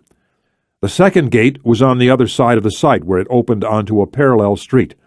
A dump truck filled with stone was edging into traffic, and a number of workers in khakis, T-shirts, and hard hats were waiting to close the gate once the vehicle had made the turn. The street wasn't especially busy, but noise seemed to be hitting them from all directions. The staccato sounds of rapid-fire Spanish, the groan of machinery on the other side of the fence, as well as the steady thump of rap music emanating from a passing Land Rover. To their left, an African street vendor plied his trade, his wares, bootlegged CDs and DVDs for the most part, neatly lined up on a white cotton sheet spread over the cement. A few tourists stopped to gape at the blatant display of illegal merchandise, but the vendor ignored them, his wary eyes scanning the crowd for the smallest sign of an undercover police officer. Kealey shifted his eyes from the scene and kept moving forward, Petan a few feet to his rear. The strap of the bag was biting into his shoulder, and sweat was streaming down the back of his neck. Every inch of his skin was damp, his shirt soaked completely through. A hand tightened around the back of his arm, pulling him out of his distracted state. He turned to face Marissa Petan. "What are you going to say?" she shouted over the roar of the dump truck and passing traffic. He frowned, pulling her close, and she caught the hint, lowering her voice as she put her mouth next to his ear. "They are not going to let us walk right in there, you know. How are you going to get us in?" "I'm going to tell them the truth." She stared at him for a long moment, her mouth hanging open. He didn't wait for her to snap out of it, instead hurrying forward, sliding past a tight knot of wayward tourists. Someone bumped him hard, nearly shoving him into the road, where cars were streaming by at a steady clip. He swore under his breath and kept going. He was angry with himself for letting the heat distract him. Petan's question had slowed him down as well. He shouldn't have stopped to answer her. In truth, he would have preferred to leave her out of this altogether. She wouldn't be contributing much to the conversation. He just wanted her there to lower the tension, or at least keep it in check. Gafour would be less suspicious, less confrontational with a woman present. At least that was the hope. According to the file, Gafour had lost his father at an early age, and he'd grown up with his mother and 4 older sisters. That kind of upbringing would likely leave a lasting impression. Kealey sprinted the last few feet as the gate swung shut. He reached it and grabbed the chain link with his fingers. The man who was trying to pull it closed stopped and shot him a confused, slightly irritated look. "¿Qué dices?" "Deseo hablar con hombre que trabaja contigo," Kealey replied. "Camille Gafour." The burly Spaniard froze and looked at him hard, his dark eyes unreadable beneath the plastic brim of his hard hat. "Por qué?" "That's my business," Kealey continued in Spanish. Petan stood next to him silently, nervously shifting from one foot to the other. "But he'll want to talk to me. Tell him I have something to give him. Something to offer." The man shook his head, spat on the ground, and turned to walk away. Kealey called out, and when the man looked back, he lifted a crumpled fistful of euros. The worker walked back cautiously, and eyed the obvious bribe. 100 euros, Kealey said. 50 when you let me in, another 50 when you point him out. The Spaniard hesitated, looked around slowly, then nodded his agreement. He lifted a finger indicating they should wait, and walked off. Patan started to speak, but Kealey silenced her with a quick gesture. "He'll be back," he told her. "Just give it a minute." The construction worker reappeared in 2. He opened the gate, waved them in, and handed them a couple of hard hats. They put them on, and Kealey handed over the first 50. The man held it up to the afternoon sun as though verifying its authenticity. Satisfied, he turned and waved a heavily calloused hand, indicating they should follow. Kealey thought it strange that the man hadn't given Patan so much as an appraising glance, but he quickly pushed aside the distracting thought. They walked toward a series of trailers, following the deep impressions left by a heavy vehicle's tires. The ground was hard beneath their feet, red soil heaped to the right, the concrete pad to the left. The sound of an electric bolt gun filled the air, drowned out a moment later by the low, throaty rumble of a diesel crane. After another 50 feet, the Spaniard stopped and pointed to the third trailer. "He's in there," he said in his native language. There was a hint of derision in his voice, and he paused again to spit on the ground. "The maricón doesn't get his hands dirty anymore, not since the police came. He sits inside where it's cool and does the paperwork." Kealey looked around, trying to get a better sense of his surroundings. No one was paying them too much attention, and he didn't see the face he was looking for. As far as he could tell, the construction worker was telling the truth. He handed over the second 50, and the Spaniard grunted his approval. He shoved the money into the right pocket of his filthy khakis. Then, finally, he shot a lecherous look at Patan. She pretended not to notice as she nudged the solid clay with her foot, her eyes stubbornly fixed on the trailer in the near distance. Finally, the man snorted and lumbered off. "Eshul," Patan muttered. Once the worker was out of earshot, she turned to Kealey and said, "So what do you think?" "I think he's in there. Most of these guys are natives. They'll put up with an Algerian boss if the money is right. But I doubt their goodwill extends to a favored employee, especially one born on foreign soil." "That's how he looks," she agreed. "So what now?" "Now? We go in." Kealey moved forward suddenly, Patan scrambling to keep up. As he crossed the uneven terrain, he couldn't help but feel a tinge of doubt. There was no guarantee that Gafour could point them in the right direction, and just approaching him entailed a huge risk. All he had to do was call out for his co-workers. They might not care for him, but they would back him up if it came to that. Kealey was sure of it. If summoned, they would arrive in a matter of seconds, and the police wouldn't be far behind. Should that happen, the whole operation would be blown wide open. The agency would suffer a major embarrassment, and they'd be no closer to finding Amari Saifi. At the same time, they only had one shot at this, one shot at getting Gafour to talk. If he did know something, they had to get it out of him by any means necessary.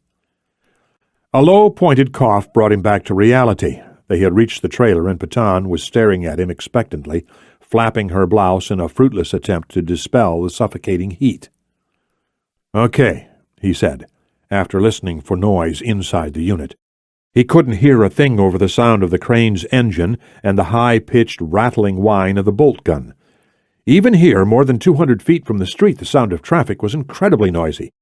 He didn't continue his thought. Instead, he just banged twice on the door.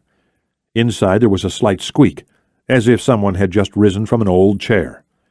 Kealey unzipped the duffel on his shoulder, thrust a hand inside, and withdrew a bundle of notes. Seconds later, the door sprung open, and a man stood before them. He looked confused at first, but a cautious expression soon slid over his face. "Who are you?" he asked in fractured Spanish. "What do you want?" Kealey had seen file photographs of the rail-thin Algerian. He knew he had the right man, but he decided to feign a little ignorance to keep things casual. "Are you Camille Gafour?" he asked in English. Gafour's shrewd brown eyes narrowed immediately.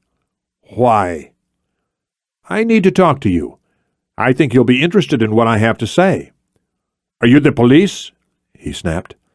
He extended a bony, threatening finger, then continued in English. My status in this country is legal. I have documentation, and I'm not the police. Kealey held up the bundle of notes, and Gaffor's eyes locked onto the money immediately. Kealey was surprised when the man didn't visibly react. No smile, no greedy stare, no nervous lick of the lips, no gesture of any kind. Instead, his feral gaze slid sideways to Patan, who was standing at the bottom of the wooden steps. Who is she? She's with me. Kealey tossed over the bundle, and Gaffor caught the money cleanly. There's more where that came from. If you're interested, that is. Gaffor looked at him a beat longer, then jerked his head to the rear. They followed him into the cool interior, and Patan shut the door behind them. They removed their hard hats as the Algerian walked behind a cheap wooden desk. He turned to face them, but Kealey noticed that he didn't sit down, and alarm bells started ringing instantly. He scanned the top of the desk, but he didn't see any evidence of a weapon. That didn't mean anything, though. There could be a veritable arsenal in the drawers. Given the site manager's anti-government stance and obvious disdain for authority, Kealey felt sure there was some kind of weapon hidden inside the room. Judging from Gaffor's stance, it was probably inside or behind the desk. So, Gaffor prompted, spreading his arms out to the side, as if to say, Here I am, what do you want? Kealey lifted the duffel bag to eye level, then tossed it onto a ratty couch. There's a lot of money in there. 20,000 euros, to be exact. My gift to you. Gaffor looked at the duffel once, but his eyes flicked back to Kealey instantly. And what, he asked in a slightly amused voice, would I have to do for all of that? Kealey didn't respond right away, although his eyes never left Gaffor's smiling face. The Algerian was short, 5 feet 8 inches at the most, and he couldn't have weighed more than 130 pounds. He was the last person one would expect to find on a building site, and that was something else to consider. Had his employer hired him simply because of his nationality, or was Gaffor active again? Was the site manager involved with the GIA? The man had money and connections, Kealey reminded himself, and Gaffor had never renounced his ties to the armed Islamic group. Suddenly the spark of doubt returned, but this time it was twice as intense. Maybe trying to pay him off had been the wrong play. Unfortunately, it was too late to change tactics now. They had no choice but to see it through and hope for the best. All I want is information, Kealey said, watching the other man carefully for a hint of where the weapon might be. The slightest shift of eyes could give it away, and he had to know. Money for information, Camille. Believe me, it's a fair trade. You were in prison for 7 years, correct? In Algiers? Gaffor smirked, his thin lips twisting into something approximating a smile. Yes, but you already knew that, didn't you? The smile disappeared suddenly. You're not the police, so who are you? MI5? No. Where are you from? England? The States. Gaffor waited for a response. When it became clear one wasn't forthcoming, his smile grew wider. That's it, isn't it? You're American. It's so obvious when you know how to look. You seem familiar. What's your name? That doesn't matter, Kealey heard himself say. Patan was shifting nervously beside him. She muttered something under her breath. Kealey didn't catch it at first, the air conditioner drowning out the words, but then she repeated it. Behind the files. Kealey's eyes dropped to the desk. To his left, Gaffor's right, a pile of files was stacked up to waist height. Kealey understood that Patan had a view of what lay behind the folders, and a cold chill ran down his spine when he realized what she was trying to tell him. Camille Gaffor's gun was less than 2 feet from his right hand. You don't need to know who we are to enjoy the money, Camille. All I want is a name. Who came to see Amari Saifi in prison? Who arranged to get him out? Yes, Gaffor continued slowly. He spoke with a slight lisp. You seem very familiar. It was as if he hadn't heard the questions. He extended his left hand and wagged a finger at the other man. "I've seen you somewhere before, I'm sure of it." Kealey felt another chill. It could have just been the abrupt change in temperature, but either way, the man's relaxed, carefree attitude was putting him on edge. Piton was completely immobile next to him. He could almost feel the tension radiating from her body. Clearly, she was just as uneasy as he was. "You don't know me," he told Gafour, adding a harder note to his voice. He doubted the Algerian had any idea who he really was. Earlier that morning, he'd added some gray streaks to his hair, which made him look at least 10 years older, and his eye color had been temporarily changed with a pair of green-tinted, clear-view contacts. More importantly, he was still wearing the thick beard he'd grown over the past 3 months, which all but obscured the lower half of his face. "I'll ask you once more, and then I'm taking the money and leaving," Kealey lied. "Who came to see Saifi in Algiers?" Gafour opened his mouth to respond, but before he could, someone began pounding hard on the metal door to the trailer. Kealey caught only part of what happened next. Piton jumped at the sudden noise, her eyes darting to the left. At the same time, her right hand dropped to her hip, lifting the lower edge of her white cotton blouse. It was purely instinctive, and the FN-49 was revealed for only a split second, but that was all it took. Kealey sensed, more than saw, Gafour's hand dart behind the cluster of files, and without thinking he threw himself forward, reaching out for the other man's arm. The gun discharged once as Kealey reached Gafour, his left hand moving to knock the weapon aside. He reached out with his right to get hold of Gafour's shirt at the neck, then used his forward momentum to propel them both into the wall of the trailer. The whole structure rocked with the impact as someone began to shout outside, calling for help in rapid-fire Spanish. Then Kealey and Gafour were on the floor, wrestling for control of the gun. It went off again, the sound rattling off the thin metal walls of the trailer. Then again, before Kealey could pull it free from the other man's grasp. It wasn't until he got to his feet, struggling for breath, that he realized the third shot hadn't come from Gafour's weapon. He turned to face Marissa Piton. Her feet were placed shoulder-width apart and both hands were on her gun. It was extended at arm's length, and looking down, Kealey saw exactly where her round had gone. There was a small hole in the Algerian's upper left thigh. It didn't look too serious, but then, as Gafour groaned and rolled to his right, the wound started to spurt. "Oh, fuck," Kealey said. His own weapon was still at the small of his back, so nothing had to happen there. He put the safety on Gafour's 9mm and tossed it to Piton. She managed to catch it as Kealey dropped to his knees and put both hands over the other man's wound, pushing down as hard as he could. Gafour shrieked in pain, then let loose with a series of unintelligible curses. He flailed his arms wildly, trying to catch Kealey in the face, but he didn't have the leverage. Ignoring the cries of pain, Kealey spoke to Piton without turning to face her. "Make sure that fucking door is locked," he shouted. After a second of frozen indecision, she burst into action, reaching the door with 2 quick paces. She checked the handle quickly, then spun and said, "It's locked. It is already locked."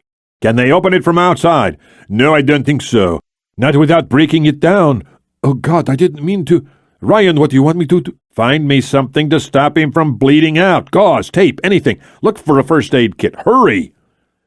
As Piton began her frantic search, Kealey did his best to keep pressure on the wound. It was almost impossible. Gafour was writhing around on the dirty floor, screaming at the top of his lungs. "Shut up!" Kealey screamed. "Stop moving around! I'm trying to save your life, asshole!" Piton, who'd been digging through a standalone closet in the corner, suddenly yelled, "I got it!" She stood up and sprinted the few feet between them, then dropped to her knees by Kealey's side. She struggled with the lid for a few seconds, and then the kit sprung open, its contents scattering over the floor. She scrambled to collect the gauze and tape, and Kealey, pushing as hard as he could on the wound with his left hand, reached out with his right to grab the tape. He shot a look at Piton, and over Gafour's continued screams yelled, I need something heavier, something thicker than this gauze. Your shirt." She looked down at her blouse and caught his meaning immediately. She pulled it off as fast as she could, struggling to free her arms from the tight cotton sleeves. Once it was off, revealing a tank top underneath, she looked around the desk, found a utility knife, and began cutting strips of material. Each was approximately 2 feet in length and 6 inches wide. As she was working, Kealey was wrapping the gauze around Gaffor's spurting wound. Once he had taped it into place, Paton handed over the first length of cloth, and Kealey used it to cover the gauze, tying a non-slip knot to one side of the small wound. Then he wadded up a second strip, placed it directly over the small hole in the Algerian's thigh, and secured it in place with a second strip of Paton's blouse. This time he tied a non-slip knot directly over the wound. Gaffor was still moaning in between ragged, shallow breaths. His screaming had stopped, which wasn't a good sign, but his eyes were wide open, and he was alert enough to respond to questions, which was all that mattered to Kealey. Retrieving a couple of cushions from the couch in the corner, he lifted the Algerian's feet and slid the cushions under. It worked to keep the man's legs well above the level of his heart, which would help to slow the bleeding. It was the best he could do without applying a tourniquet, but he wasn't willing to take that step just yet. The adrenaline started to dissipate, and Kealey found he was suddenly exhausted. He had yet to catch his breath, and his limbs felt incredibly heavy. He suddenly realized he might have been hit. He checked quickly, his pulse pounding hard in his ears, but nothing seemed to be out of place. Looking over, he saw that Paton was on the phone, telling Ramirez what had taken place in short, terse sentences. Kealey was relieved to see she was relaying the information quickly but calmly. He knew he needed to give the operative in the van some instructions, so he immediately began thinking along those lines. But then he looked down at his hands, and he lost track of his thoughts completely. His hands and arms were dripping with bright red arterial blood. Glancing over, he realized that the Algerian had already lost about a pint of the vital fluid, and while the pressure dressing would slow the bleeding, it wouldn't stop it completely. If Kealey was going to get the answers he needed, it would have to be soon. Paton looked over and caught his attention. "Ramirez wants to know what to do," she said urgently. "They don't." "Tell him to sit tight. There's nothing else he can do right now."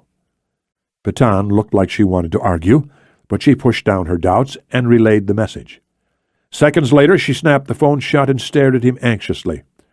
"Ryan, do you hear that?" Distracted by his efforts to slow the Algerian's rate of bleeding, Kealey had allowed the noise outside the trailer to fade into the background. Now he listened intently, and he caught her point immediately. Above the confused shouts of construction workers and the distant rumble of traffic, he heard a sound that changed everything: the two-toned scream of a police car's siren. The previous day, Kealey had seen a car flash past them using the same siren, and he realized the responding units belonged to the CNP, the National Police. Another siren joined in seconds later, completely drowning out the traffic on Calle de San Leonardo de Dios. Kealey studied Gaffor for a few seconds. His face was pale and covered in sweat, and his eyelids were starting to droop.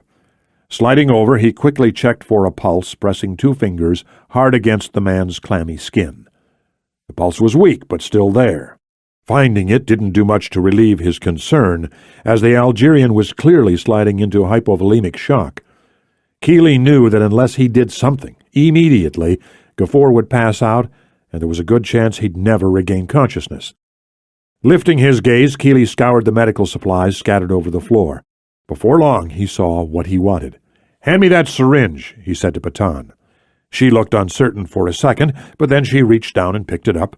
She checked the markings quickly and handed it over. "Epinephrine. Do you think it will work?" "I don't know," he replied. He pulled the protective cover off the syringe and tried to block out the sound of rapidly approaching sirens. Judging by the speed with which the first cars had responded, they'd be completely surrounded in a matter of minutes. "But we have to keep him awake, and we need him to start talking. We're running out of time." "You're wrong," Paton said, her voice shaking with tension. She was standing at one of the small windows, using 2 fingers to separate the blinds. "We're out of time." She let go of the blinds, and they snapped shut with a slight metallic clatter. When she turned to face him, her face was pale and drawn. "The police are already at the gate, and it looks like they're coming in." Chapter 16. Sialkot, Pakistan.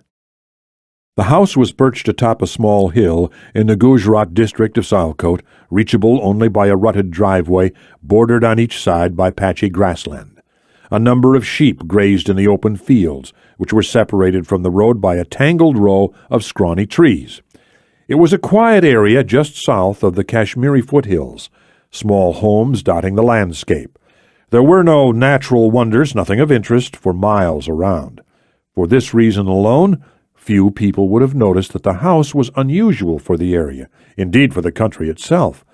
It was like something out of the English countryside, thick stone walls that stood up to the hard northern winds, a garden trellis wrapped in jasmine, and white orchids on the side.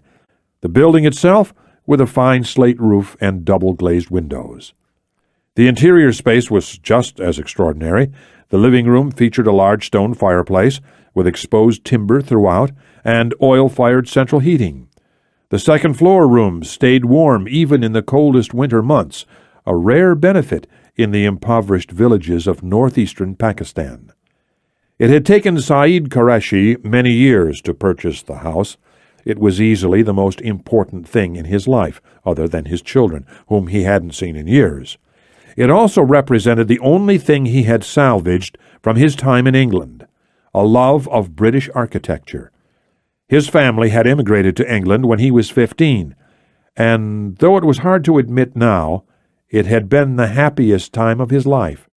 It was what he had secretly wanted from the time he could read and write, to leave Pakistan, to escape the squalor of Sadr Town, where he had spent his youth, and find something better in another land. And he had worked to make the best of the unexpected opportunity.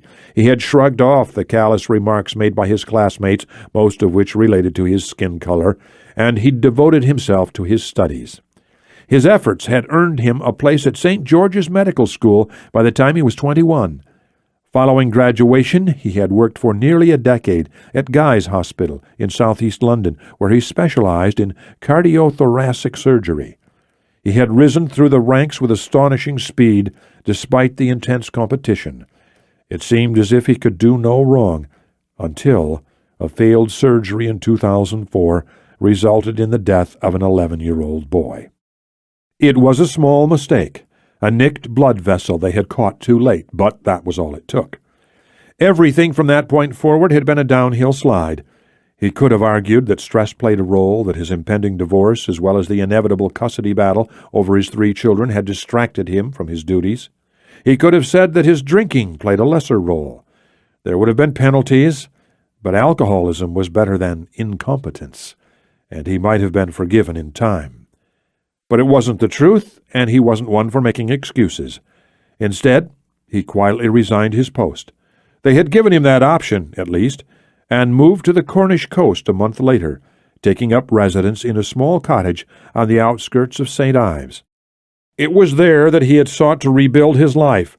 He had saved well over the years, a lesson learned from his impoverished youth, and although the divorce cost him a great deal, he was left with enough to start over. But earning a place in the hearts and minds of Cornwall's residents was nearly impossible, particularly for a foreigner. The community was close-knit and quick to lash out at unwelcome visitors, especially those seeking to make a home on the coast. Although he had hung on for nearly 2 years, trying to earn their trust, his practice simply wasn't bringing in enough patients. Finally, the bitterness began to sink in.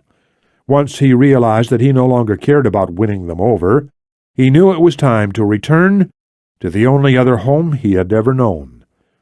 That was in the winter of 2006. He could still remember the sense of personal failure that had consumed him when he first stepped off the British Airways plane in Islamabad, the realization that he had squandered the best, and perhaps only, opportunity of his life. Even now, years later, he deeply resented many of the choices and mistakes he'd made, but he had come to accept them. He had replicated his Cornish home in his native land, but otherwise he had relegated England to the past. Admittedly, his life in Pakistan could have been worse. There was no shortage of patients in Sialkot. Many of them could not afford the state-run hospital, so naturally they turned to him for help. These were people who held his English medical degree in high regard, people who appreciated his lenient nature, reasonable rates, and kind manner, and he valued them in return. Sometimes he wondered if he would have been happier in Pakistan all along. At least that was how he had felt until the day he had met Benazir Mangal. Unlike Naveed Jilani, whom he had never met, Qureshi had not made the effort to form an alliance with the famed Pakistani general. In fact, it was the other way around. He had first encountered Mangal on a warm fall afternoon the previous year.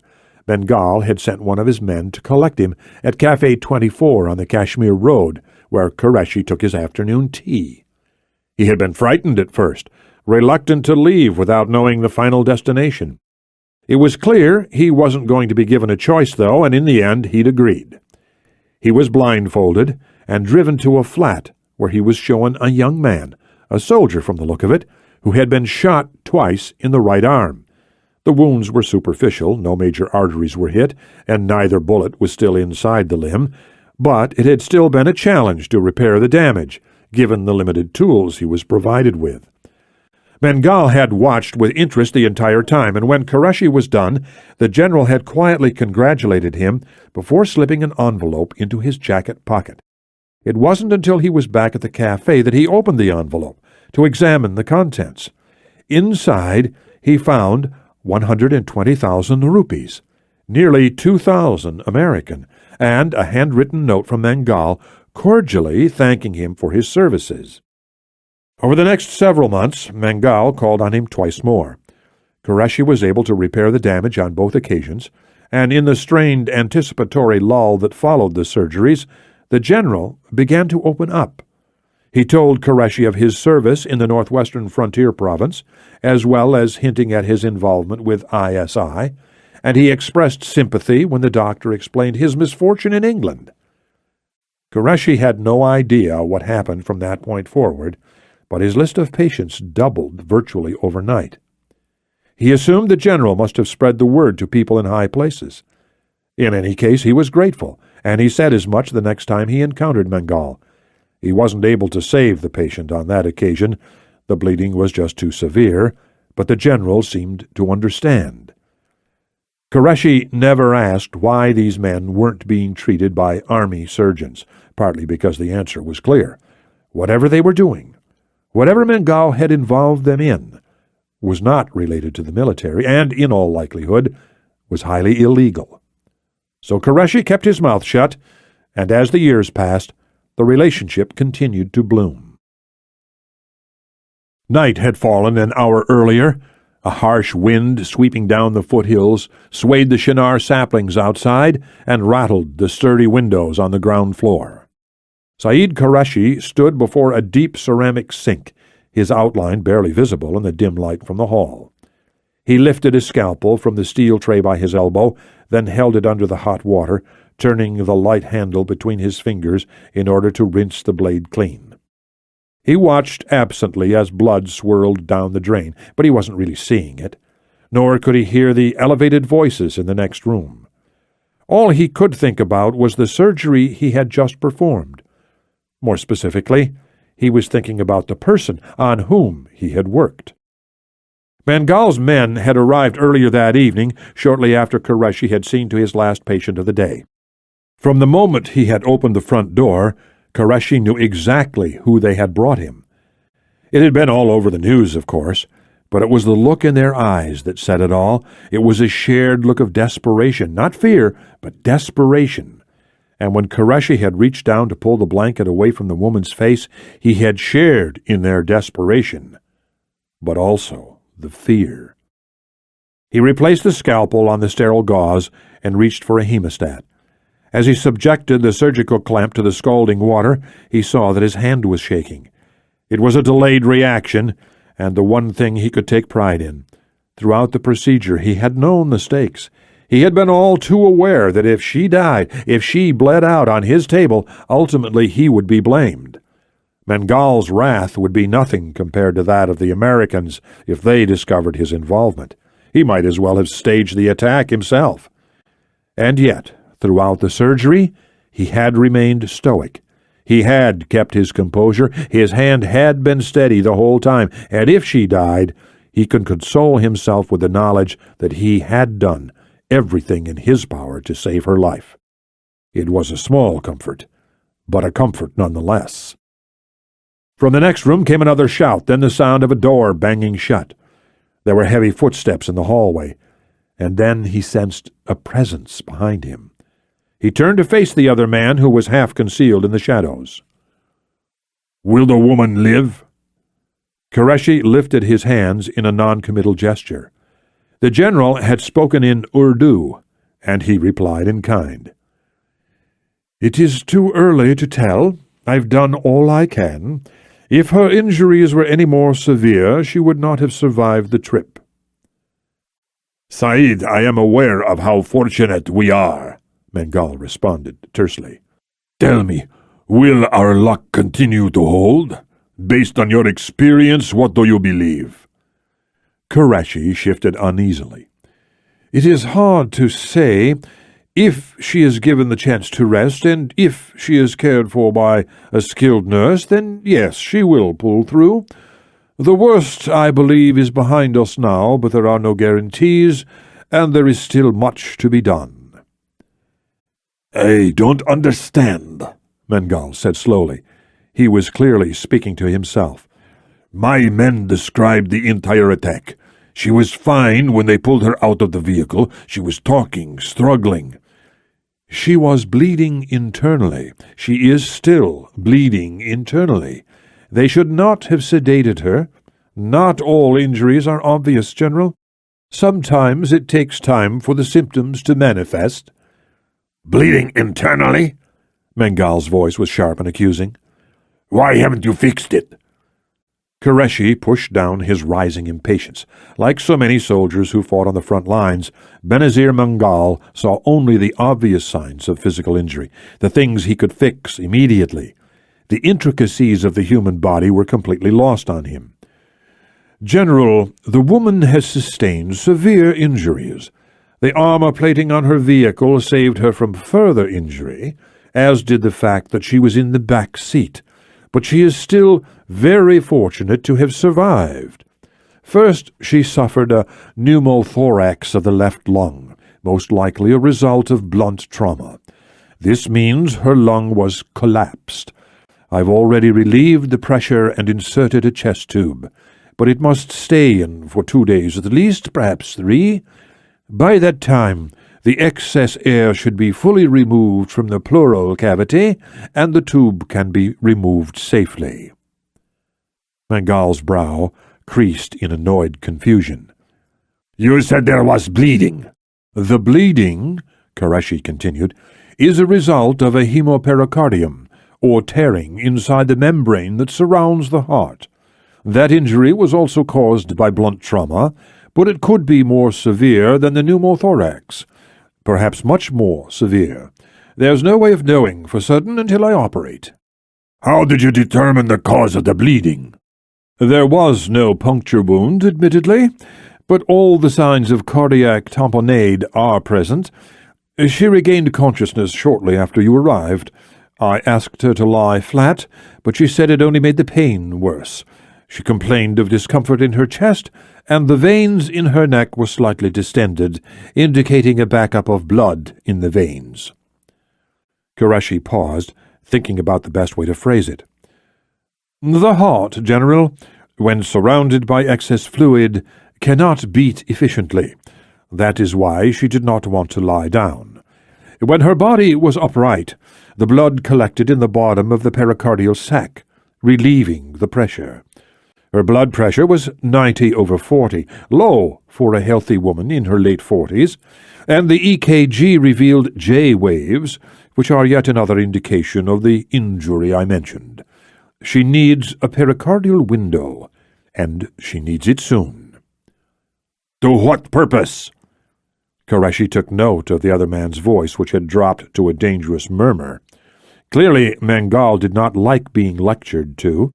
Talking down to people was a habit common to many surgeons, and Qureshi knew he shared the affliction. He paused again to check his tone, then continued. The window will relieve the pressure on the heart by removing the excess fluid. It is a relatively simple procedure, but I need an anesthesiologist to do it properly. You can't do it with thorazine and a local anesthetic? Qureshi hesitated again, suddenly uncertain. Perhaps this man knew more than he was letting on. Technically, yes, but it is extremely risky. General, you went through a great deal of trouble to get this woman to me as quickly as possible. Why take a chance now? You want her alive, correct? Yes. Mangal nodded slowly, absently scratching his beard with his left hand. Yes, I do want her alive, and I agree with your assessment. He seemed to relax slightly. As always, Doctor, you are correct. Who is best equipped to handle this? I can handle it here, but I need help. Give me a name. Qureshi thought for a moment, trying to disguise his rising panic. He was already well aware that he was involved in something beyond his control, and though he was desperately trying to push the thought aside, he knew he was now expendable. He had seen too much, learned too much, and whoever he brought into this situation would soon find themselves in the same position. He had no wish to subject an innocent person to that fate. General, I left my colleagues in England, and I have yet to seek out new ones here. I don't believe that's true, Saeed. Mangal took a menacing step forward, his short, blocky frame filling the doorway. But if it is, then I will be forced to turn elsewhere for help. I could, with some effort, find the kind of man you need, but he may not want to work with you. He may prefer his own colleagues. Of course, that would negate the need for your participation. The general paused to let this statement sink in, then continued in a voice as dry and hard as the wind sweeping across the Kashmiri foothills. Saeed, I value your friendship. I believe we can work together for many years, but you must prove your loyalty now. Sir, I can't— The name, Doctor. Give me the name of the man you want. I will find him for you. Craig. Randall Craig. He's a visiting professor from the University of Washington. How do you know him? We used to work together. We've stayed in touch. You should be able to find him at a hospital in Lahore. Sheikh Zayed. Do you know it? Yes. What about the supplies, anesthesia, the machine, the monitoring systems? I can find the supplies. They can be procured with relative ease in Silecote. But I need Craig to make them work, and I need him soon. The woman's symptoms could become worse at any moment. Fine. Mangal nodded toward the kitchen, where several of his men were waiting. They will stay and guard the house. Most will patrol outside, but 2 will remain outside the secretary's room at all times, even when you are treating her. Is that understood? Yes, of course. Qureshi hesitated. And the other one? The Algerian? Mangal offered a curious smile. Why do you ask, Saeed? He watches everything, Qureshi blurted out. It was something that had been on his mind from the moment they'd arrived, and he could no longer contain his fear. He never stops smiling. It's as though he's waiting for something. He will kill her if you give him the chance. I can see it in his eyes. General, I don't want that to happen here. I don't want her here. Qureshi caught himself and stopped suddenly, searching for some sign of anger in the older man's face. Mangal merely smiled again. I understand your concern, Saeed, But he had the chance to take her life in Rawalpindi, and he didn't.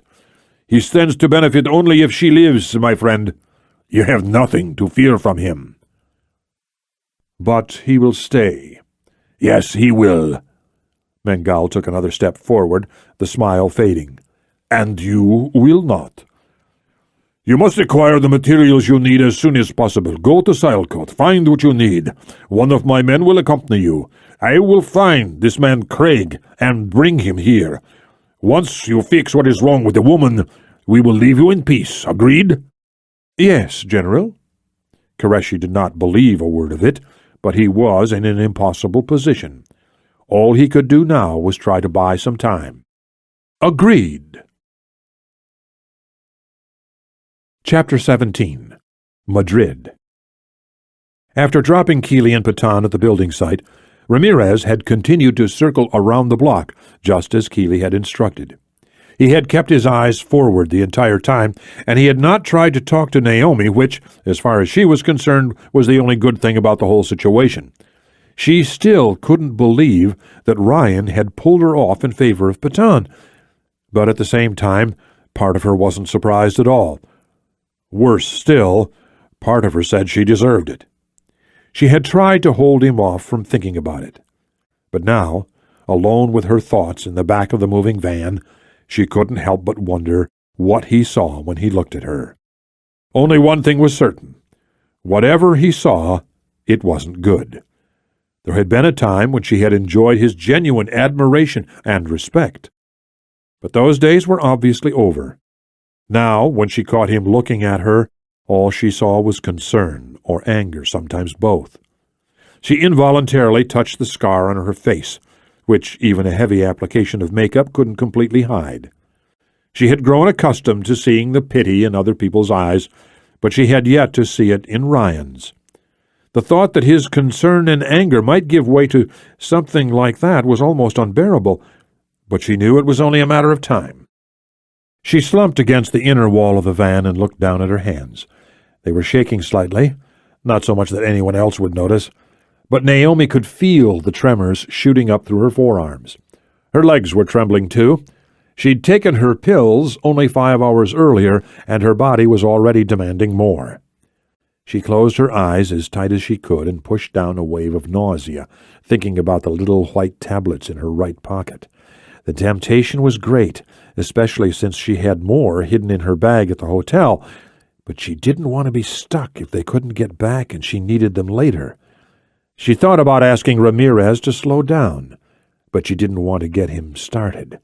Besides, she could hear him talking urgently over his cell phone, and she didn't want to interrupt. Suddenly, the van wrenched hard to the right, throwing her from the bench. She tumbled across the metal floor, flailing for something to hold on to, and then the vehicle squealed to a halt, propelling her into the metal partition. The air was knocked out of her lungs, so she lay still for a moment, trying to catch her breath. Dazed, she climbed to her feet and looked through the rectangular hole in the partition. The harsh words on the tip of her tongue dissipated when she saw the look on Ramirez's face. "That was your man," he told her. "They're in a trailer toward the rear of the site, and they've got a serious problem. Gafour is down. Patan shot him." Naomi pushed down the shock and thought as fast as she could, quickly considering, then discarding any irrelevant questions. "Did they get anything out of him?" "No, but he's still conscious. They're working on it." "What did he tell you to do?" "Stay here and wait for another call." "What?" Naomi couldn't contain her surprise. "That's all he said?" "That's it," Ramirez confirmed. "That's bullshit. We've got to get them out of there. They don't have time to question him." Ramirez's face turned hard, deep fissures creasing his forehead, his mouth turning down at the corners. "I agree, but that isn't our call. You heard the man. We stay where we are." Naomi put her face up to the opening in the partition, cursing the metal divider, which partially obstructed her view. She gazed through the windshield, trying to determine their exact location. It looked as if they were close to the gate, but it was the wrong one. They were on the west side of the construction site. "Look, Let's just pull around the block once more. Then you can call them and let them know. They'll be better off if they have our exact position." Ramirez remained silent, thinking it through. He was clearly uneasy, but it was hard to argue with her logic. "Fine." He dropped the Toyota into drive and pulled back into traffic. Seconds later, they had turned onto Calle de San Bernardino. Naomi was looking intently at an aerial view of the construction site and the surrounding roads when she heard Ramirez utter a low, hard curse. Then she heard the sirens. Ignoring the cold wave that swept through her body, she pressed her face back to the partition and looked through the windshield. 2 CNP cruisers heading west were swinging a hard left onto San Leonardo de Dios. "Oh, shit," Naomi breathed. "They've beaten us to it." "Then that's it," Ramirez announced, his knuckles white around the steering wheel. He seemed resolute, but also strangely relieved. "They are on their own. There's nothing more we can do." "No, keep going," Naomi commanded, thinking back to the aerial map. "Go to the next street and make a right. We'll approach from the south." "Are you out of your fucking mind?" Ramirez turned to stare at her, despite the speed at which they were moving down the busy road. "This op is blown. We have to pull out, right?" "Everything at the hotel is packed up, okay? We're not risking a thing. Make the call. Tell the team leaders to pull out, but we're circling round." Ramirez turned forward again and opened his mouth to argue, but Naomi spoke first, her voice low and cutting. "Ramirez, just do it. Do it now, or I'll personally tell Harper how fast you wanted to cut and run. Got it?" "Fuck!" The operative slammed his hand against the wheel. Then he picked up his phone off the passenger seat and hit a button, muttering something under his breath. Naomi held her breath as the van passed the spot where the cruisers had turned in. It all came down to the next intersection, but as they approached, Ramirez slowed for the turn. She let out her breath in a quiet sigh of relief. If they could get into position in time, Ryan might still have a chance of making it out in one piece. Inside the trailer, Baton was back at the window, peering anxiously through the gap in the blinds. Camille Gafour was seated on the floor, propped against the cheap wooden desk. Standing before him, Kealey searched his face. The man was pale and sweating profusely, but his eyes were open and clear. Kealey could tell the epinephrine had worked, but despite the pressure bandage he had applied to the Algerian's leg, the wound was still bleeding at a steady rate.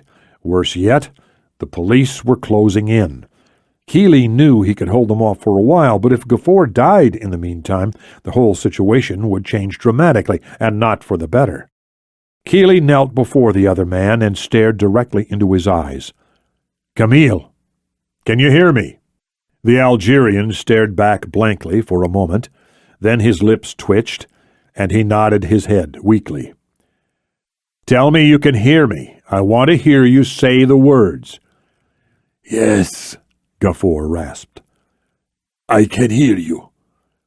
"Good. Now listen," Kealey said. He was striving to keep his voice low and deliberate, the better to get his point across. "You are dying, Camille." The words, which were delivered in a calm, rational tone, had little effect. Gafour's eyes opened slightly wider, but otherwise he didn't react. "I have applied a pressure bandage," Kealey continued, "but your femoral artery is partially severed. You are bleeding out. Unless you receive medical attention, you'll be dead in 20 minutes. Actually, it would be much sooner than that, but Kealey knew he had to give the other man hope. "I need—" Gafour lowered his head and coughed sharply, spittle and blood flying into his lap. "I need a doctor. Get me a doctor." "Not until you answer my question." "It's a simple question, Camille. In fact, it couldn't be easier. You had the chance to come out of this a healthy, richer man, but you fucked that up. If you tell me what I need to know right now, you get to live, which is better than nothing.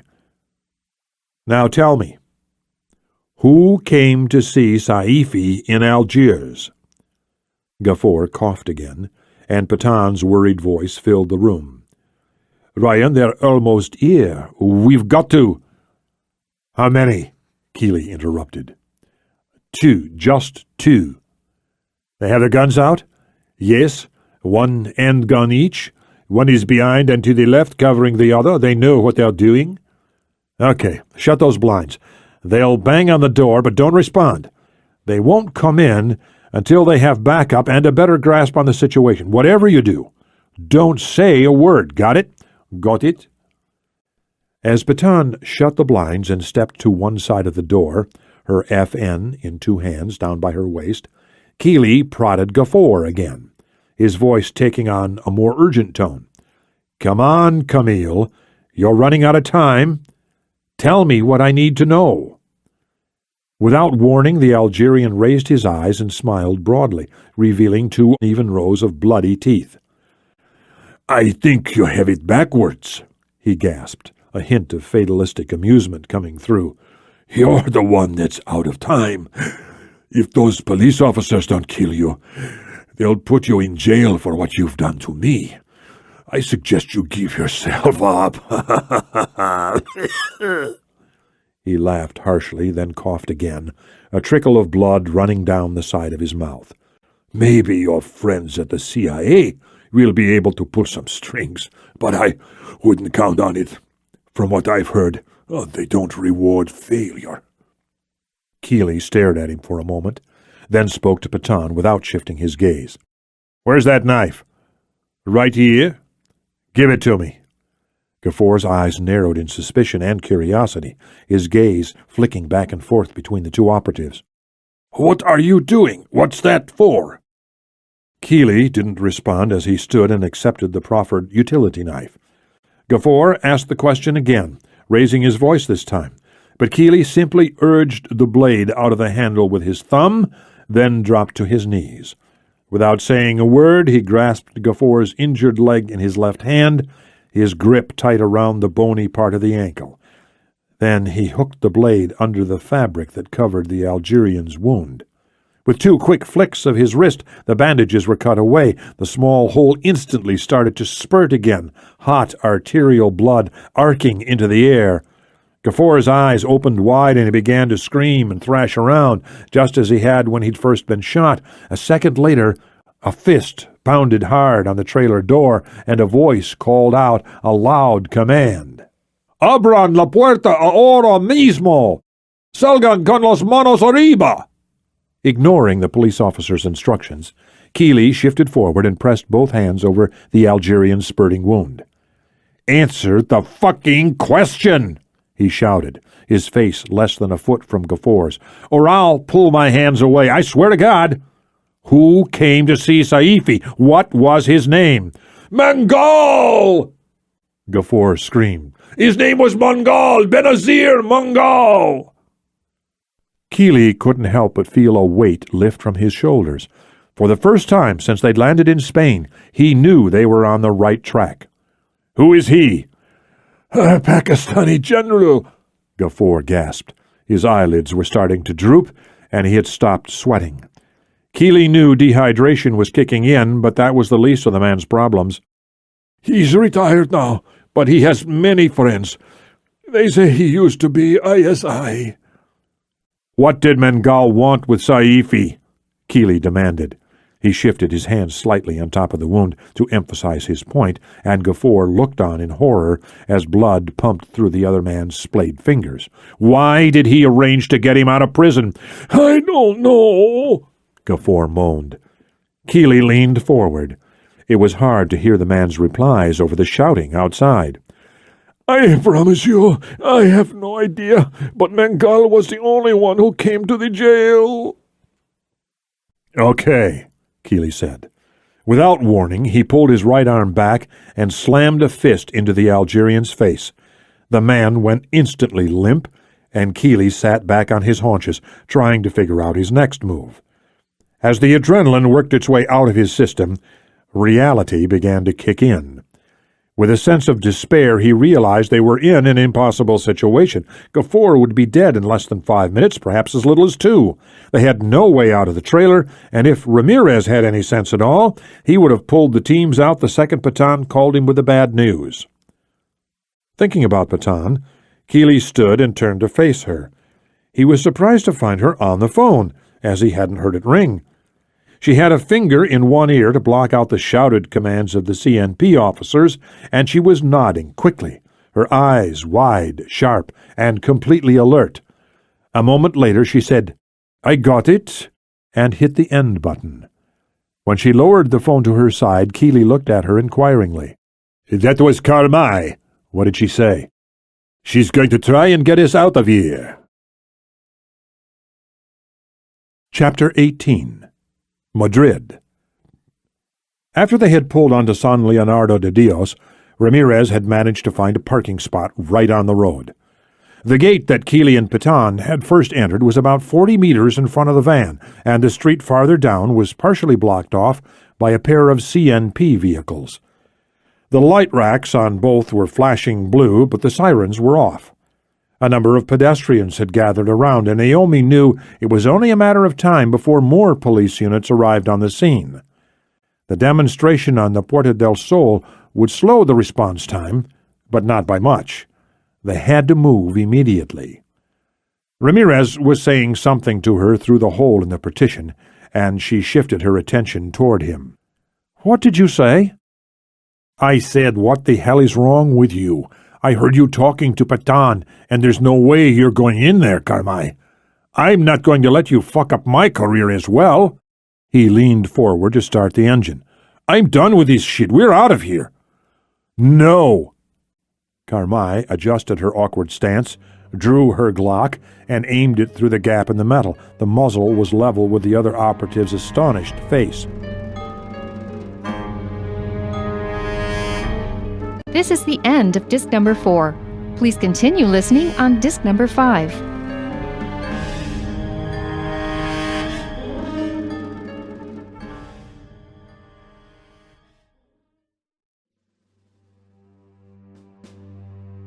This is disc number 5.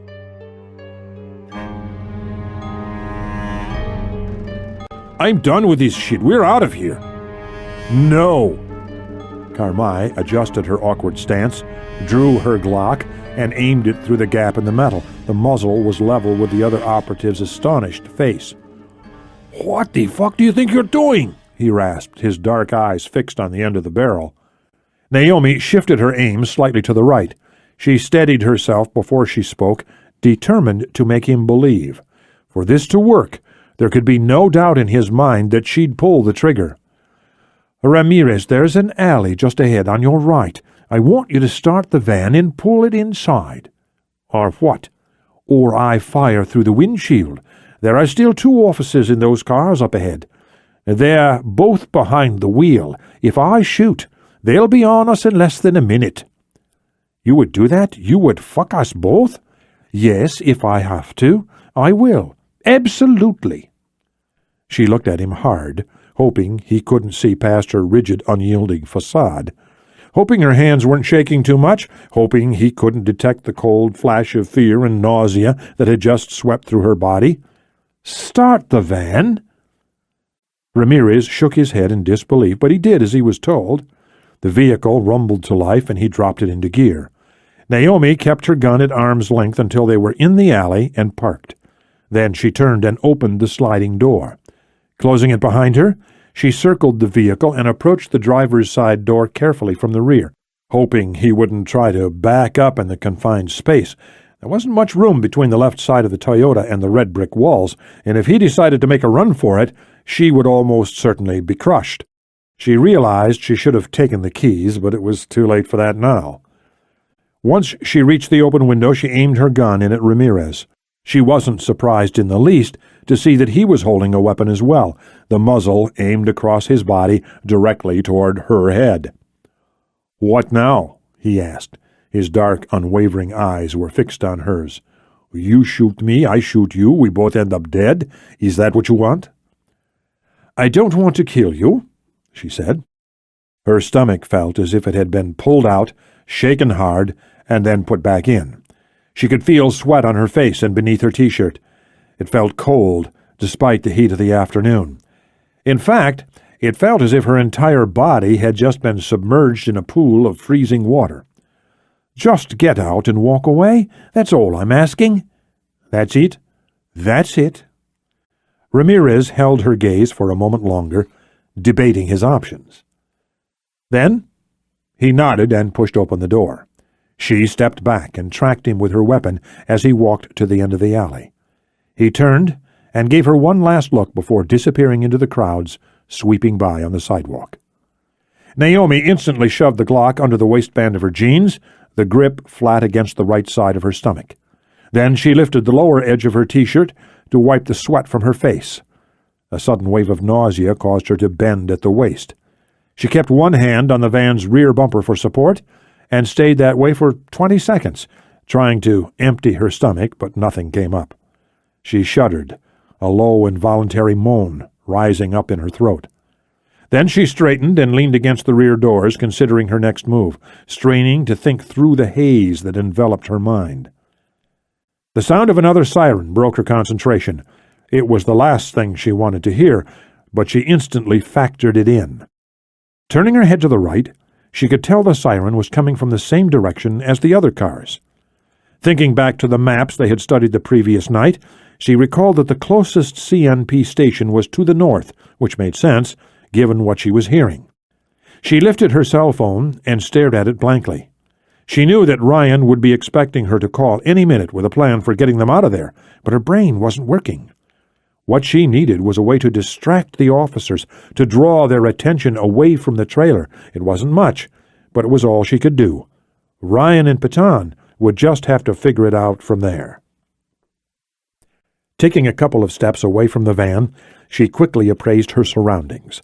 The alley was empty, except for a few battered dumpsters and a pile of empty boxes.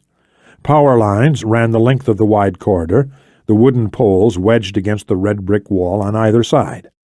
An advertisement for some type of Spanish beer was painted in bright colors on the uneven bricks to her right, just beneath the second-floor windows, most of which were open to the afternoon air.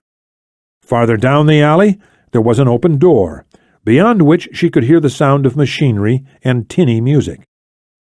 There was a lot to take in, but nothing that could help her. She tried to focus on the noise coming from the open doorway. It was on the left, about 10 meters in front of her. As she moved closer, the sounds became more distinct. Music playing over a portable stereo. Someone laughing, the steady thunk, thunk, thunk of an impact wrench. She thought back to what she had seen through the windshield when Ramirez swung the van into the alley.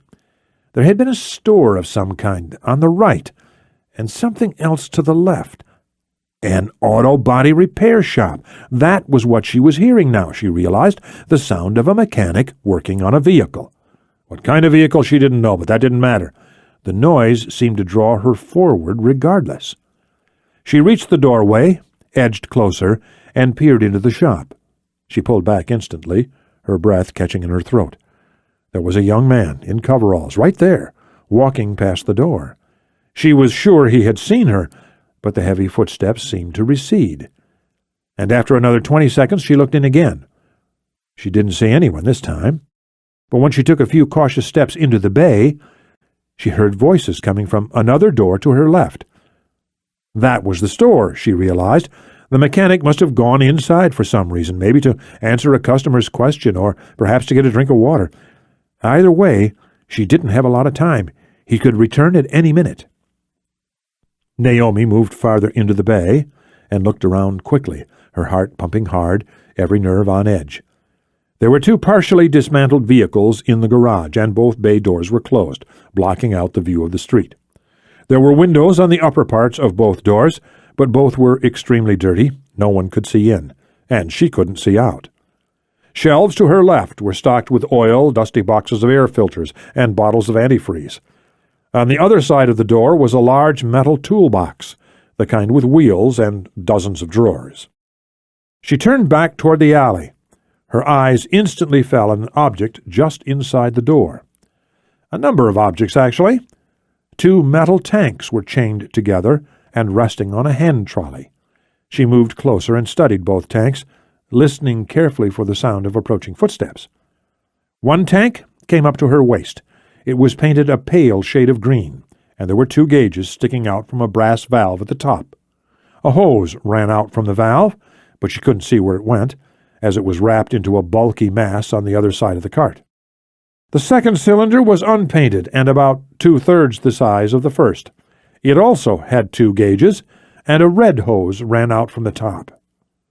Looking closer, she realized those hoses were joined along their length with plastic ties, and both ran into some kind of metal fitting at the top. Most interesting of all were the markings on each tank. The larger read oxygen in bold letters. The smaller was marked acetylene. This was what she was looking for. Without hesitation, she moved behind the trolley, grabbed the handles, and dropped her weight forward. The tanks rocked back on the trolley, and she wheeled them around, carefully navigating the slight bump where the door frame met the asphalt. Soon she had the trolley out in the alley and next to the van. Letting go of the handles, she thought for a moment, then peered in through the driver's window, searching for the fuel gauge. She found it quickly and immediately realized that since the van wasn't running, the gauge wasn't any use to her. She debated starting it up to see how much fuel was in the tank, but then decided not to waste the time. Besides, it wasn't as if she could go and fill it up if it was low. Moving back to the trolley, she carefully wheeled it next to the rear fender, then lowered it onto its handles. With a little effort, she managed to wedge the trolley behind the rear tire on the driver's side. Both tanks were now parallel to the ground, approximately 7 inches above the asphalt. Stepping back, Naomi appraised her work. She had no idea if her plan would work. The gauges seemed to indicate that the cylinders were nearly full, but she couldn't be sure of the end result. She had worked with all kinds of explosives at Camp Perry, but the training regimen had not included a lecture on the explosive properties of acetylene, or oxygen for that matter. Still, this was the only thing she had at hand, and she didn't have time to consider another course of action. She examined the tanks once more, then hesitated, thinking about the Glock 9mm tucked into the top of her jeans. It occurred to her that the tanks would be well constructed, considering what they contained, and when she squeezed the trigger she'd have to be as far away as possible. A 9mm round might not be powerful enough to penetrate both cylinders. Jogging around to the other side of the van, she pulled open the door and climbed inside. Opening the lockbox, bolted to the floor, she checked the inventory. There was one weapon left, a para-ordnance P-14.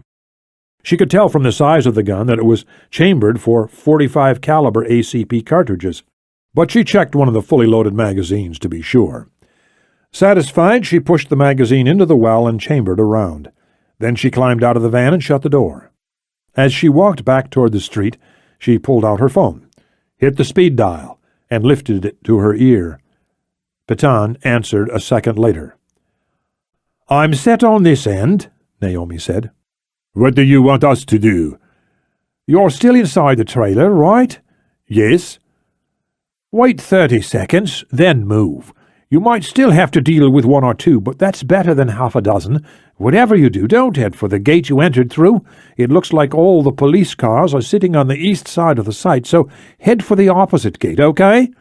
"Got it. What will you—" "I'll be in touch when I can," Naomi said, anticipating the question. "If I can. Just try to get clear. Did you get what you needed?" "Yes, I think so." "Then good luck." Naomi hit the end button without waiting for a response. Slipping the phone back into her pocket, she did her best to conceal the P-14 as she reached the street, holding it down behind her right thigh. She turned and looked back at the tanks, squinting into the afternoon sun. The van was sitting about 15 meters away, which meant it was much, much too close. Still, she had run out of room. If she kept walking, she would be out of the alley and back in plain view, where someone might catch sight of the gun and raise the alarm. There was an overflowing dumpster to her left. Moving behind it, she dropped to one knee and raised the weapon with both hands. She aimed at the first cylinder, careful to expose as little of her body as possible. It was no good. Her hands were shaking and her breath was ragged. The nausea was worse than ever. She squeezed her eyes shut and forced herself to relax. Then she opened her eyes, took a deep, steadying breath, and squeezed the trigger. The air inside the trailer was incredibly thick, both operatives waiting on edge for whatever Naomi was going to do. Kealey had already pulled off his T-shirt and used the damp cotton to wipe most of Gaffor's blood from his hands and arms. Looking around, he found a couple of discarded flannel shirts on the couch near the door. Too warm for this kind of weather, too conspicuous, but they would have to suffice. He pulled one on and tossed the second to Patan, whose eyes were locked on Gaffor's still form. She caught the shirt at the last possible second and looked over. "What do you want me to do with this?" "Put it on," he told her. "We'll wear the hard hats out of here. Won't help much, but a few seconds of confusion is better than nothing at all." She nodded her consent and pulled on the oversized shirt. As she zipped up the front, she gestured to Gaffor and said, "What about him?" Kealey glanced over, then returned his gaze to the door. "He's dead. How long has it been?" He sensed, more than saw Patan look at her watch. 40 seconds, she murmured. "Why haven't we heard anything?" "Give her time. Just listen for movement out." The second part of his sentence was cut off by a distant boom. As the noise faded away, Kealey heard the officers shifting around outside. There was a babble of voices, then the sound of fast-moving feet. He realized that some of them must be moving back to the street in response to the explosion. Moving carefully, quietly, he stepped forward, separated the blinds, and looked outside. There were 2 officers left. Both were facing the street, their backs to the trailer. The others were running across the site toward the east gate. Beyond the chain-link fence, Kealey could see a thick pall of smoke rising into the clear blue sky. It was a strange, disconcerting sight, but he recognized the diversion for what it was, the only thing that might get them out of there in one piece. "Grab the money," he said. "What?" "Get the fucking money," Kealey repeated. He crossed to the door as Patan lifted the duffel bag off the couch, slinging it over her shoulder. She hung back as Kealey crouched beside the door, preparing himself for what was about to happen. "Going in 3, he murmured. "Are you ready?" "Ready." Kealey put his hand on the door and began to count. When he hit 3, he flung open the door and took in the scene, moving forward the whole time. Both officers started to turn at the noise. The first was about 3 feet from the door. "Oh, you Danos!" Kealey shouted. "That guy in there is crazy." The closest officer hesitated as he turned, his eyes looking past Kealey to the open door. It gave Kealey the split second he needed. His right foot shot out, catching the officer beneath the left knee. He started to go down as Kealey pushed off his right foot, shifting his weight to the left. It was a fast movement, but not fast enough. The second officer's right arm swung around with surprising speed, and Kealey had no choice. He fired once, but didn't see where his round hit. The officer started to fall back as Patan advanced, her gun drawn and aimed. Kealey turned back to the first officer. He was clutching his knee and groaning, his service weapon lying a few feet away in the dirt. Kealey leaned down and snatched it up, then shoved it into the deep right pocket of his work shirt. He removed his hard hat, tossed it aside, and turned to Patan. She had already collected the other man's weapon. Her FN-49 was still trained on the fallen officer, whose hands were raised in surrender. Looking closer, Kealey could see that his round had hit the man in the right side of his abdomen. As long as the wound was treated soon, it wouldn't be life-threatening. "Let's go," Kealey said. Patan nodded her assent, but he didn't see her acknowledge his words. His attention was focused on the west gate, the one Naomi had told them to use. Kealey could see right away that it wouldn't work. A number of construction workers were standing in their way, and their attention was riveted on what had just happened outside the trailer. A few looked like they wanted to interfere, but not one of them dared to advance. Kealey realized they had seen the whole thing. They had seen him attack, then shoot the officer. Apparently none of the workers were willing to risk a similar fate. He turned and started to run for the east gate, his feet pounding over the dry, uneven ground. He shouted over his shoulder for Patan to follow, but she was already there, sprinting less than 3 feet to his rear. "Kealey, what are you doing?" she panted between breaths. This isn't all right. You saw them, he shouted back at her. This is the only way out. But the police are... I know, but we don't have a choice. Just keep moving. Chapter 19. Madrid. When Naomi regained consciousness, the first thing she heard was the screams. Her entire world was pitch black, but the screams were incredibly sharp and distinct. It was almost as if hundreds of mouths were positioned on either side of her head, all of them howling directly into her ears. She tried to raise her hands to block out the awful sound, but her limbs didn't seem to be working correctly. One voice in particular was cutting through the cacophony, but she couldn't place it. She desperately wanted to see or hear something familiar, but everything around her was a meaningless blur. A blur. Oh, that was a start, at least. Her eyes were open, and things were starting to come into focus. She was lying flat on her back. The tall shadows above her were moving fast, darting about in her peripheral vision. As she collected herself, the shadows began to take on distinct shapes. Before long, they were silhouettes against the afternoon sun, and then they were people. Dozens of people running and screaming, standing and pointing. She felt a hand on her arm, then two hands, warm skin touching her own, two fingers probing the right side of her neck. Searching for a pulse, she realized. The voice was taking shape, forming words, asking if she was all right. The rough hands moved behind her, sliding up under her armpits, lifting her into a sitting position. She tried to protest, but all that came out was gibberish. Whoever it was clearly had no medical training, otherwise he wouldn't have tried to move her at all. "Easy now!" The person behind her was clearly American, speaking with a distinct Brooklyn accent. "Just take it easy. You're going to be fine." "What happened?" "You speak English." There was a relief in the voice. A tourist, Naomi decided. "There was an explosion of some kind, a bomb maybe. You were knocked out, but you're going to be fine. Just sit and wait for the ambulance. Don't move, okay?" Naomi felt herself nod weakly. What happened? Did she really ask him that? Why had she asked that? She remembered squeezing the trigger, but everything that came after was a complete blank. Despite the confusion that clouded her mind, it was clear that she'd been much too close to the Toyota when she fired at the cylinders. Looking over, she saw with surprise that she had been thrown at least 10 feet from the mouth of the alley, perhaps more. She had known it from the start, but the space between the van and the street was just too short. If she hadn't been using the dumpster as cover, she probably would have been killed instantly. Still, she had done the best she could. The only question now was whether or not her diversion had worked.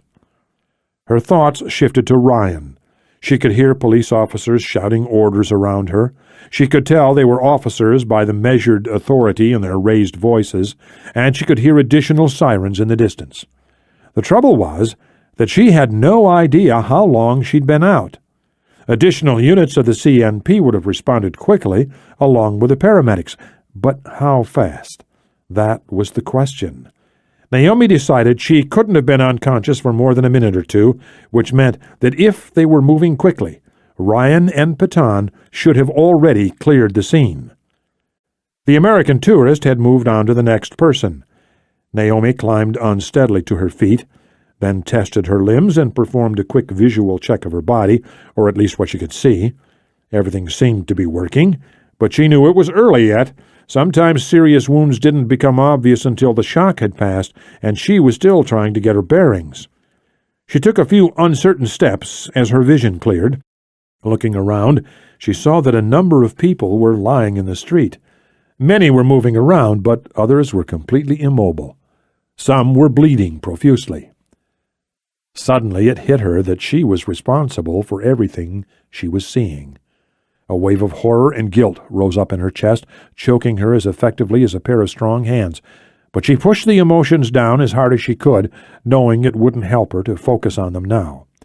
The dizziness started to clear as she stumbled north, skirting the injured pedestrians in her wake. She tried not to look at their faces. She didn't want to see, didn't want to account for what she had done.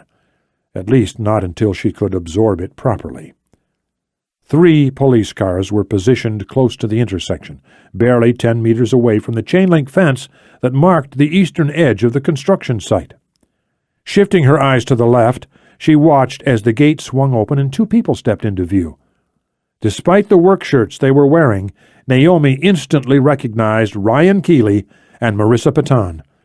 As she looked on in disbelief, they turned left and started along the pavement, passing within 5 meters of the closest CNP cruiser. Why did it take them so long? And why did they come out of the wrong gate? The anger welled up as she tracked them along the sidewalk. It didn't make sense. They should have been moving the second they heard the explosion. She watched as they cleared the cruisers, walking fast toward the intersection, then breathed a sigh of relief. They were going to make it. Naomi kept moving forward and tried to relax, willing the tension out of her shoulders and back. All she had to do was trail at a safe distance. Once they had walked a few blocks, she'd call Ryan and arrange a time and place to link up.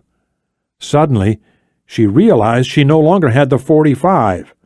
She quickly checked her pockets, then her waist. The Glock 9mm was still tucked into the top of her jeans, but the .45 was definitely gone. After a moment's hesitation, she decided there was nothing she could do about it. She certainly couldn't go back and search for it, and she knew the Spanish police didn't have her fingerprints on file. The best thing she could do was keep moving. But as she quickened her pace, she realized that someone was shouting. A few people, in fact, not behind her, but in front, close to where the police cars were parked. Her eyes darted to the left, seeking out the source of the commotion. She quickly locked onto a small group of construction workers. Half of them were trying to get the attention of the one officer who'd stayed with the vehicles, a slight man in his early 20s. He looked incredibly young and uncertain, but he was definitely listening to what they were saying. The other half were pointing down the sidewalk. Their accusing fingers were aimed directly at Kealey and Patan. A split second later, the officer turned and cast a long look after them, his hand dropping down to his gun. Naomi started to run. A warning shout caught in her throat. She was too far away. They wouldn't hear her, and if they did, they wouldn't be able to react in time. She felt as if she was moving in slow motion, but she couldn't break free of the strange sensation. Her hand dipped to her waist, lifting her sweat-soaked T-shirt, finding the grip of the Glock. She wrenched it free and tried to stop, her heels skidding across the pavement. The force of the blast had caused the windows of the second-story apartments to explode outward, raining glass down onto the street. Dimly aware of the crunching sensation beneath her feet, she raised the weapon but didn't take aim. The police officer's gun was out now, and he was shouting something at Kealey and Patan. Both had turned to face the officer, and even at a distance, Naomi could see the caught-out-of-position look on Ryan's face, his hand hovering down by his side. The uncertainty was something she'd never seen before, and for a split second it gave her pause, but only for a second. Their eyes met a moment later, and she knew what she had to do. Taking a few more deliberate steps forward, she shifted her gaze and locked onto her target. The front sight was perfectly lined up with the rear. Her finger was resting lightly on the trigger. All she had to do was squeeze. Kealey had heard the voices, felt Patan's hand tighten around his arm in warning.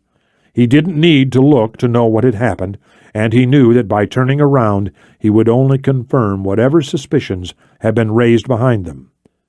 Still, he had no choice. He stopped walking and looked over his shoulder. In the same instant, he turned his body, set his feet, and let his right hand hang casually down by his side. The unsettling scenario became immediately apparent. The accusing faces of the construction workers, the fearful expressions of the civilians standing nearby, the scared but determined face of the young CNP officer in the foreground. He looked past the officer, aware of the gun coming up, the shouted command, but all he could see was Naomi's face. She was about 15 meters behind the policeman, and her Glock 9mm was already out and up. People were screaming and diving out of the way, but their shouts merged seamlessly with the cacophony of police sirens and the cries of the wounded. Kealey knew he wouldn't be able to get his weapon out in time. He had waited too long. He locked his eyes with Naomi, still ignoring the officer's shouts, and tried to communicate his thoughts to her. He couldn't be sure if she understood, or if she even knew he was trying to tell her something. But he didn't have time to think about it. She was already moving.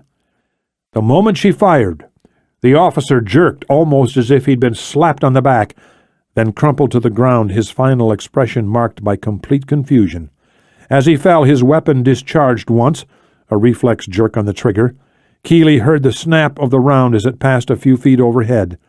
Naomi was still moving forward, running faster now, her feet pounding over the debris-littered pavement. Her face was fixed in an unnerving expression, something between abject horror and utter resolve. Kealey couldn't help but stare as she approached, wondering what could possibly be going through her mind. But Baton's voice jolted him back to reality.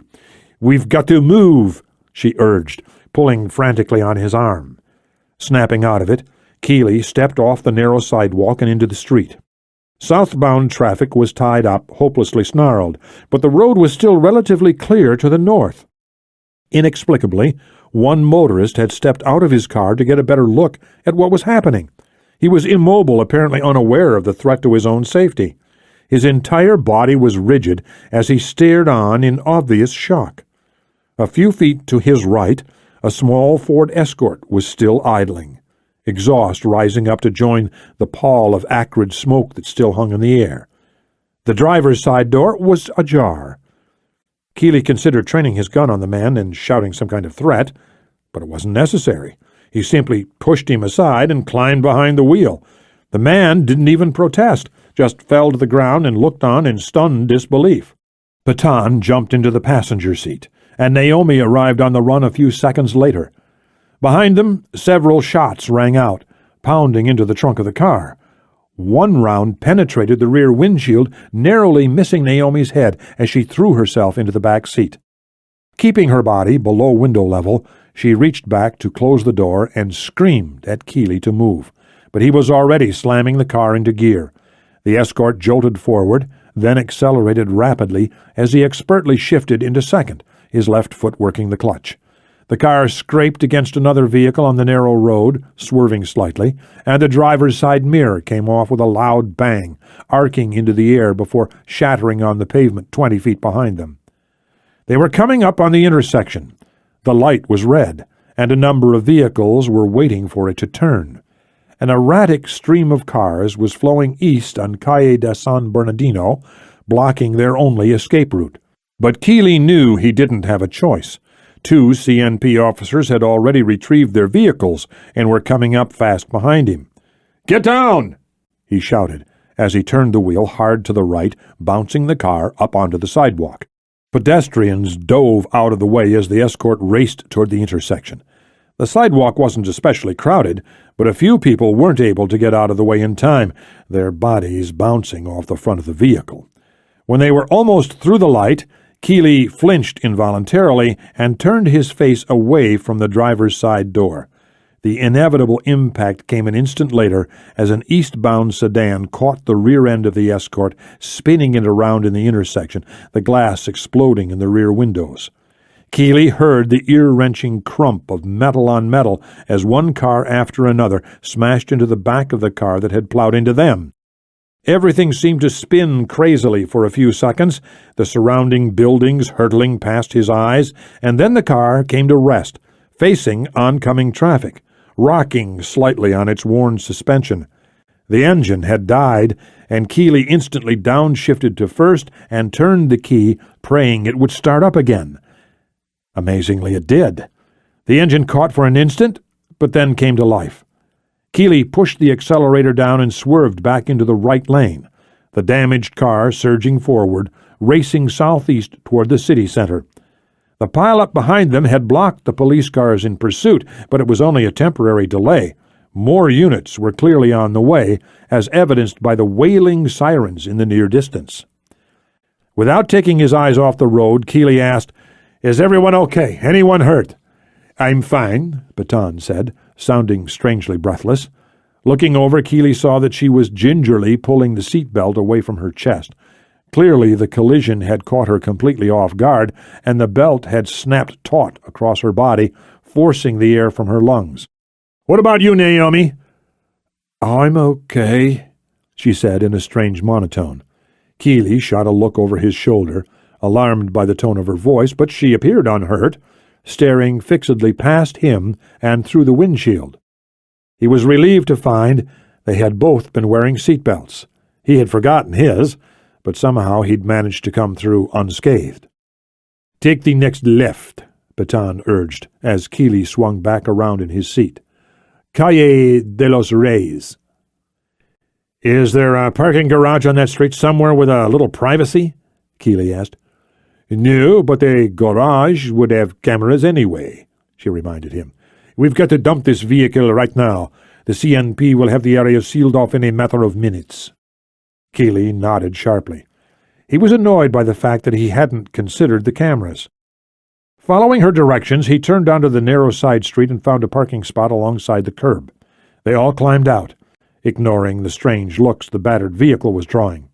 A number of sirens seemed to be converging on a point in the near distance, but Kealey decided they were mostly responding to the scene of the bombing on Calle de San Leonardo de Dios. None were close enough to indicate an imminent threat. He turned to Patan. "You still have your phone?"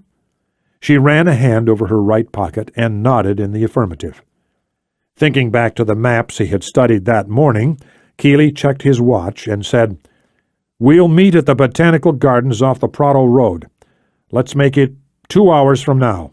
I'll call you in advance to give you a specific time and place." He didn't need to expound on this. The night before, they had each memorized the codes they would use in the event they were caught and forced to speak under duress. He felt sure they had slipped through the net, at least for the time being, but the precautionary steps were like rote to him, drilled in after years of operating illegally on foreign soil. There was no way he could discard them completely, not even under this kind of pressure. "Got it?" Baton nodded again. "Got it." "What about me?" Naomi asked. Kealey shot her an appraising look and frowned, deeply troubled by what he saw. She was still sweating profusely, and while her face was blank, her limbs were trembling violently. Her appearance alone was more than enough to attract attention, and that wouldn't work at all. The first thing they had to find was a public restroom, a place where she could clean herself up. Then they would have to set about finding a change of clothes. "You're coming with me," he told her. He turned back to Patan, but she was already moving away, slipping through the static crowd of pedestrians, many of whom had stopped to stare at the gray-black cloud drifting past the towering skyline. Grasping Naomi's hand firmly in his, Kealey turned and started off in the opposite direction, wondering how Harper would react when he heard the news. They had acquired the name they needed from Gafor, but somehow Kealey didn't think that would be enough to justify the disaster that had just transpired. In fact, the situation could hardly be worse. At least one innocent man was dead, and now, despite the overall success of the operation, they were going to have to face the music. The only question was how bad it would end up being. Chapter 20. Washington, D.C. Jonathan Harper sat uneasily in the Oval Office, an untouched cup of coffee resting on the end table near his elbow. He'd been waiting for 10 long minutes and wasn't expecting the president any time soon. Director Andrews had been called out of the room a few minutes earlier, leaving Harper to dwell on what was coming next. Apart from a solemn Secret Service agent standing post at the door, he was alone. As he waited, he let his mind wander over what had transpired in Madrid less than 3 hours earlier. The president had been caught up in a press conference. Otherwise, Harper knew he would have been expected at the White House earlier. He had used the unexpected delay to the best of his ability, working the information Kealey had given him through the system. The younger man had called him shortly after the disastrous encounter with Camille Gafor, and while the report as a whole was less than welcome, the name of Benazir Mangal seemed promising, at least based on what the Operations Directorate had dug up so far. Reaching over for his coffee, Harper winced as a sharp pain shot through the left side of his chest. Knowing all too well what was about to happen, he leaned back in his seat, closed his eyes, and worked on controlling his breathing. He'd found that to be the hardest part. Once he let it get away from him, it only compounded the other symptoms. The pain started to build, like his heart was being squeezed inside his chest. Then, after nearly a minute of pure agony, the edge wore off, and the pain began to subside. "Sir?" Harper opened his eyes and looked up at the agent's worried face. The man had crossed the room to check on him. "Sir, are you all right? Should I get a doctor?" "No," Harper managed a weak smile. "I'll be fine. It comes and goes. Trust me, I'm getting used to it." The man looked uneasy. "Can I get you some water at least?" "Yes, that would be great. Thanks." "No problem, sir." The agent crossed to another table to fill a glass from a chilled pitcher of water. He returned a moment later, still looking extremely concerned. Thanking him again, Harper drained half the glass, then dug out a clean handkerchief. He used it to wipe the cold sweat from his face, then leaned back in his seat and tried to relax. Over the next few minutes, his breathing returned to normal. As he'd just said, the pain came and went, but the other part wasn't true. He wasn't getting used to it. The attacks were a constant reminder of the bullet he'd taken 8 months earlier. To be precise, he'd taken 4, but one had done significantly more damage than the other 3, and he'd been advised by his doctors that the effects of that particular wound would be long-term. So far, he'd found that assessment to be entirely accurate. He'd been prescribed medication for the pain, of course, but he did his best to use it as little as possible. He drank very little alcohol for exactly the same reason. He preferred to be in complete control at all times. Given the secrets he was charged with protecting, he thought it a prudent course of action. It was a decision he'd made more than 20 years earlier when he'd first joined the agency, and he'd never regretted it. That wasn't to say he didn't harbor regrets. 20 years in the intelligence business afforded one the time and opportunity to generate plenty of self-recrimination. One incident above all others haunted him, day in and day out. As he considered this fact, he involuntarily touched his suit jacket, feeling for the scar tissue beneath the layers of clothing. He couldn't feel it, but he knew it was there. He could hardly forget. 8 months of relentless searching, Harper thought to himself, the anger welling up as it always did, and the agency was still no closer to finding the identity of his would-be assassin. The woman who'd risked her freedom, indeed her very life, to kill him. The act itself was only part of the puzzle. The underlying question was how she had found him in the first place. Harper had his suspicions, but knew he'd never be able to prove his theory. The woman he suspected of leaking the information was his predecessor, a former congresswoman by the name of Rachel Ford. She had resigned under pressure from the White House shortly after the failed assassination attempt, and in doing so had largely protected herself against prosecution. Simply put, she was an embarrassment to the agency as well as to the president, who'd nominated her to begin with. No one was in a hurry to give her an audience. For this reason, Harper suspected he'd never know the whole truth. It was something he had yet to come to terms with, and if he was entirely honest with himself, he doubted that he ever would. The DDO, or Deputy Director of Operations, was the individual charged with running the agency's covert operations around the world. In its entirety, the Directorate of Operations, or DO, comprised less than 10% of the agency's total workforce. Nevertheless, it was the CIA's most recognizable element. In short, the DO was the agency, at least as far as the general public was concerned. It was the same directorate that all the movies and books were based on. Despite its notoriety, the DO was quite adept at concealing its ongoing operations from the public eye, and the identity of the department head was one of its most prized secrets. At least it should have been. The knowledge that this information had slipped out on his watch was deeply unsettling to Jonathan Harper. Indeed, he had nearly resigned over the incident. As it turned out, he'd been nominated for the second-ranking position at the agency instead. The promotion, which had been confirmed by the Senate in record time, was largely based on Harper's adept handling of the attempted attack in New York City, as well as his role in limiting the fallout. With this thought, Harper couldn't help but shake his head, a small wry smile creeping over his face. It was the way things worked in the district, and despite his years of experience, the audacity of the players involved never ceased to amaze him. When it came right down to it, politics was nothing more than a game, albeit a game played on the world stage. That wasn't to say that the players in Washington were immoral, uncaring people, just that many of them frequently prized things other than the nation's welfare. It was human nature to covet, Harper knew, but that didn't make it any easier to bear, or to witness, especially given what was at stake. At that moment, the door leading in from the main corridor of the West Wing swung open, and the President stepped in. He was immediately followed by Robert Andrews, the Director of Central Intelligence. Exchanging a brief nod with his immediate superior, Harper got to his feet and accepted Brenneman's proffered hand. Despite the circumstances, he wasn't surprised by the President's gracious behavior. He had never found Brenneman to be anything less than courteous and composed, regardless of the circumstances. Still, he knew it was forced, at least on this occasion. When he spoke, the man's voice confirmed as much. It was curt and carried a slight edge that hinted at his true level of anger and frustration. "Take a seat, John," he said without preamble.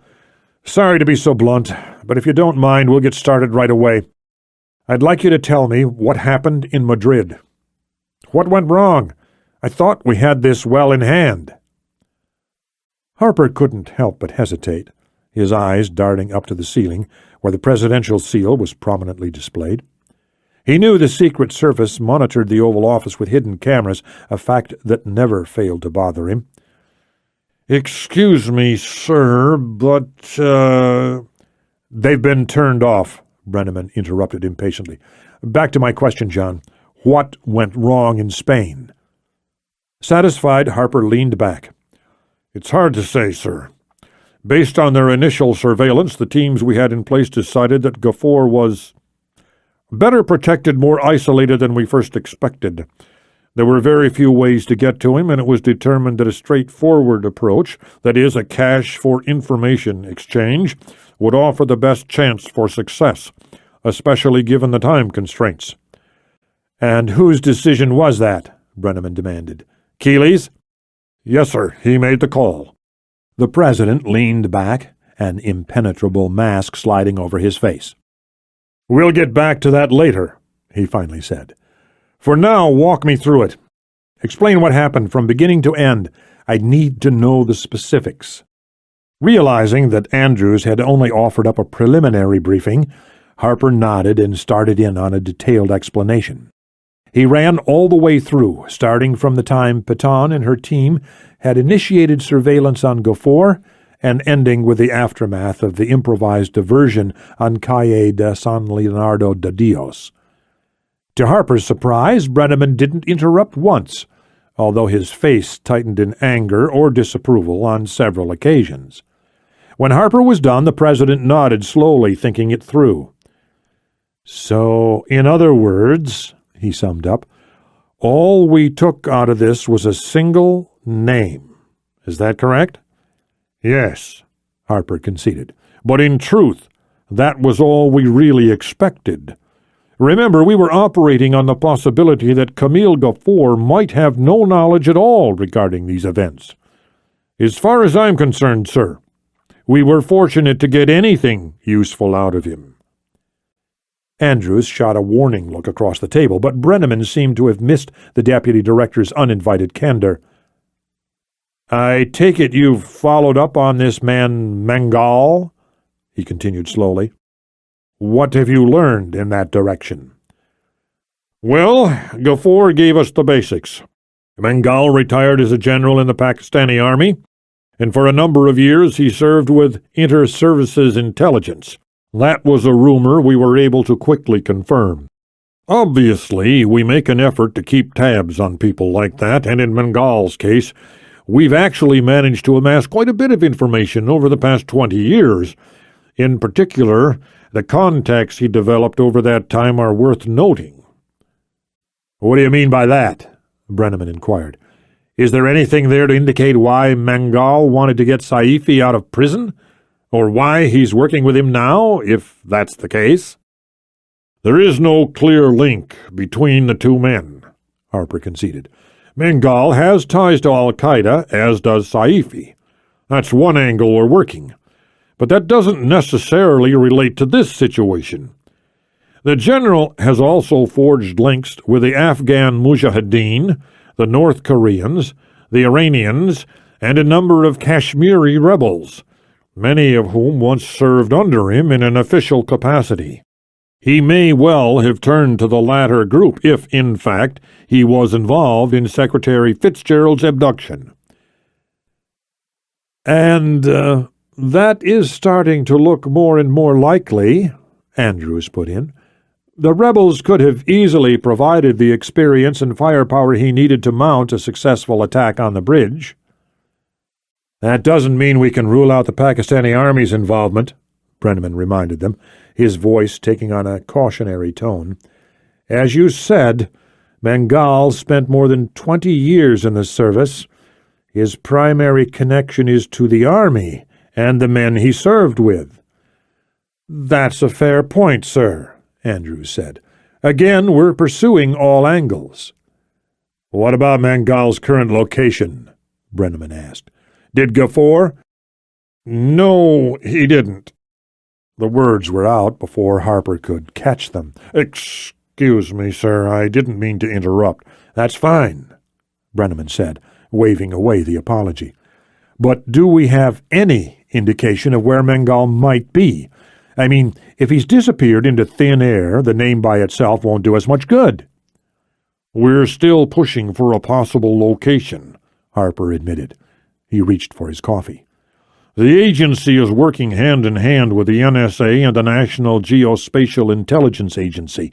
A total of 6 KH-12 reconnaissance satellites have been retasked to pass over locations Mangal has been known to frequent over the past several years, including his personal residence outside of Islamabad. Unfortunately, the KH-12 does not have dwell capability, meaning it can't stay stationary over a given point on Earth, and it moves in a low, fast orbit, so its value is limited in this situation. What about the 8X? Harper had expected the question. Before being elected to the highest office in the land, Brenneman had served 5 terms in the Senate, where he'd represented his home state of Massachusetts. In his 4th term, he'd served as the vice chairman on the Select Committee on Intelligence, during which time he'd been instrumental in pushing for the development of the KH-12's successor. The 8X, a recon satellite developed by Lockheed Martin and first deployed in the spring of '99, possessed advanced optics that allowed it to travel at much higher altitudes while maintaining superior image resolution. It had infrared sensors plus an adjustable dwell capability, which in this case wasn't strictly necessary, as it could be tasked to travel in geosynchronous orbit, or GEO. This meant that the orbital period of the satellite was exactly the same as the rotation period of the Earth, allowing the 8X to essentially hover over one point on the planet. The President knew all of this, just as he knew what dwell capability was. Everything Harper had said before was for the benefit of Robert Andrews, whose expertise in the field of image intelligence, or IMINT, was decidedly limited. As you know, sir, Harper began, the National Reconnaissance Office has only 4 8X satellites in operation. 2 more are undergoing repairs and won't be operational for another 6 to 8 months. Given our limited resources, plus the low probability of finding Mangal through the use of image intelligence, the decision was made to keep them in GEO over areas of interest in Kashmir. It would be different if we had a firm location to lock onto, but since we don't— Harper didn't have to finish. He'd made his point clear, and Brenneman nodded his reluctant agreement. Do we have assets on the ground? Nothing worth bragging about, Andrews said. Operating successfully in that area requires some very specific language skills, as well as a certain physical appearance. You need the whole package to pull it off, and people like that are hard to come by." There was a slight pause. Then Brenneman pushed forward. "But you do have some people who fit the requirements. Naomi Carmi, for example. I assume she was brought into this, in part at least, because she fits the criteria." "Yes, sir," Harper said, shooting a quick look at Andrews. The DCI's face was remarkably composed.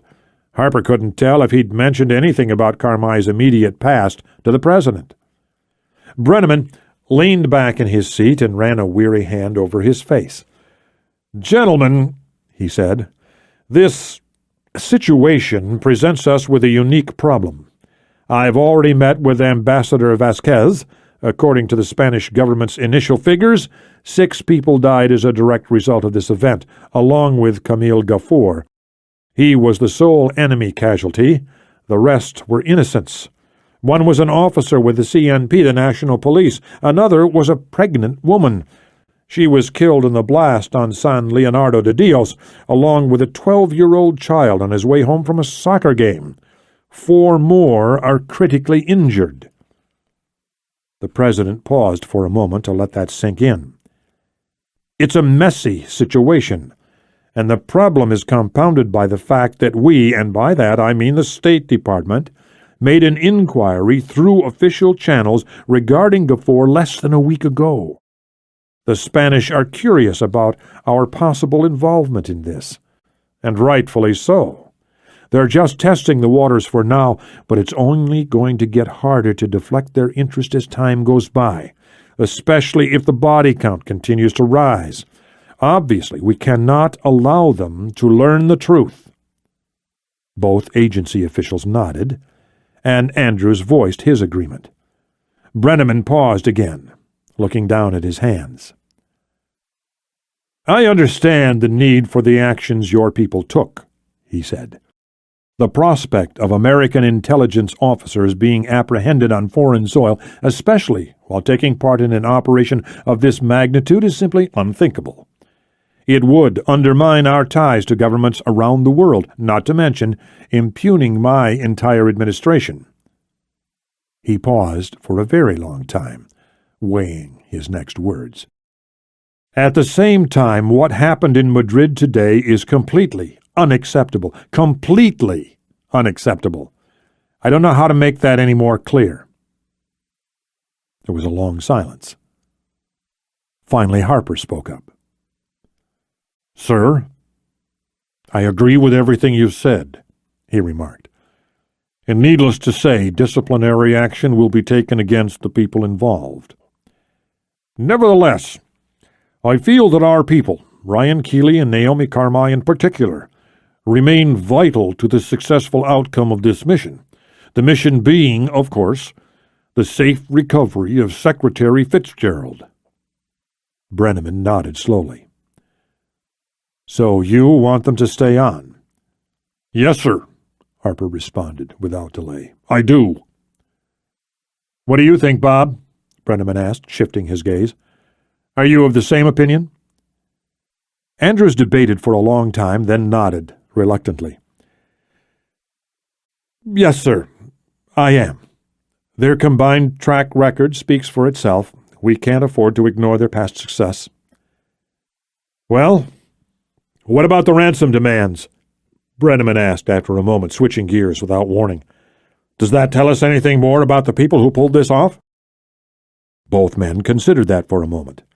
A claim of responsibility for the abduction of Bryn Fitzgerald, as well as the abduction of 27 other hostages over the past several months, had arrived 2 hours earlier in the form of a VHS tape, which had been hand-delivered to the U.S. Embassy in Islamabad.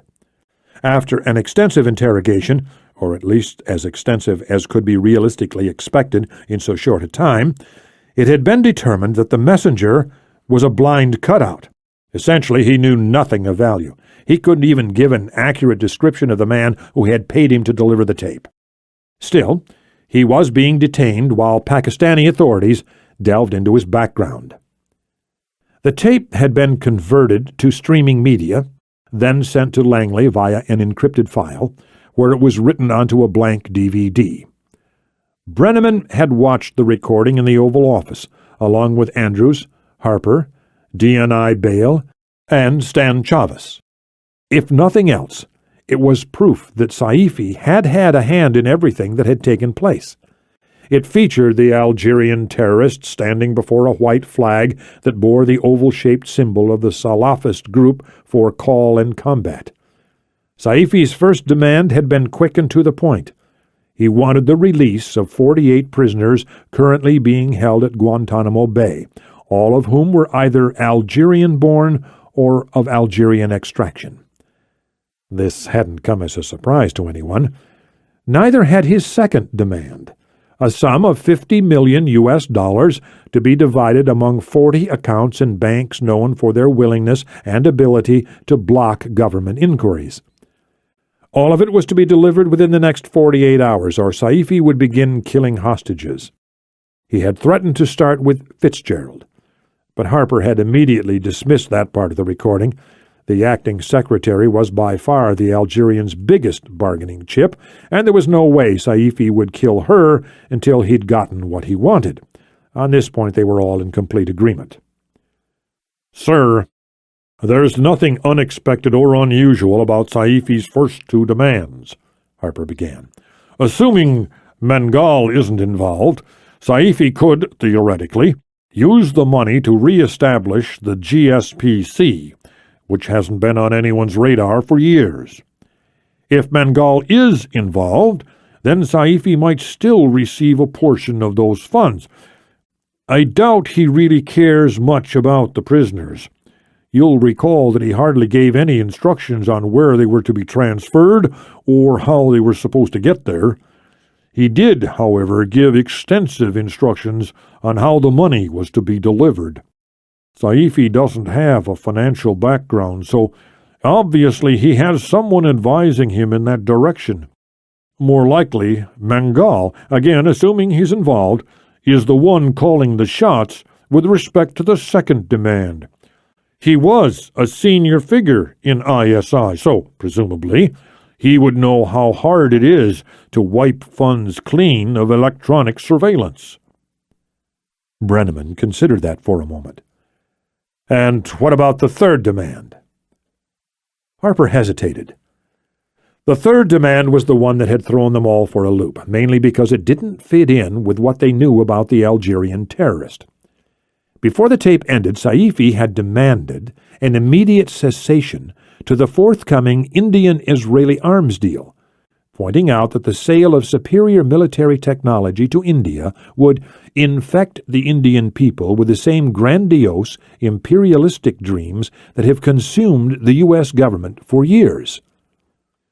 As with the money, Saifi had given specific instructions on how the canceled deal was to be reported in the media. He'd picked out 3 major networks: DD National in India, PTV1 in Pakistan, and CNN in the United States, and insisted that the cancellation be reported on all 3 channels prior to July 18th, the date the transaction was scheduled to go through. The third demand, sir, is not concurrent with what we know about Saifi's background, nor does it make sense when one considers the aims of his group. In other words, it's completely out of character for him. But if Benazir Mengal is actually behind the whole thing, then it might make perfect sense.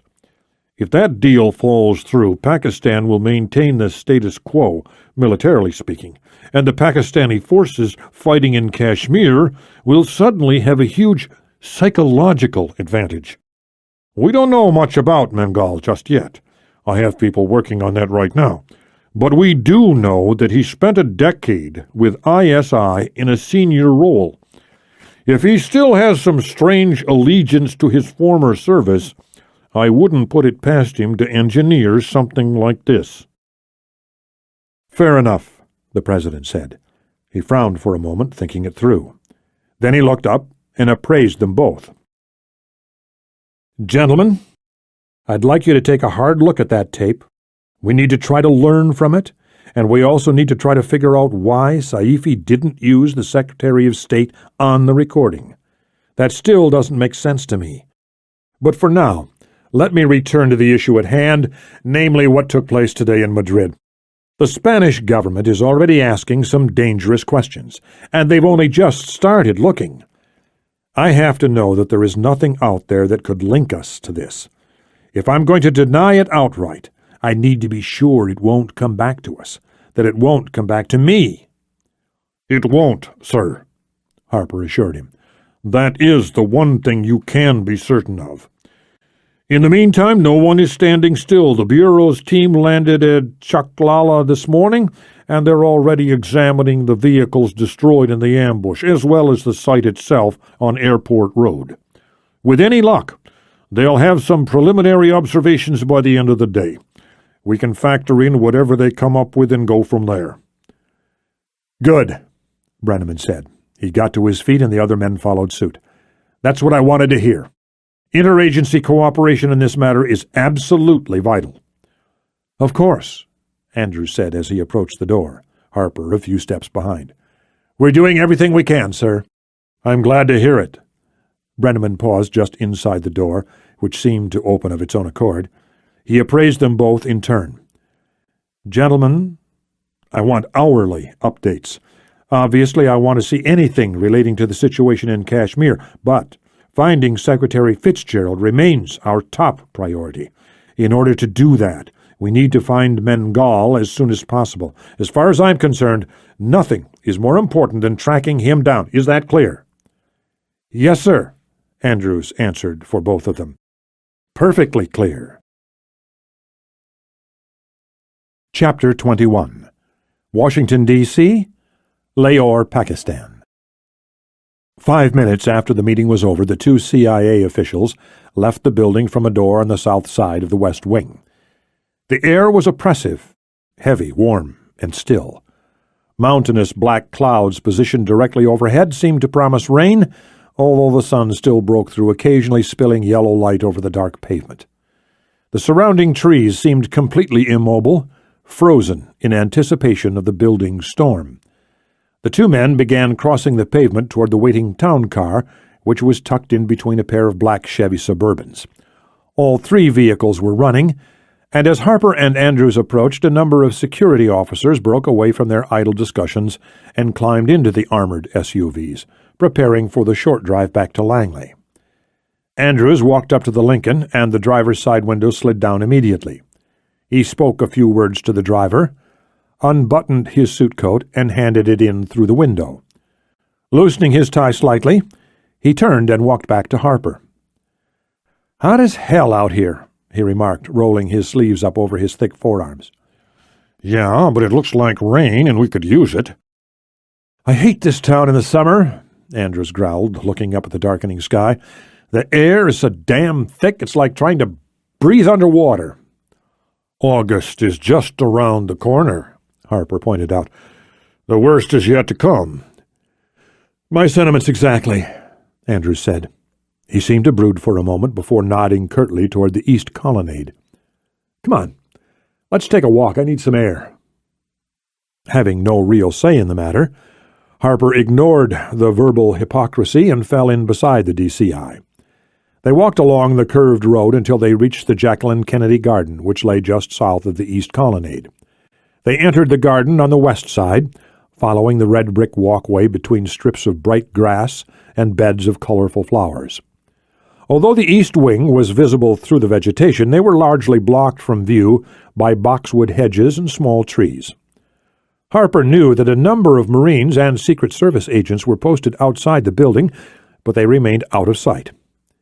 In short, they had complete privacy. They had walked for nearly 5 minutes before Andrews finally spoke. "Did you know that Andrew Jackson planted some of these personally?" He gestured toward a cluster of small, well-kept magnolia trees. "A different time," he mused, more to himself than anything else. Still, Harper felt compelled to respond, and muttered his agreement. They continued in silence for a few minutes. Finally, Andrews paused beside a neatly trimmed hedge of American holly. He loosened his tie a little more, then wiped his brow with the back of his hand. "John, Nothing about this situation makes sense, he began, fixing his subordinate with a steady gaze. The president made a good point in there. If they have her, why didn't they show her on that tape? That would have made a much greater impact than words alone, and let's face it, Brenneman might just pay them if it means keeping a tape like that out of the media. It's one thing to know she was kidnapped by terrorists, but it's another thing entirely to see it. It would be nothing short of a crippling psychological blow to the country. Maybe she's dead, Harper said, quietly, gazing absently at a bed of pink tulips. Maybe she was hurt in the accident and died once they got her away from the scene. Maybe that's why they can't show her. Andrews winced. Jesus, don't say that. I don't even want to consider the possibility. But it is possible, Bob. You saw the digital images, and you read the transcripts of the witness statements. The rocket that hit her vehicle did an enormous amount of damage. I mean, her driver was killed by the impact alone, as was her detail leader.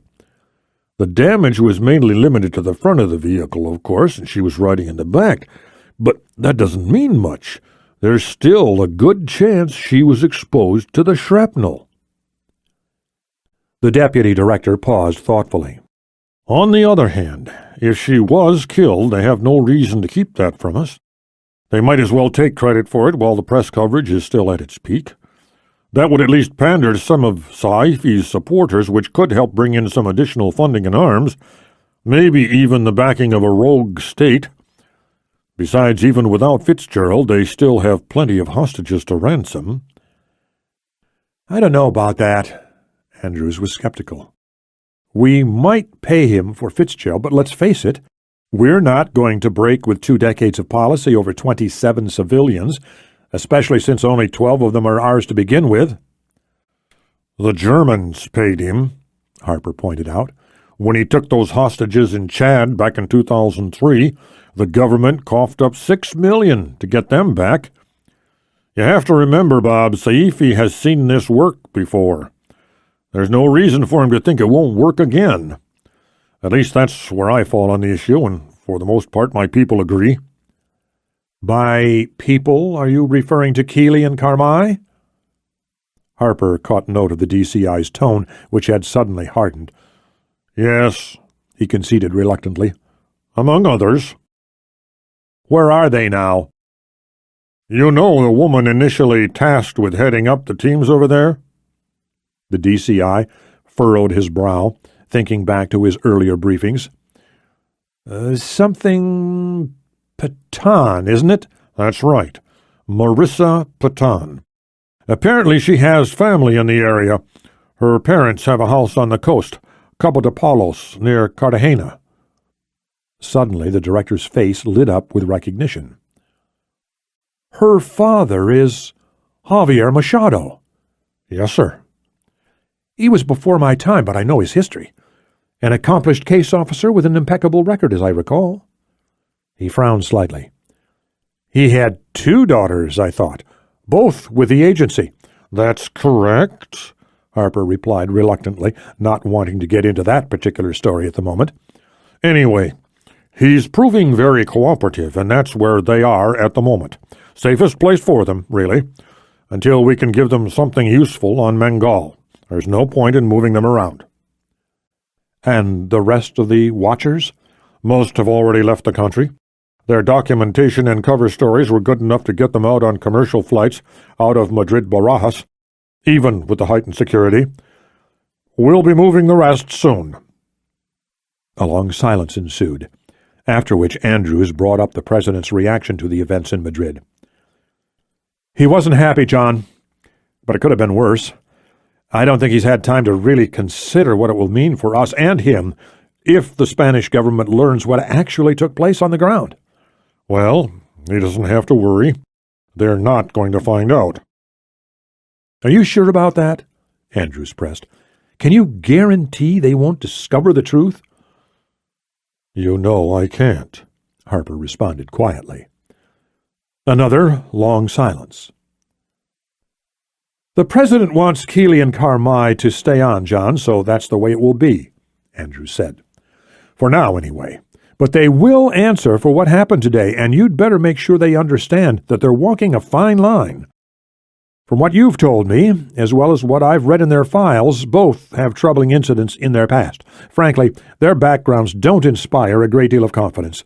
The only reason they're involved at all is because you wanted it that way. I understand that. But as you told the President, you can't argue with what they've accomplished over the past couple of years.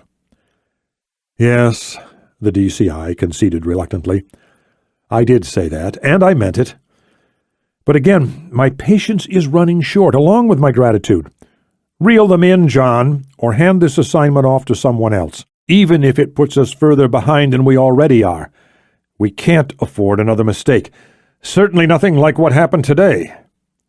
Harper nodded and voiced his agreement, doing his best to appear reluctant. He didn't want Andrews to know that he was harboring similar concerns. In fact, his concerns were far worse, since he knew much more about both operatives than the director did.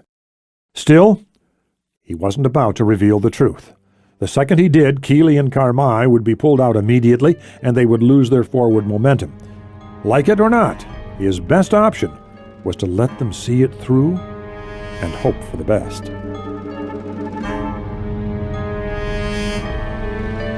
This is the end of disc number 5. Please continue listening on disc number 6.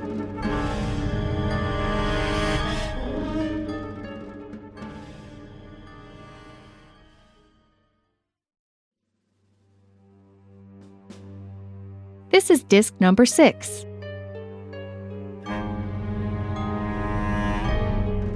He wasn't about to reveal the truth. The second he did, Kealey and Carmi would be pulled out immediately, and they would lose their forward momentum. Like it or not, his best option was to let them see it through and hope for the best. Andrews turned to begin making his way back to the cars, and Harper fell into step beside him. Thunder rumbled off in the distance, and the air seemed almost electric.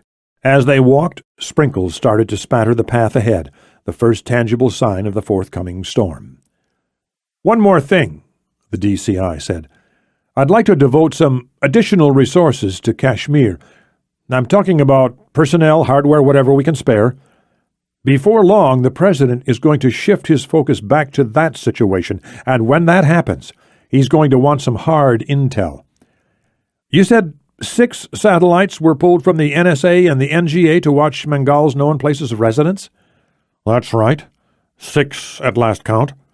Obviously, they're being run out of the NRO.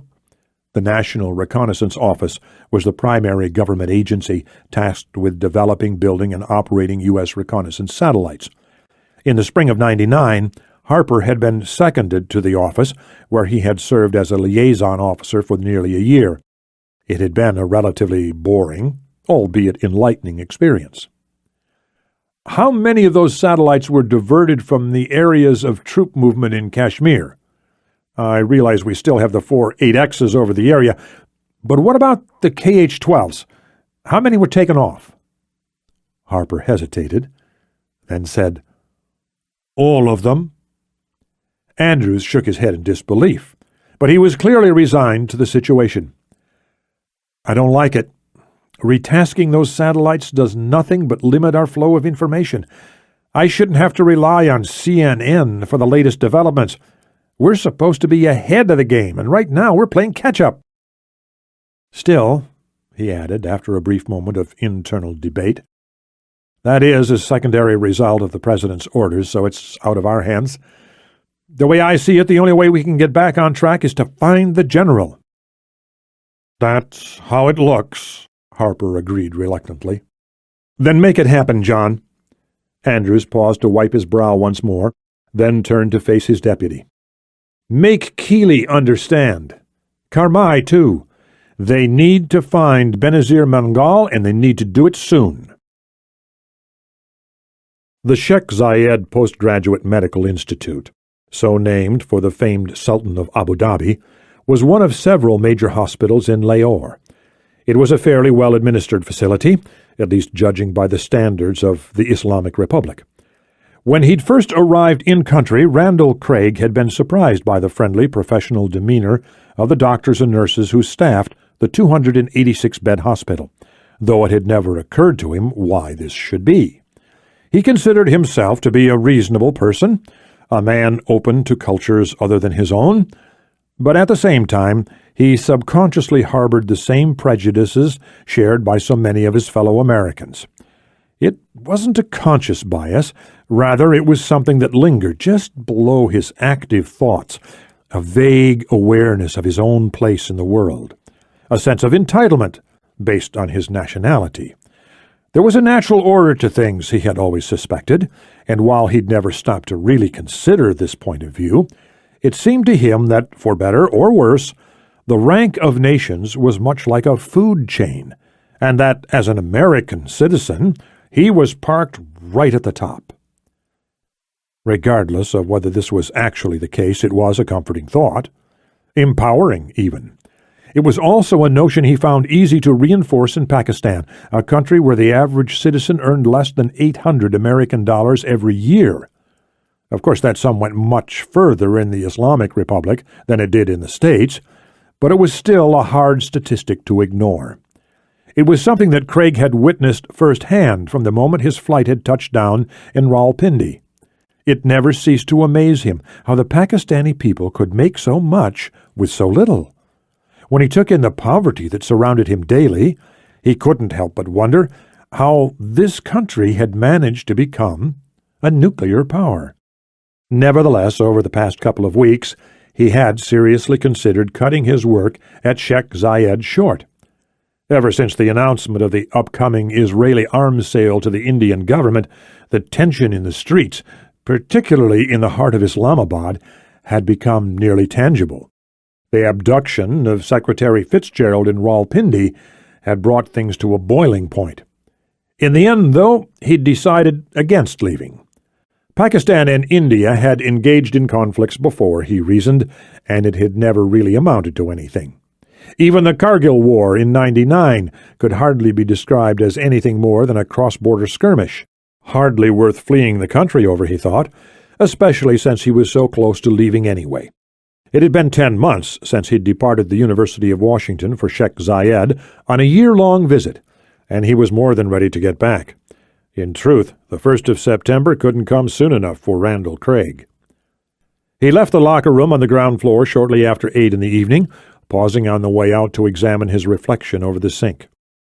A former girlfriend had once described his face as kindly, though Craig had no idea what in the hell that meant.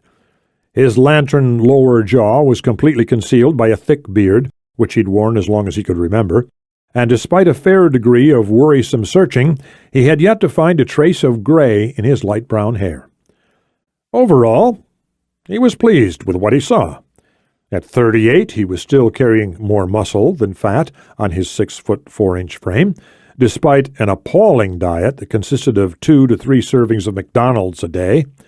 It was something he never remarked upon in the presence of his patients, even though few of them, including the very few who spoke fluent English, would have been able to decipher his strong Southern dialect, a remnant of a youth spent in the soft wooded hills of Etowah, Tennessee. The fast food chain had recently opened a few restaurants in Lahore, and though the closest was something of a drive from his apartment in New Garden Town, it was well worth the trip. He simply couldn't abide the local cuisine, which typically seemed to consist of overcooked rice and some kind of rubbery, unidentifiable meat. Even the Pakistani version of McDonald's was preferable to that. Craig passed through the waiting area at a brisk pace, nodding to a few of his colleagues as he approached the front entrance. Before long, he was making his way through the tightly packed parking area. As he approached his vehicle, he was startled by the sound of squealing tires to his right. He stopped, then took a quick, unconscious step back as a black van came to a sharp halt a few meters away. The driver's side door was flung open and a young man jumped out. His hair was askew, arms flapping out by his sides. He looked extremely agitated, but despite his distracted state, he seemed to lock on Craig instantly. "Doctor! Are you a doctor? I need help!" he shouted frantically. Half the words came out in fractured English, the rest in a language Craig recognized as Urdu. He'd made a genuine attempt to learn the various languages of Pakistan over the past 10 months, but there were just too many. Urdu, Punjabi, Pashto, Balti. The list went on, and not one of them seemed to be common to all his patients. Despite his inner drive to succeed at all things, he could recognize a hopeless endeavor when he saw one. He'd finally given up back in January. As a result, he had no idea what the young man was saying. The only thing he caught was the word doctor. "Yes," he said, quickly, taking a few steps forward. "I'm a doctor." Thinking fast, he uttered one of the few phrases he knew in Urdu. "Kya aapko angrezi aati hai?"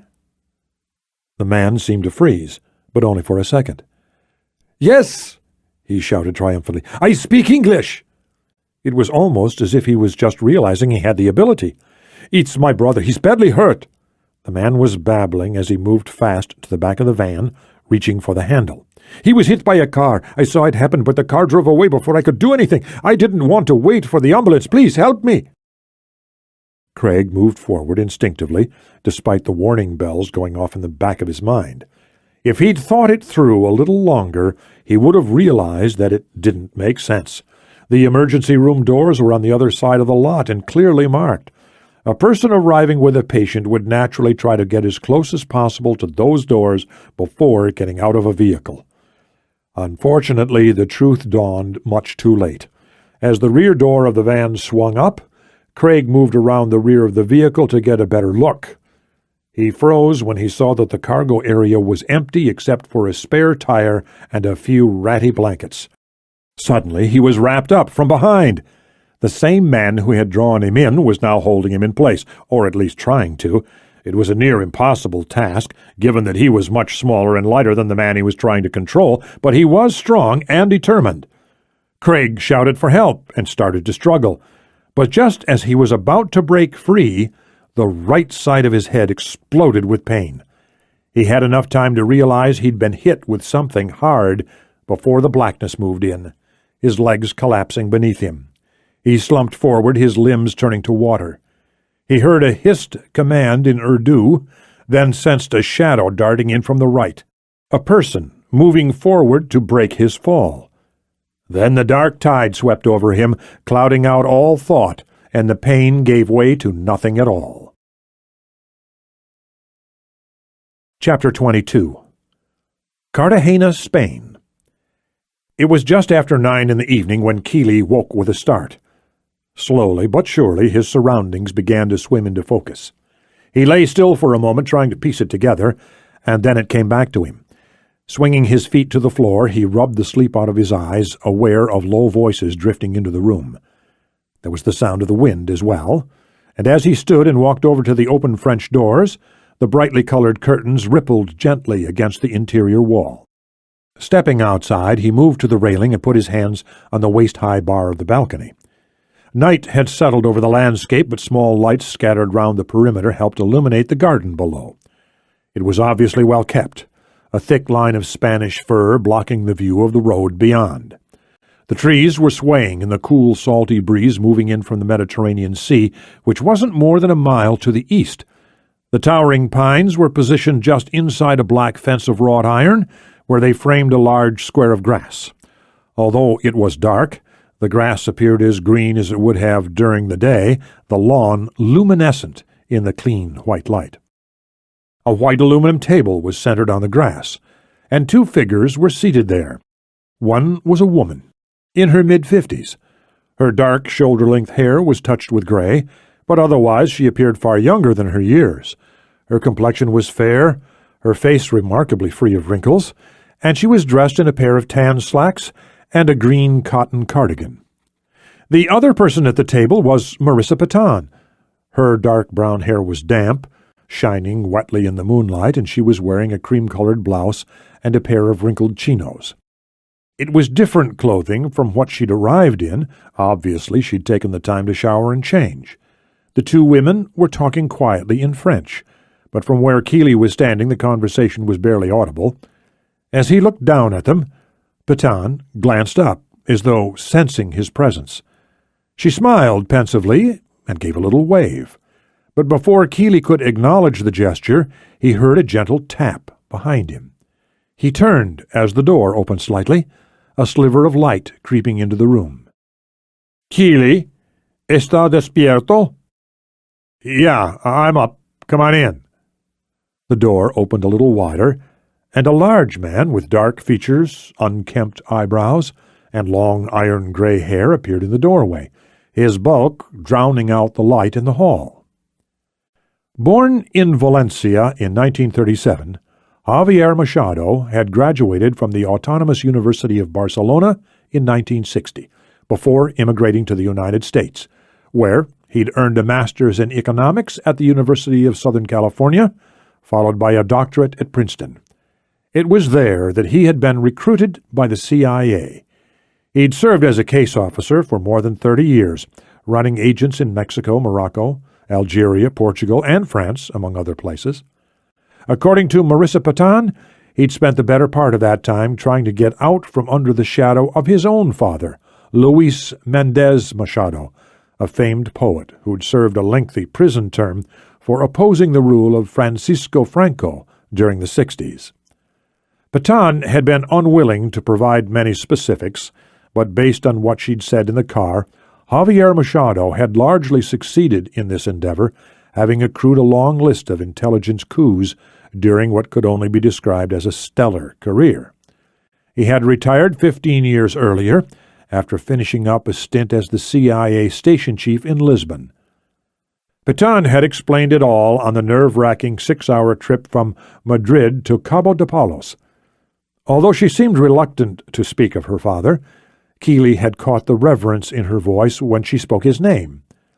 When they'd arrived earlier in the evening, Machado's eyes had lit up with complete adoration when he first caught sight of Patan. He had embraced her fondly, as had his wife, Elise. On witnessing this warm reunion, Kealey felt vastly reassured. It was clear they had made the right move. He and Naomi were there with Patan, which made all the difference. Machado had welcomed them into his home, apparently unswayed by what had taken place in Madrid, as well as by his visitor's role in that disastrous incident. "Did you manage any sleep?" Machado asked. Kealey had noticed that the older man preferred to speak Spanish whenever possible, and he had made a conscious point to do the same. Yes, I did, thanks. Has Langley been in touch?" He had given Patan a Global Star sat phone once they arrived in Cartagena, and Kealey assumed she would have informed her father if Harper had called. "No," the older man replied, shaking his head grimly. "Nothing yet. I think you are in some trouble, my friend." "Tell me something I don't know," Kealey muttered. He crossed to the door and, keeping his voice low, asked, "What about Naomi?" Machado shrugged uneasily, his frown deepening. "She has not come out of her room since you arrived. Elise tried to talk to her, but—" The Spaniard shrugged again and looked away. "It's your decision, but if you don't mind my saying so, I think you should leave it alone. She needs to work it out in her own time. Of course, it will not happen overnight. These things never do." Kealey nodded slowly, a number of emotions racing through his mind, all of them bad. After procuring a second vehicle off the Prado Road in Madrid, they had begun making their way south to Cartagena, following Patan's directions. The first reports had come over the radio quickly enough, but they had been sparse at best. For the most part, it was all guesswork, the kind of wild speculation employed by reporters around the world. As they turned off the E901 near Albacete, the reports began to firm up. It was then that Radio 1 had confirmed the worst. At least 4 people had been killed as a direct result of the bombing on Calle de San Leonardo de Dios, along with a 2-year veteran of the CNP. Another 6 civilians were in critical condition at a local hospital, and 2 were not expected to live. Kealey had been driving when the report came in, Patan in the passenger seat, Naomi in the back. When the announcer moved on to other news, Kealey could have sworn he heard a noise behind him, something between a groan and a choked sob, But he didn't look back. He simply couldn't bring himself to do it, because the truth was inescapable, and Naomi would know that better than anyone. She had set off the improvised device with the best of intentions, her goal being to help them escape the construction site. She had succeeded in this endeavor, but in doing so, she had committed an act that would haunt her forever. To make matters worse, Kealey knew something that Patan did not. 10 months earlier, Naomi Carmi had taken 2 lives in an act of self-defense. At least, she had thought it was self-defense at the time. One of those people had turned out to be innocent. It was just one of the events that had contributed to her current state, but Kealey knew all too well how much it had changed her. He could see it every time he looked into her eyes. Now she had done something 10 times worse. Kealey was trying not to think about it, but given her fragility prior to the day's events, he suspected that what had taken place in Madrid might prove to be her final undoing. The thought was hard to take, impossibly hard, in fact, since she had only been trying to help them escape. But he simply couldn't dislodge it from his mind. Machado had said something, and Kealey snapped out of it, turning his attention back to the other man. "Sorry?" "I asked if you would like a drink," the Spaniard repeated patiently, his hooded eyes giving nothing away. "You look as though you could use it." Kealey nodded. "Yeah, I think I could. Mind if I take a shower first?" They'd arrived in Cartagena 4 hours earlier, and he'd fallen asleep without taking the time to get cleaned up. Now he realized that he probably looked as bad as he smelled. "Not at all. Join me downstairs when you're finished." "I'll be there." Machado went out, and Kealey followed after gathering a few things from his bag. He had picked up new clothes and toiletries en route to Cabo de Palos. Patan had done the same for her and Naomi. One of the operatives responsible for packing up the gear at the hotel had hung onto their bags and false identification and was set to deliver it all the following morning. On the way to the bathroom, Kealey slowed outside Naomi's door. He paused, but thinking better of it, didn't knock. He didn't want to intrude. As Machado had said, it would be better to let her broach the subject if and when she was ready. Of course, there were other things to consider, such as what he had seen in her eyes before they'd left the Sofitel Madrid to meet with Gafour. He still didn't know how he was going to handle the whole situation, but obviously he was going to have to make some hard decisions before moving forward with the op. He wasn't looking forward to that, but didn't see that he had a choice. He took a long, hot shower, then dried off and returned to his room. After pulling on a navy t-shirt and a pair of dark jeans, he made his way downstairs, feeling considerably better. Javier Machado was sitting alone in the living room, the French doors open to the cool night air. A television tuned to CNN was flickering softly, the volume muted. The incident outside the construction site in Madrid was clearly the lead story, but Kealey had seen enough of the gruesome images flashing across the screen. Turning away, he moved to the doors and looked outside. Mother and daughter were visible at the garden table. They were still talking quietly, though they were too far away for Kealey to make sense of the words. Machado gestured to a backlit alcove where tumblers and various bottles of liquor were on display. "Help yourself, my friend. The cognac, sangria, and anisette are on the top shelf. Below you'll find sherry from Jerez, Pacharan from Navarre, the very best that Spain has to offer." "I don't suppose you have any beer?" Machado smiled wanly. "Americans, you're all the same. You have no taste for the finer things. But who am I to judge? You'll find it in the fridge. Kitchen is that way." Kealey went into the kitchen and returned with an icy bottle of San Miguel, a local favorite. Taking a seat across from his host, he took a long pull, savoring the cool taste of the beer. "Nothing like a cold drink after a long day," Machado remarked sagely. "Makes all the difference, doesn't it?" "All the difference," Kealey agreed. He drank some more of the beer and looked around with genuine interest. The living room, much like the rest of the house, was lived in and comfortable. There was nothing sterile about it, which appealed to Kealey on a personal level. It reminded him of his old house in Cape Elizabeth. Rustic furnishings were scattered about, and warm light from a corner lamp illuminated a number of contemporary oils, including a large landscape that hung above the stone mantel. Of more interest to Kealey were the framed photographs standing directly beneath the painting. He'd glanced at them briefly before, but now he stood and walked over, beer in hand, to get a closer look. "Ah, yes," Machado said, standing to join him at the mantel. "The fruits of my misspent youth." Kealey gestured at the first photograph, which was housed in a solid silver frame. "Do you mind?" "Not at all." Kealey picked up the photograph and looked at it closely, a jolt of surprise passing through his body. The photograph depicted a beaming Machado standing beside a short, slender man in an army uniform, a very recognizable man. Kealey thought he must be mistaken, but when he glanced at his host, the modest smile on Machado's face seemed to confirm his first impression. "This is you and Noriega?" "That's right. Me and the general on the Panamanian coast near Nata." Kealey shook his head in disbelief, still staring at the photograph. "When was it taken?"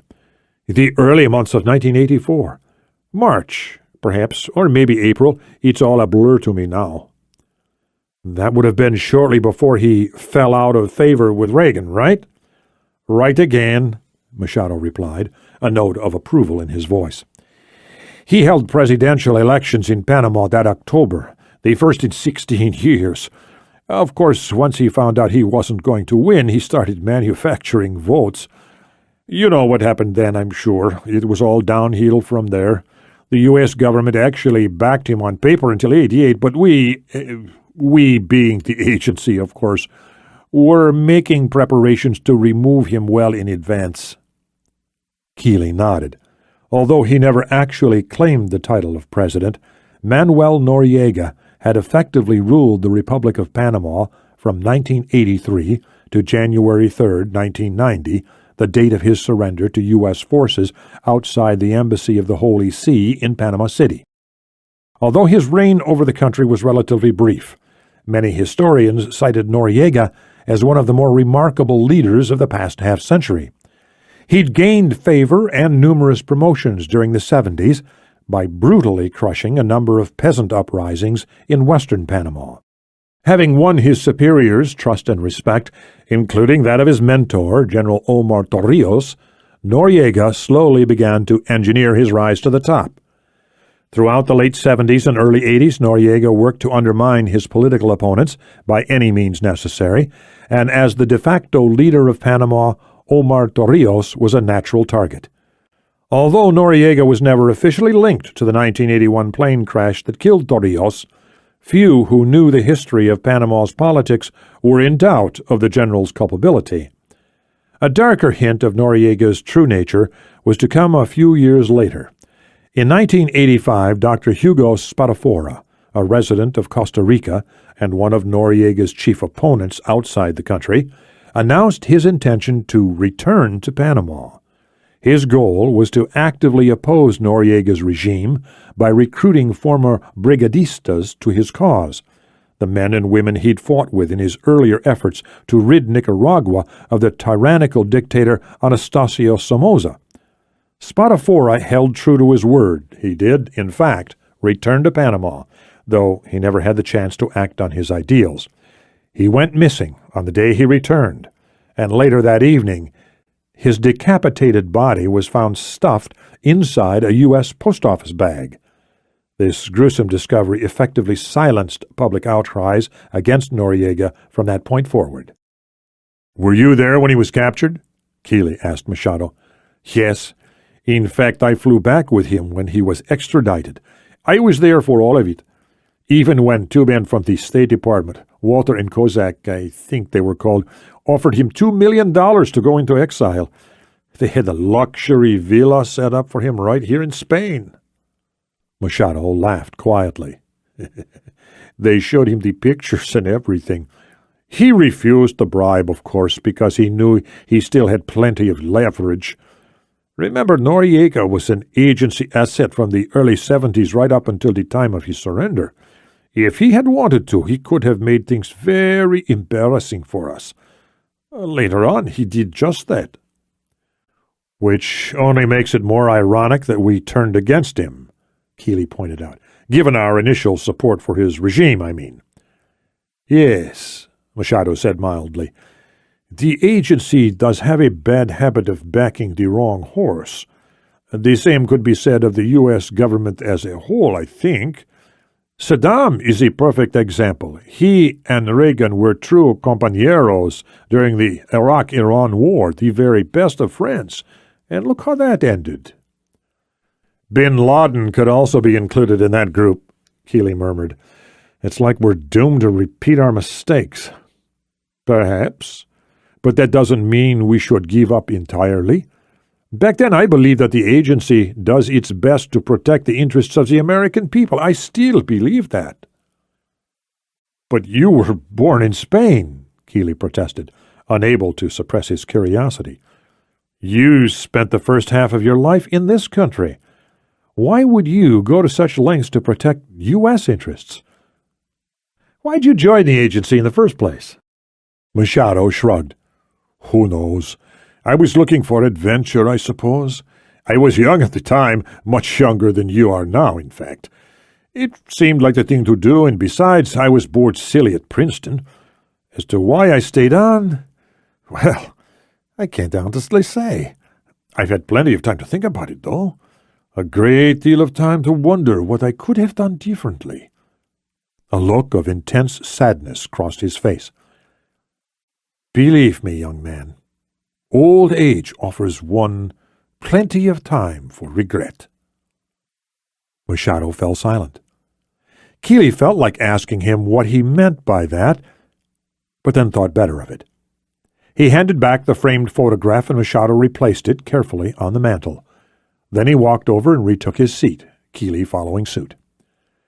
"And what about you, my friend?" the Spaniard asked quietly. He crossed his legs at the ankles, carefully swirling the contents of his glass. "I had a long talk with Marisa while you were sleeping. It seems that you've amassed quite a record at Langley yourself, and in a relatively short period of time, no less." Kealey shrugged uneasily, unsure of how to respond to the gentle push for information. He had done his best to avoid the accolades his work had earned him. There were obvious reasons for his silence. He wasn't cleared to discuss 90% of what he did for the agency, but there was more to it than that.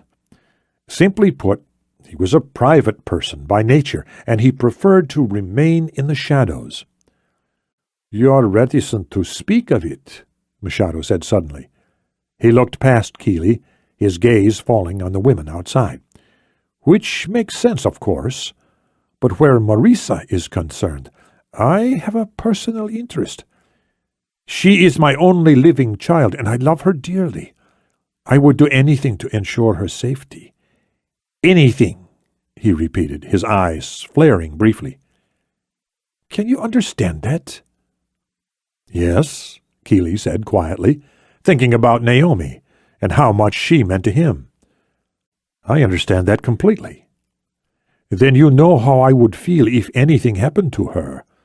Much the same as you would feel if anything happened to the young woman upstairs, I imagine." Kealey couldn't conceal his surprise and instantly went on edge. "What makes you say that?" A small, knowing smile appeared on Machado's face, his black eyes glittering with the kind of insight that comes only with age and experience. "Forgive me, young man.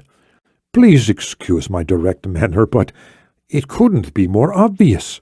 It's clear to anyone with half a brain that you love this woman." A small frown crossed his face, and he seemed to hesitate. "I wonder, though, if you are fully aware of just how badly she is damaged. That scar she bears is the least of it." Kealey remained silent for a long time, unsure of how to respond. Part of him deeply resented this unexpected intrusion. He wanted to lash out, but that was an instinctive reaction, and he forced himself to set it aside. Thinking objectively, He slowly realized that no one was more qualified to dispense advice than the man sitting before him. No one had earned it more. He had read as much in Jonathan Harper's voice when they'd spoken earlier. The deputy director seemed to admire Machado enormously.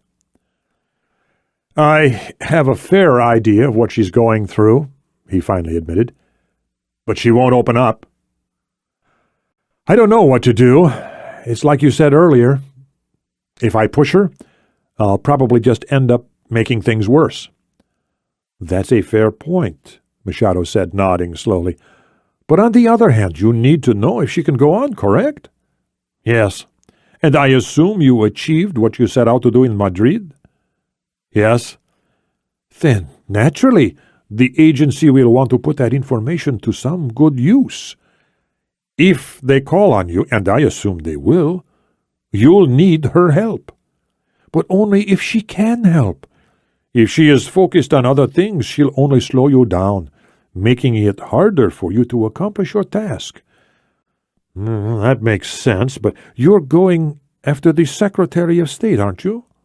You're going after Fitzgerald?" Kealey fell silent. He stared hard at the older man, trying to see past the wizened facade. "Did Marissa tell you that?" "Yes, but she didn't have to." Machado drained his glass, stood, and moved to the open doors, gazing absently out at the women in the garden. His hands were clasped behind his back. "The agency wouldn't have authorized your actions in Madrid unless the stakes were extremely high. In the present climate, the only thing that would warrant such drastic action is Secretary Fitzgerald's abduction. Do you have something to go on?" "We have a name. Our people are running it now. We're waiting to hear back." Machado sighed heavily. It was as if he was bearing the weight of the world on his shoulders. When he spoke, he did so without turning around. "If they send you in pursuit of this man, will Marissa be involved?" The question caught Kealey off guard. "I don't know. That isn't up to me." "But given your record, I'm sure you have a say in the matter?" Machado persisted. He turned around, and Kealey saw that any trace of wry humor was gone. His face had assumed a businesslike expression. Kealey couldn't help but feel that he was being sized up. "Kealey, I would greatly prefer to keep my daughter out of harm's way, but she is very good at her job. If you can't use Carmine, you should consider taking Marissa in her place. She will not disappoint you." Kealey hesitated, unsure of which part to respond to first. "I'm afraid I can't do that.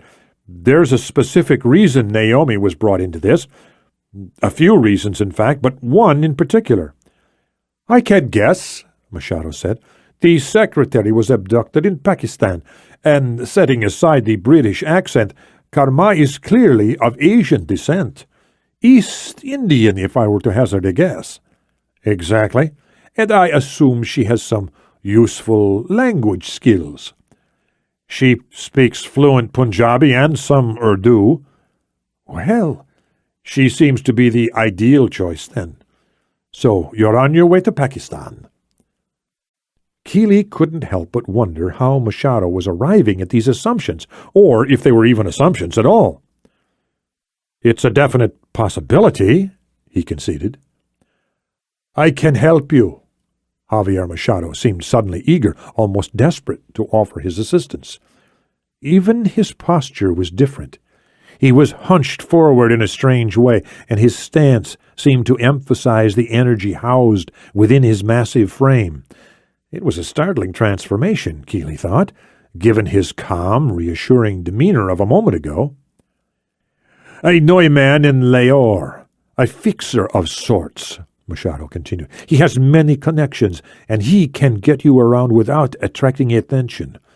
Anything you need, he can provide. And when it's time to leave, he can handle that as well. Should you find yourself backed into a corner, his services will be invaluable to you." The Spaniard let his voice drop a fraction of a decibel. "Perhaps more importantly, He knows everything there is to know about the Benazir Mangal. Kealey froze, unsure if he had heard correctly. What'd you say? You heard me, young man. I can give you direct access to Benazir Mangal. Kealey looked for his voice and managed to find it. Have you shared this information with the agency? No, Machado said, his face turning suddenly hard. And if you take this to them, I'll deny every word. I will work with you and you alone to find Mangal, provided you do one thing for me in return. And what would that be? I want you to take my daughter with you. Machado leaned forward, his eyes flickering with a strange, unsettling light. I want you to use her, but more importantly, I want you to bring her back alive. Let me be blunt, Kealey. I value her well-being more than you could possibly understand. Kealey shook his head. Even if I agreed to this, there's no way I could. Stop playing games. I know all there is to know about you and the things you've done. Remember, I worked at the agency for 30 years. I may be out of the loop, but I still have a small degree of influence. Marisa didn't have to say a word, though she was good enough to fill in some blanks. I happen to know that if you want something, Jonathan Harper will make it happen, so there's no point in trying to play down your status. He paused to let his words hit their mark. So, do we have an agreement? Kealey stalled for a moment, pretending to think it through. Then he addressed the obvious point.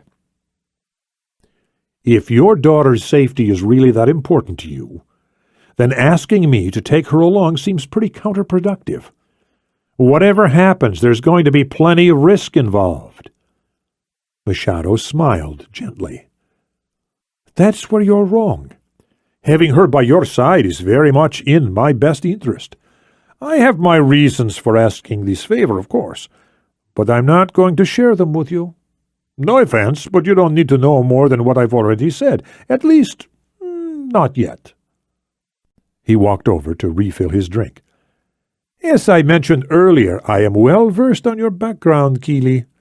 I know that you were reluctant to take on your current task, and that Jonathan Harper effectively forced you into participating by dangling Naomi Carmi in front of you.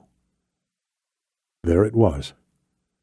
Kealey sat back, stunned by the extent of the man's knowledge. He was too surprised to even be angry. Who could have known that? He wondered distractedly. He began running through the names in his head, but he could only come up with one. Other than Harper, who could have known? But why would Harper reveal that information, especially to Machado, who was supposed to be out of the loop? It didn't make sense. I know you are anxious to put the agency behind you, Machado continued gently, and believe me, I want to help you do that.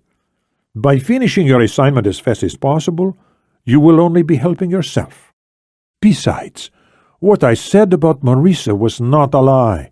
She will, in fact, be very useful if you choose to bring her along. There are several reasons I want her with you, one of them being your record. You have a reputation for getting the job done, and I know that once you give me your word, you will do everything in your power to bring her back safely. As I mentioned earlier, her welfare is my only concern. Kealey considered these words, dimly aware of a phone ringing off in the distance. Assuming I accept your offer, what happens to Naomi? Oh, she can stay here, of course. Or she can return to Langley. But if she stays, we will look after her well.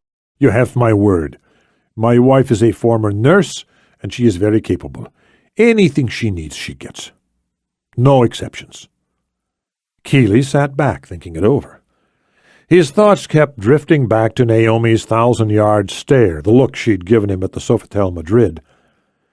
She was clearly into something, but that could be overcome.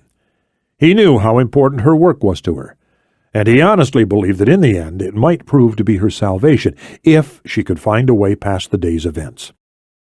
On the other hand, if he sent her back to Langley in her current state, there was a good chance she would be forced out immediately, no questions asked. He simply couldn't do that to her, even though a small part of him was saying that might be the best thing. "Okay," he finally said. "I agree to your terms. But I want Naomi to stay here." Machado leaned back and let out a long, unsteady sigh. Clearly, he was vastly relieved by Kealey's decision to accept his proposal. "You'll have to talk to her," he cautioned. "She might not take it well. You leaving her behind, I mean." "That's the understatement of the year," Kealey said. "But don't worry, I'll give her a reason to go along with it." "Good." Machado stood, as did Kealey, and offered his hand. Kealey accepted it reluctantly, still wondering what he was getting himself into. "I appreciate this more than you know. I'm sure my contact in Lahore will prove to be a valuable resource in finding Mangal. Just one other thing." "What?" "This arrangement stays strictly between us," Machado said quietly. There was a hint of menace beneath his words, nothing pronounced, nothing overt, but just enough to trigger Kealey's internal alarm. "Not a word to Jonathan Harper? Not a word to my daughter? Not a word to anyone? Make up any story you like, but it stays between us. Entiende?" Kealey was about to reply when he sensed movement behind him. Turning, he found himself face to face with Marissa Patan. She was staring at each of them in turn, a slight frown on her face. But Kealey didn't notice. His eyes were drawn to the bulky satellite phone in her right hand. "It's Director Harper," she announced, breaking the awkward silence. She thrust out the phone, and Kealey accepted it without a word. He walked into the kitchen, feeling their eyes on his back the whole way. Then he closed the door behind him and lifted the phone to his ear. "Yeah, I'm here, John. What do you have? Anything new on Mangal?" "Plenty," the deputy DCI replied grimly. "But you're not going to like a word of it." Chapter 23. Cartagena. 20 minutes later, Kealey ended his conversation with Harper. He lowered the phone and stood there for a moment, thinking it through. Then he opened the door to the living room. Finding it empty, he walked past the couch and looked through the French doors, which were still open to the cool night air. Marissa Patan was seated alone at the garden table. She was absently toying with the stem of her wine glass, apparently deep in thought. Kealey thought about leaving her to it, but she deserved to know what had been said, and he had questions of his own. Questions that couldn't wait until morning. Walking back to the kitchen, he popped the top off a fresh bottle of beer and went out to join her. The evening air was cool on his face and arms, the slight breeze scented with flowers and fresh-cut grass. As he approached, she looked up quickly, clearly startled. When she saw it was him, she nearly came out of her seat. "Well?" she demanded. "What's happening?" Kealey took a seat and placed the sat phone on the table. Then he started to explain, beginning with Benazir Mangal. The analysts in the Operations Directorate had worked with their counterparts at the Defense Intelligence Agency and the National Counterterrorism Center to build a complete profile of the former Pakistani general. What they had dug up was of considerable concern. His long-term association with inter-services intelligence was a problem all by itself. To dissuade any one person from gaining too much power, military officers were never assigned to ISI for more than 3 years in their entire career. This standard had been put into place by Pervez Musharraf himself, but exceptions had clearly been made for Mangal, who'd spent nearly 10 consecutive years as the head of Joint Intelligence North, JIN, the ISI section responsible for the disputed areas of Jammu and Kashmir. In that role, Mangal had worked closely with Kashmiri rebels, secretly, of course, in an attempt to track Indian troop movements, as well as to keep the conflict bubbling at a low boil. And that was only the hard evidence. The rumors were equally insightful. According to a Pakistani major captured by Indian forces during the Kargil War, Mangal was personally responsible for the murder of a dozen Kashmiri rebels who had been working as double agents for India's Special Frontier Force, an outfit created in 1959 with the assistance of the CIA. According to the major, who had narrowly survived the interrogation methods used by his captors, Benazir Mangal harbored no ill will toward the men he had killed in that incident. In fact, he'd been seen joking around with them prior to the executions. The way the Pakistani major had described it, Mangal was a man who had no special allegiance to his men or even to his country. He did what he did simply because he was extremely good at it. Batan listened carefully to Kealey's recitation, then leaned back in her chair. She blinked a few times, then pursed her lips thoughtfully, as though processing the information. Kealey watched her carefully, but he couldn't detect a hint of fear or hesitation, two things that would have caused him to reconsider his plans. She was simply thinking things through. "That's an interesting point of view," she finally said. "But it begs the obvious question. If Mangal has no allegiance to anyone but himself, why is he mixed up in all of this? Why did he break Amari Saifi out of prison, and why did he orchestrate the abduction of Secretary Fitzgerald?" "I've been wondering the same thing," Kealey replied. "But remember, this is just one man's opinion, and he shared it under duress. It may be the closest thing we have to a psychological profile, but it's far from conclusive. The only person who can really answer those questions is Mangal himself." "Well, I suppose we just have to ask him. Has the DO had any luck in tracking down his known associates?" "Yes. In fact, they've come up with an interesting theory. You know that the FBI flew an evidence recovery team into Rawalpindi a couple of days ago, right?" Batan nodded. "They were sent in to start an extraterritorial investigation." "Exactly. They've already completed a preliminary report based on what they found in the remains of the vehicles, as well as their interviews with some of the witnesses. It was standard fare for the most part, but they did construct a possible scenario that caught the agency's interest. Apparently, a senior investigator with the NTSB accompanied the Bureau team to Pakistan. The National Transportation Safety Board is an independent federal agency tasked with investigating civil aviation accidents in the United States, as well as major accidents involving other modes of transportation. Based on his initial assessment, the vehicle carrying Bryn Fitzgerald sustained damage severe enough to ensure serious injuries to all its occupants. As we already know, Fitzgerald's driver was killed in the attack, as was her detail leader. "So the investigator is saying that Fitzgerald was seriously injured in the attack?" "He's saying it's possible, even likely. According to people who witnessed the ambush, Fitzgerald was carried away from the wreckage of her Suburban by two of her assailants. Not dragged, not escorted, but carried, indicating she may have been too hurt to walk on her own. So where does this leave us?" "Obviously they were trying to keep Fitzgerald alive," Kealey pointed out. "Otherwise, they would have shot her like they did Patterson. And if she was hurt in the attack, Mangal would need to find someone to treat her," Batan concluded. Her eyes widened in realization. "And he has plenty of connections. He would know the right man to turn to. A licensed doctor on his payroll, maybe, or a medic who used to serve under him." "Exactly. And now we have a starting point. There's a man in Lahore who knows Benazir Mangal personally. If anyone can point us in the right direction, it's him." Batan frowned and stared at him warily. She was unsure of the story he was feeding her, Kealey realized.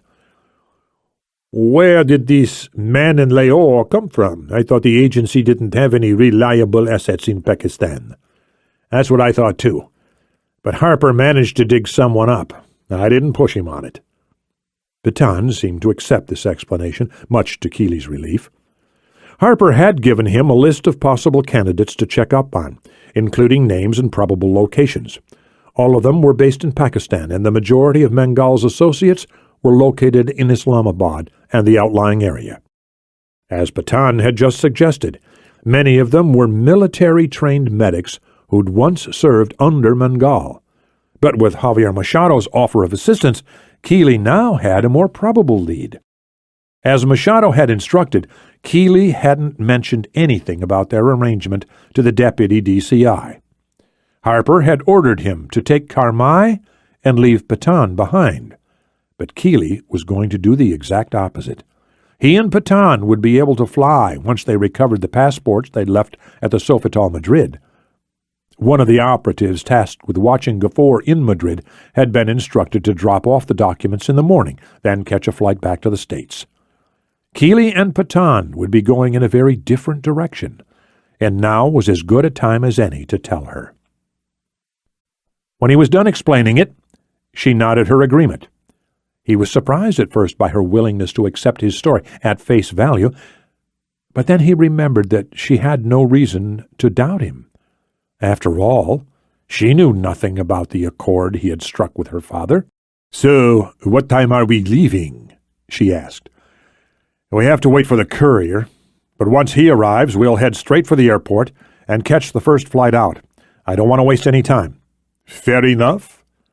She fell silent for a moment, examining her empty glass. She pointed at his beer, which he'd almost finished. "Would you like another? It's early yet." "Sure," Kealey said. As she stood up and went inside to fetch the drinks, he began working through a list of questions in his mind. He didn't know what Machado's angle was, but at the moment, Marissa Patan was his best chance to figure it out. They were on their fourth drink, and Kealey could see that it was starting to catch up to her. Over the last 2 hours, the conversation had been gradually shifting course, drifting away from work to more personal matters. He had been careful not to rush it, as he didn't want to seem too eager to change the subject. As far as he could tell, he had navigated the waters well. She was responding readily, and she wasn't acting overly defensive. At the same time, Patan was not the open book he had thought she would be.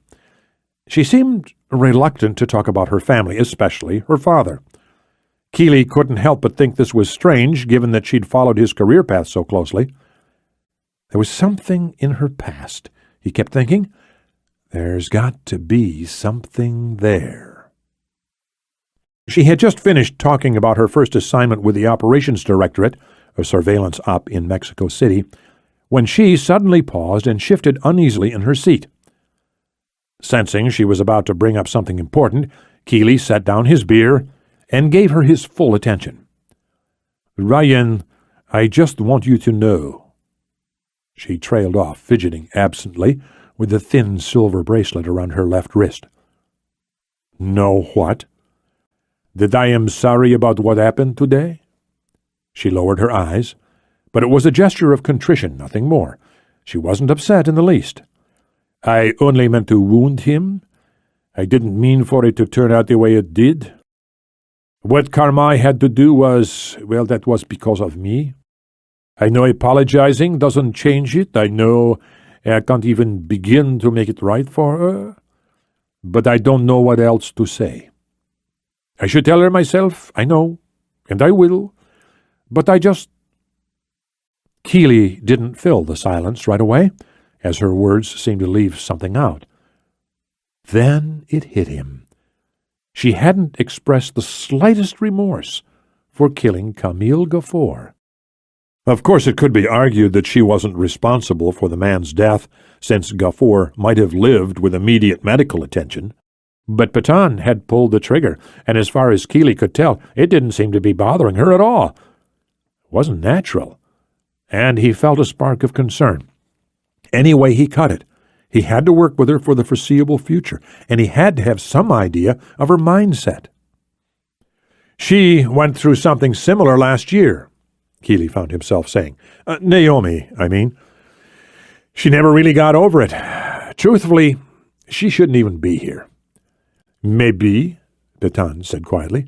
"But that was then, so I can't really speak to it. This is now, and I'm responsible." Kealey looked up at the new tone in her voice. She avoided his gaze, looking into the trees. It was a long time before she spoke again. "I didn't follow my father into the agency, you know. I'm sure you must be thinking that, but it isn't true." "So what was it? What made you join?" Petan pinched her full lower lip between her teeth, obviously wishing she could take back the words, but she had already said too much, and she seemed to know it. "It was my sister. I joined because of her." "Your sister?" Kealey had looked at most of the photographs on display in the house. He hadn't seen any depicting a second daughter, and Machado hadn't mentioned her either, or if he had, it had been in an abstract kind of way. This was news to him, and his instincts were already telling him it was relevant. He leaned forward unconsciously, waiting for the rest of it. "Her name was Caroline," Petan continued awkwardly. "She was older than me by 18 months. I was 17 when she was recruited by the Operations Directorate. That was in the spring of '98, which made Marissa Petan 28 years old. Kealey would have pegged her as a few years younger than that, but her age made sense, given the fact that she had initially run the teams in Madrid. The clandestine service seemed to be getting younger every year, he thought wryly.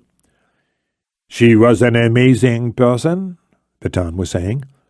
Her eyes were misting over, but her voice was steady. "She would do anything for a friend. But she wasn't naive. She was strong and independent. Smart, too. Incredibly smart, actually. But that was her way. She was just really good at everything she tried. Really good." She let out a short, bitter laugh. "I know people always say that when somebody dies. But in Caroline's case it was completely true. She studied political science at Georgetown, and after she graduated the first thing she did was apply to the agency. When she told us she'd been accepted to train at the farm, and my father was so fucking proud—" She choked on the last two words, then paused to wipe her sleeve across her eyes.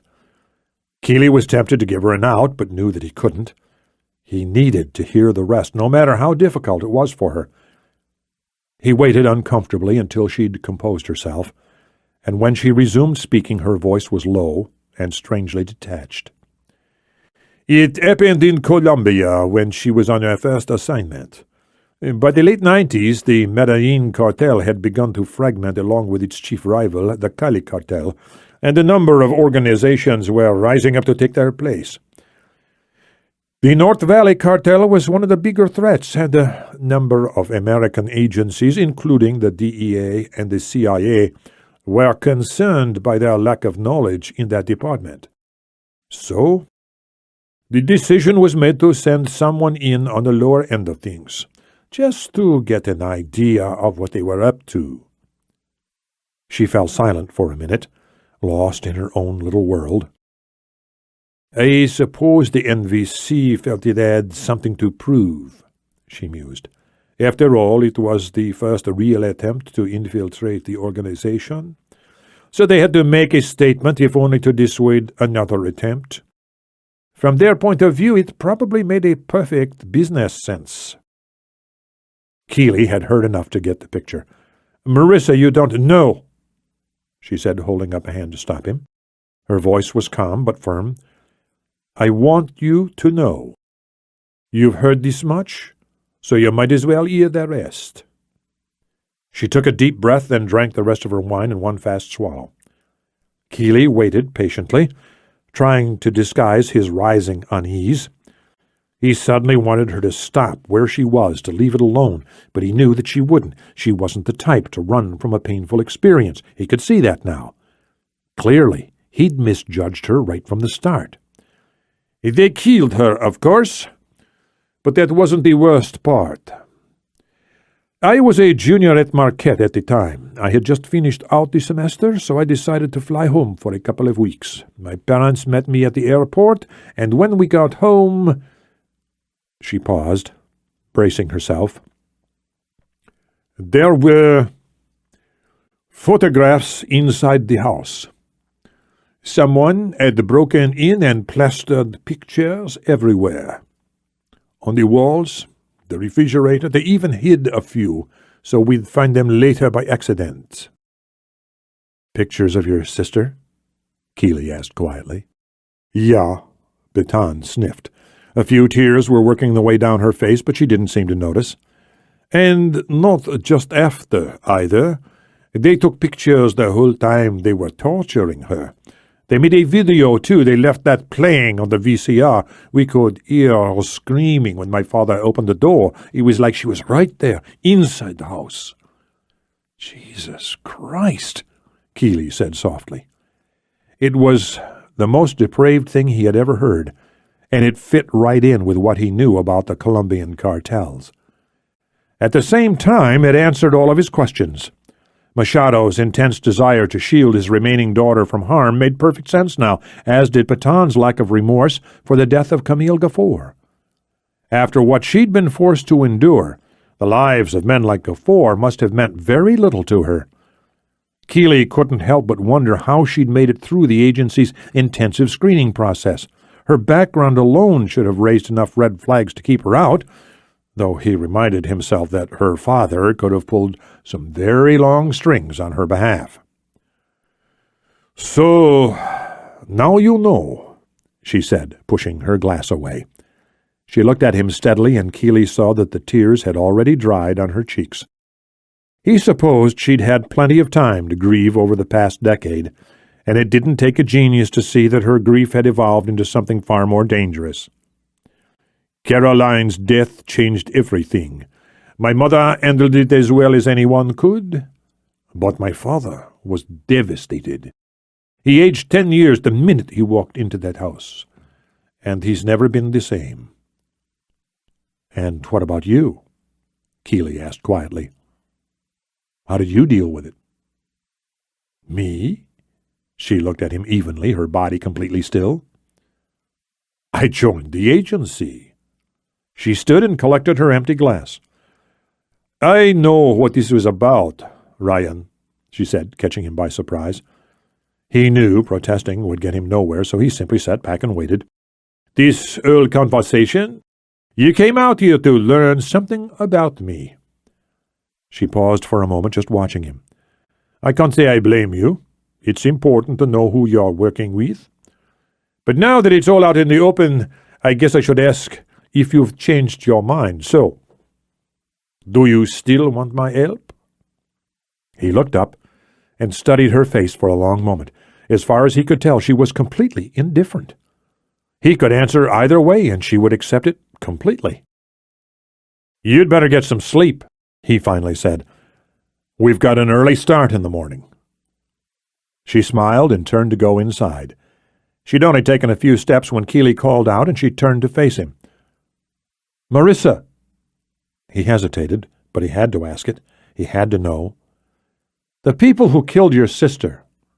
She shook her head, but she was still smiling, and there was a strange light in her dark brown eyes. "They never caught them, but I know who they are." She seemed incredibly poised, once again in complete control. "The agency, for all of its faults, does not abandon its own. The men who were responsible were lackeys at the time. Now they are among the most powerful figures in the business, but that doesn't mean a thing. Not in the long run." "They can't hide forever, is that it?" Kealey instantly regretted the words. They sounded patronizing, and that wasn't like him at all. It didn't seem to make a difference, though, as her smile didn't falter. "That's it exactly," Baton said. "And the end may be coming sooner than they think." With that, she turned and melted into the darkness. Kealey watched her go, and for some reason he believed her completely. Chapter 24. Silecote, Cartagena. The light was searing and shockingly bright even through the opaque fluttering shields of his eyelids. It burned into his brain, lighting the gray matter, illuminating every neuron, axon, and synapse between. The light joined the dull ache behind his right ear, the twin sources of pain, coalescing, bundling, right in the middle, preparing to radiate. The pain was intense, clouding out all thought. Dizzying, crushing, mobile waves of pain, and he hadn't even opened his eyes yet. Randall Craig stirred, and his eyes snapped open. He pushed away the agonizing thump in his head, trying to think it through. An impossible task right from the outset. Christ, it hurt. He sat up, looked around, blinking away the confusion. The light wasn't as bad now, and it was warmer than he'd thought at first. Not fluorescent light, so it wasn't an office or warehouse. He was in a house, he realized, his impression confirmed by the comfortable surroundings. A scarred desk, built of sturdy oak and stacked with paper. A chair, covered in cracked faux leather. Small watercolors on two of the walls. A home office, maybe. But there was a bed. He was sitting on it now. A narrow bed with brass railings at the head and feet. Sitting up a little more, he swung his feet to the floor. The movement caused his head to thump savagely. "Motherfucker," he groaned. He dropped his head forward, leaning over his knees, trying to stretch the pain at the back of his head. It was too centered. He needed to move it around a little. He clamped his eyes shut and reached back, gingerly feeling the lump. It was big, but his hand came away clean. He looked back at the pillow and didn't see blood. He hadn't been consciously afraid, but something came off his chest regardless. The absence of blood was vastly reassuring. Motherfucker. No blood, and his head was starting to clear. He tried to focus on those positive signs, wondering what they had hit him with. It was all coming back now. The little flashes of memory were starting to cooperate, the images lining up in the right way, forming a picture. He had been walking out to his car. He could remember the van. The frightened face of the young man. He could remember the pang of doubt, the little spark of uncertainty. But he'd stepped into it anyway, drawn in by the man's tangible fear. Stupid, stupid, stupid. 12 American tourists kidnapped in the north. The Secretary of State ambushed in Rawalpindi, abducted in plain sight of dozens of witnesses. He should have had his guard up. Should have been thinking. He started to shake his head before realizing his mistake, the pain thumping back into place. It was okay if he didn't move too much, but it was still there, like the worst part of a migraine, the part right before the peak and the slow ride down. He wanted to shake his head, the self-disgust like a living part of him. Should have been thinking. He had to think now, he knew that much. Okay. He stood up, fighting back the nausea, and checked his watch instinctively. It was gone. He frowned. That didn't make sense right there. Why would they take his watch? It was a cheap plastic piece of shit.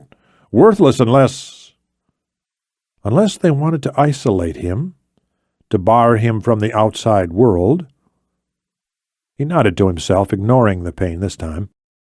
He was pleased with his realization. There were no windows in the room. He had no idea what time it was. It could have been day or night. If they were trying to cut him off, they had done a damn good job. He wondered how long he'd been out.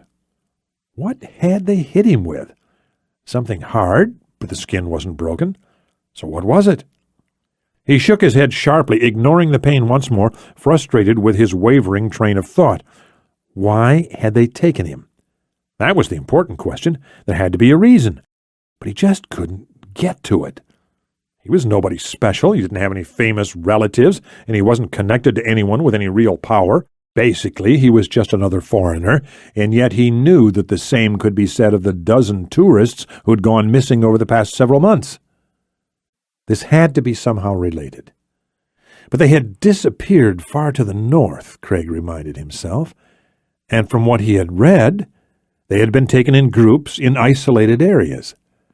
If he had been kidnapped by the same organization, why would they change their mode of operation so drastically? There was also Fitzgerald, of course. But he had absolutely no connection to the Secretary of State, so that didn't make sense either. What was it? What was the connection? He had to think. He pushed it aside. There would be plenty of time for that later. First things first. He had to know where he was. There was only one door. He walked over, his legs shaky beneath him, and checked it. Locked. He was tempted to pound on it. He wanted to call for help, but knew it wouldn't get him anywhere. Instead, he turned and looked at the desk. There was a lot of paper. It was strewn about, obviously a work area. There had to be something there, a name, an address, something. He checked the drawers first. 2 hardcover books, an ancient copy of the Koran, and a recent edition of Gray's Anatomy. Both in English.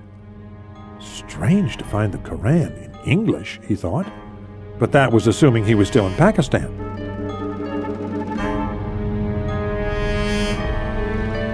This is the end of disc number 6. Please continue listening on disc number 7.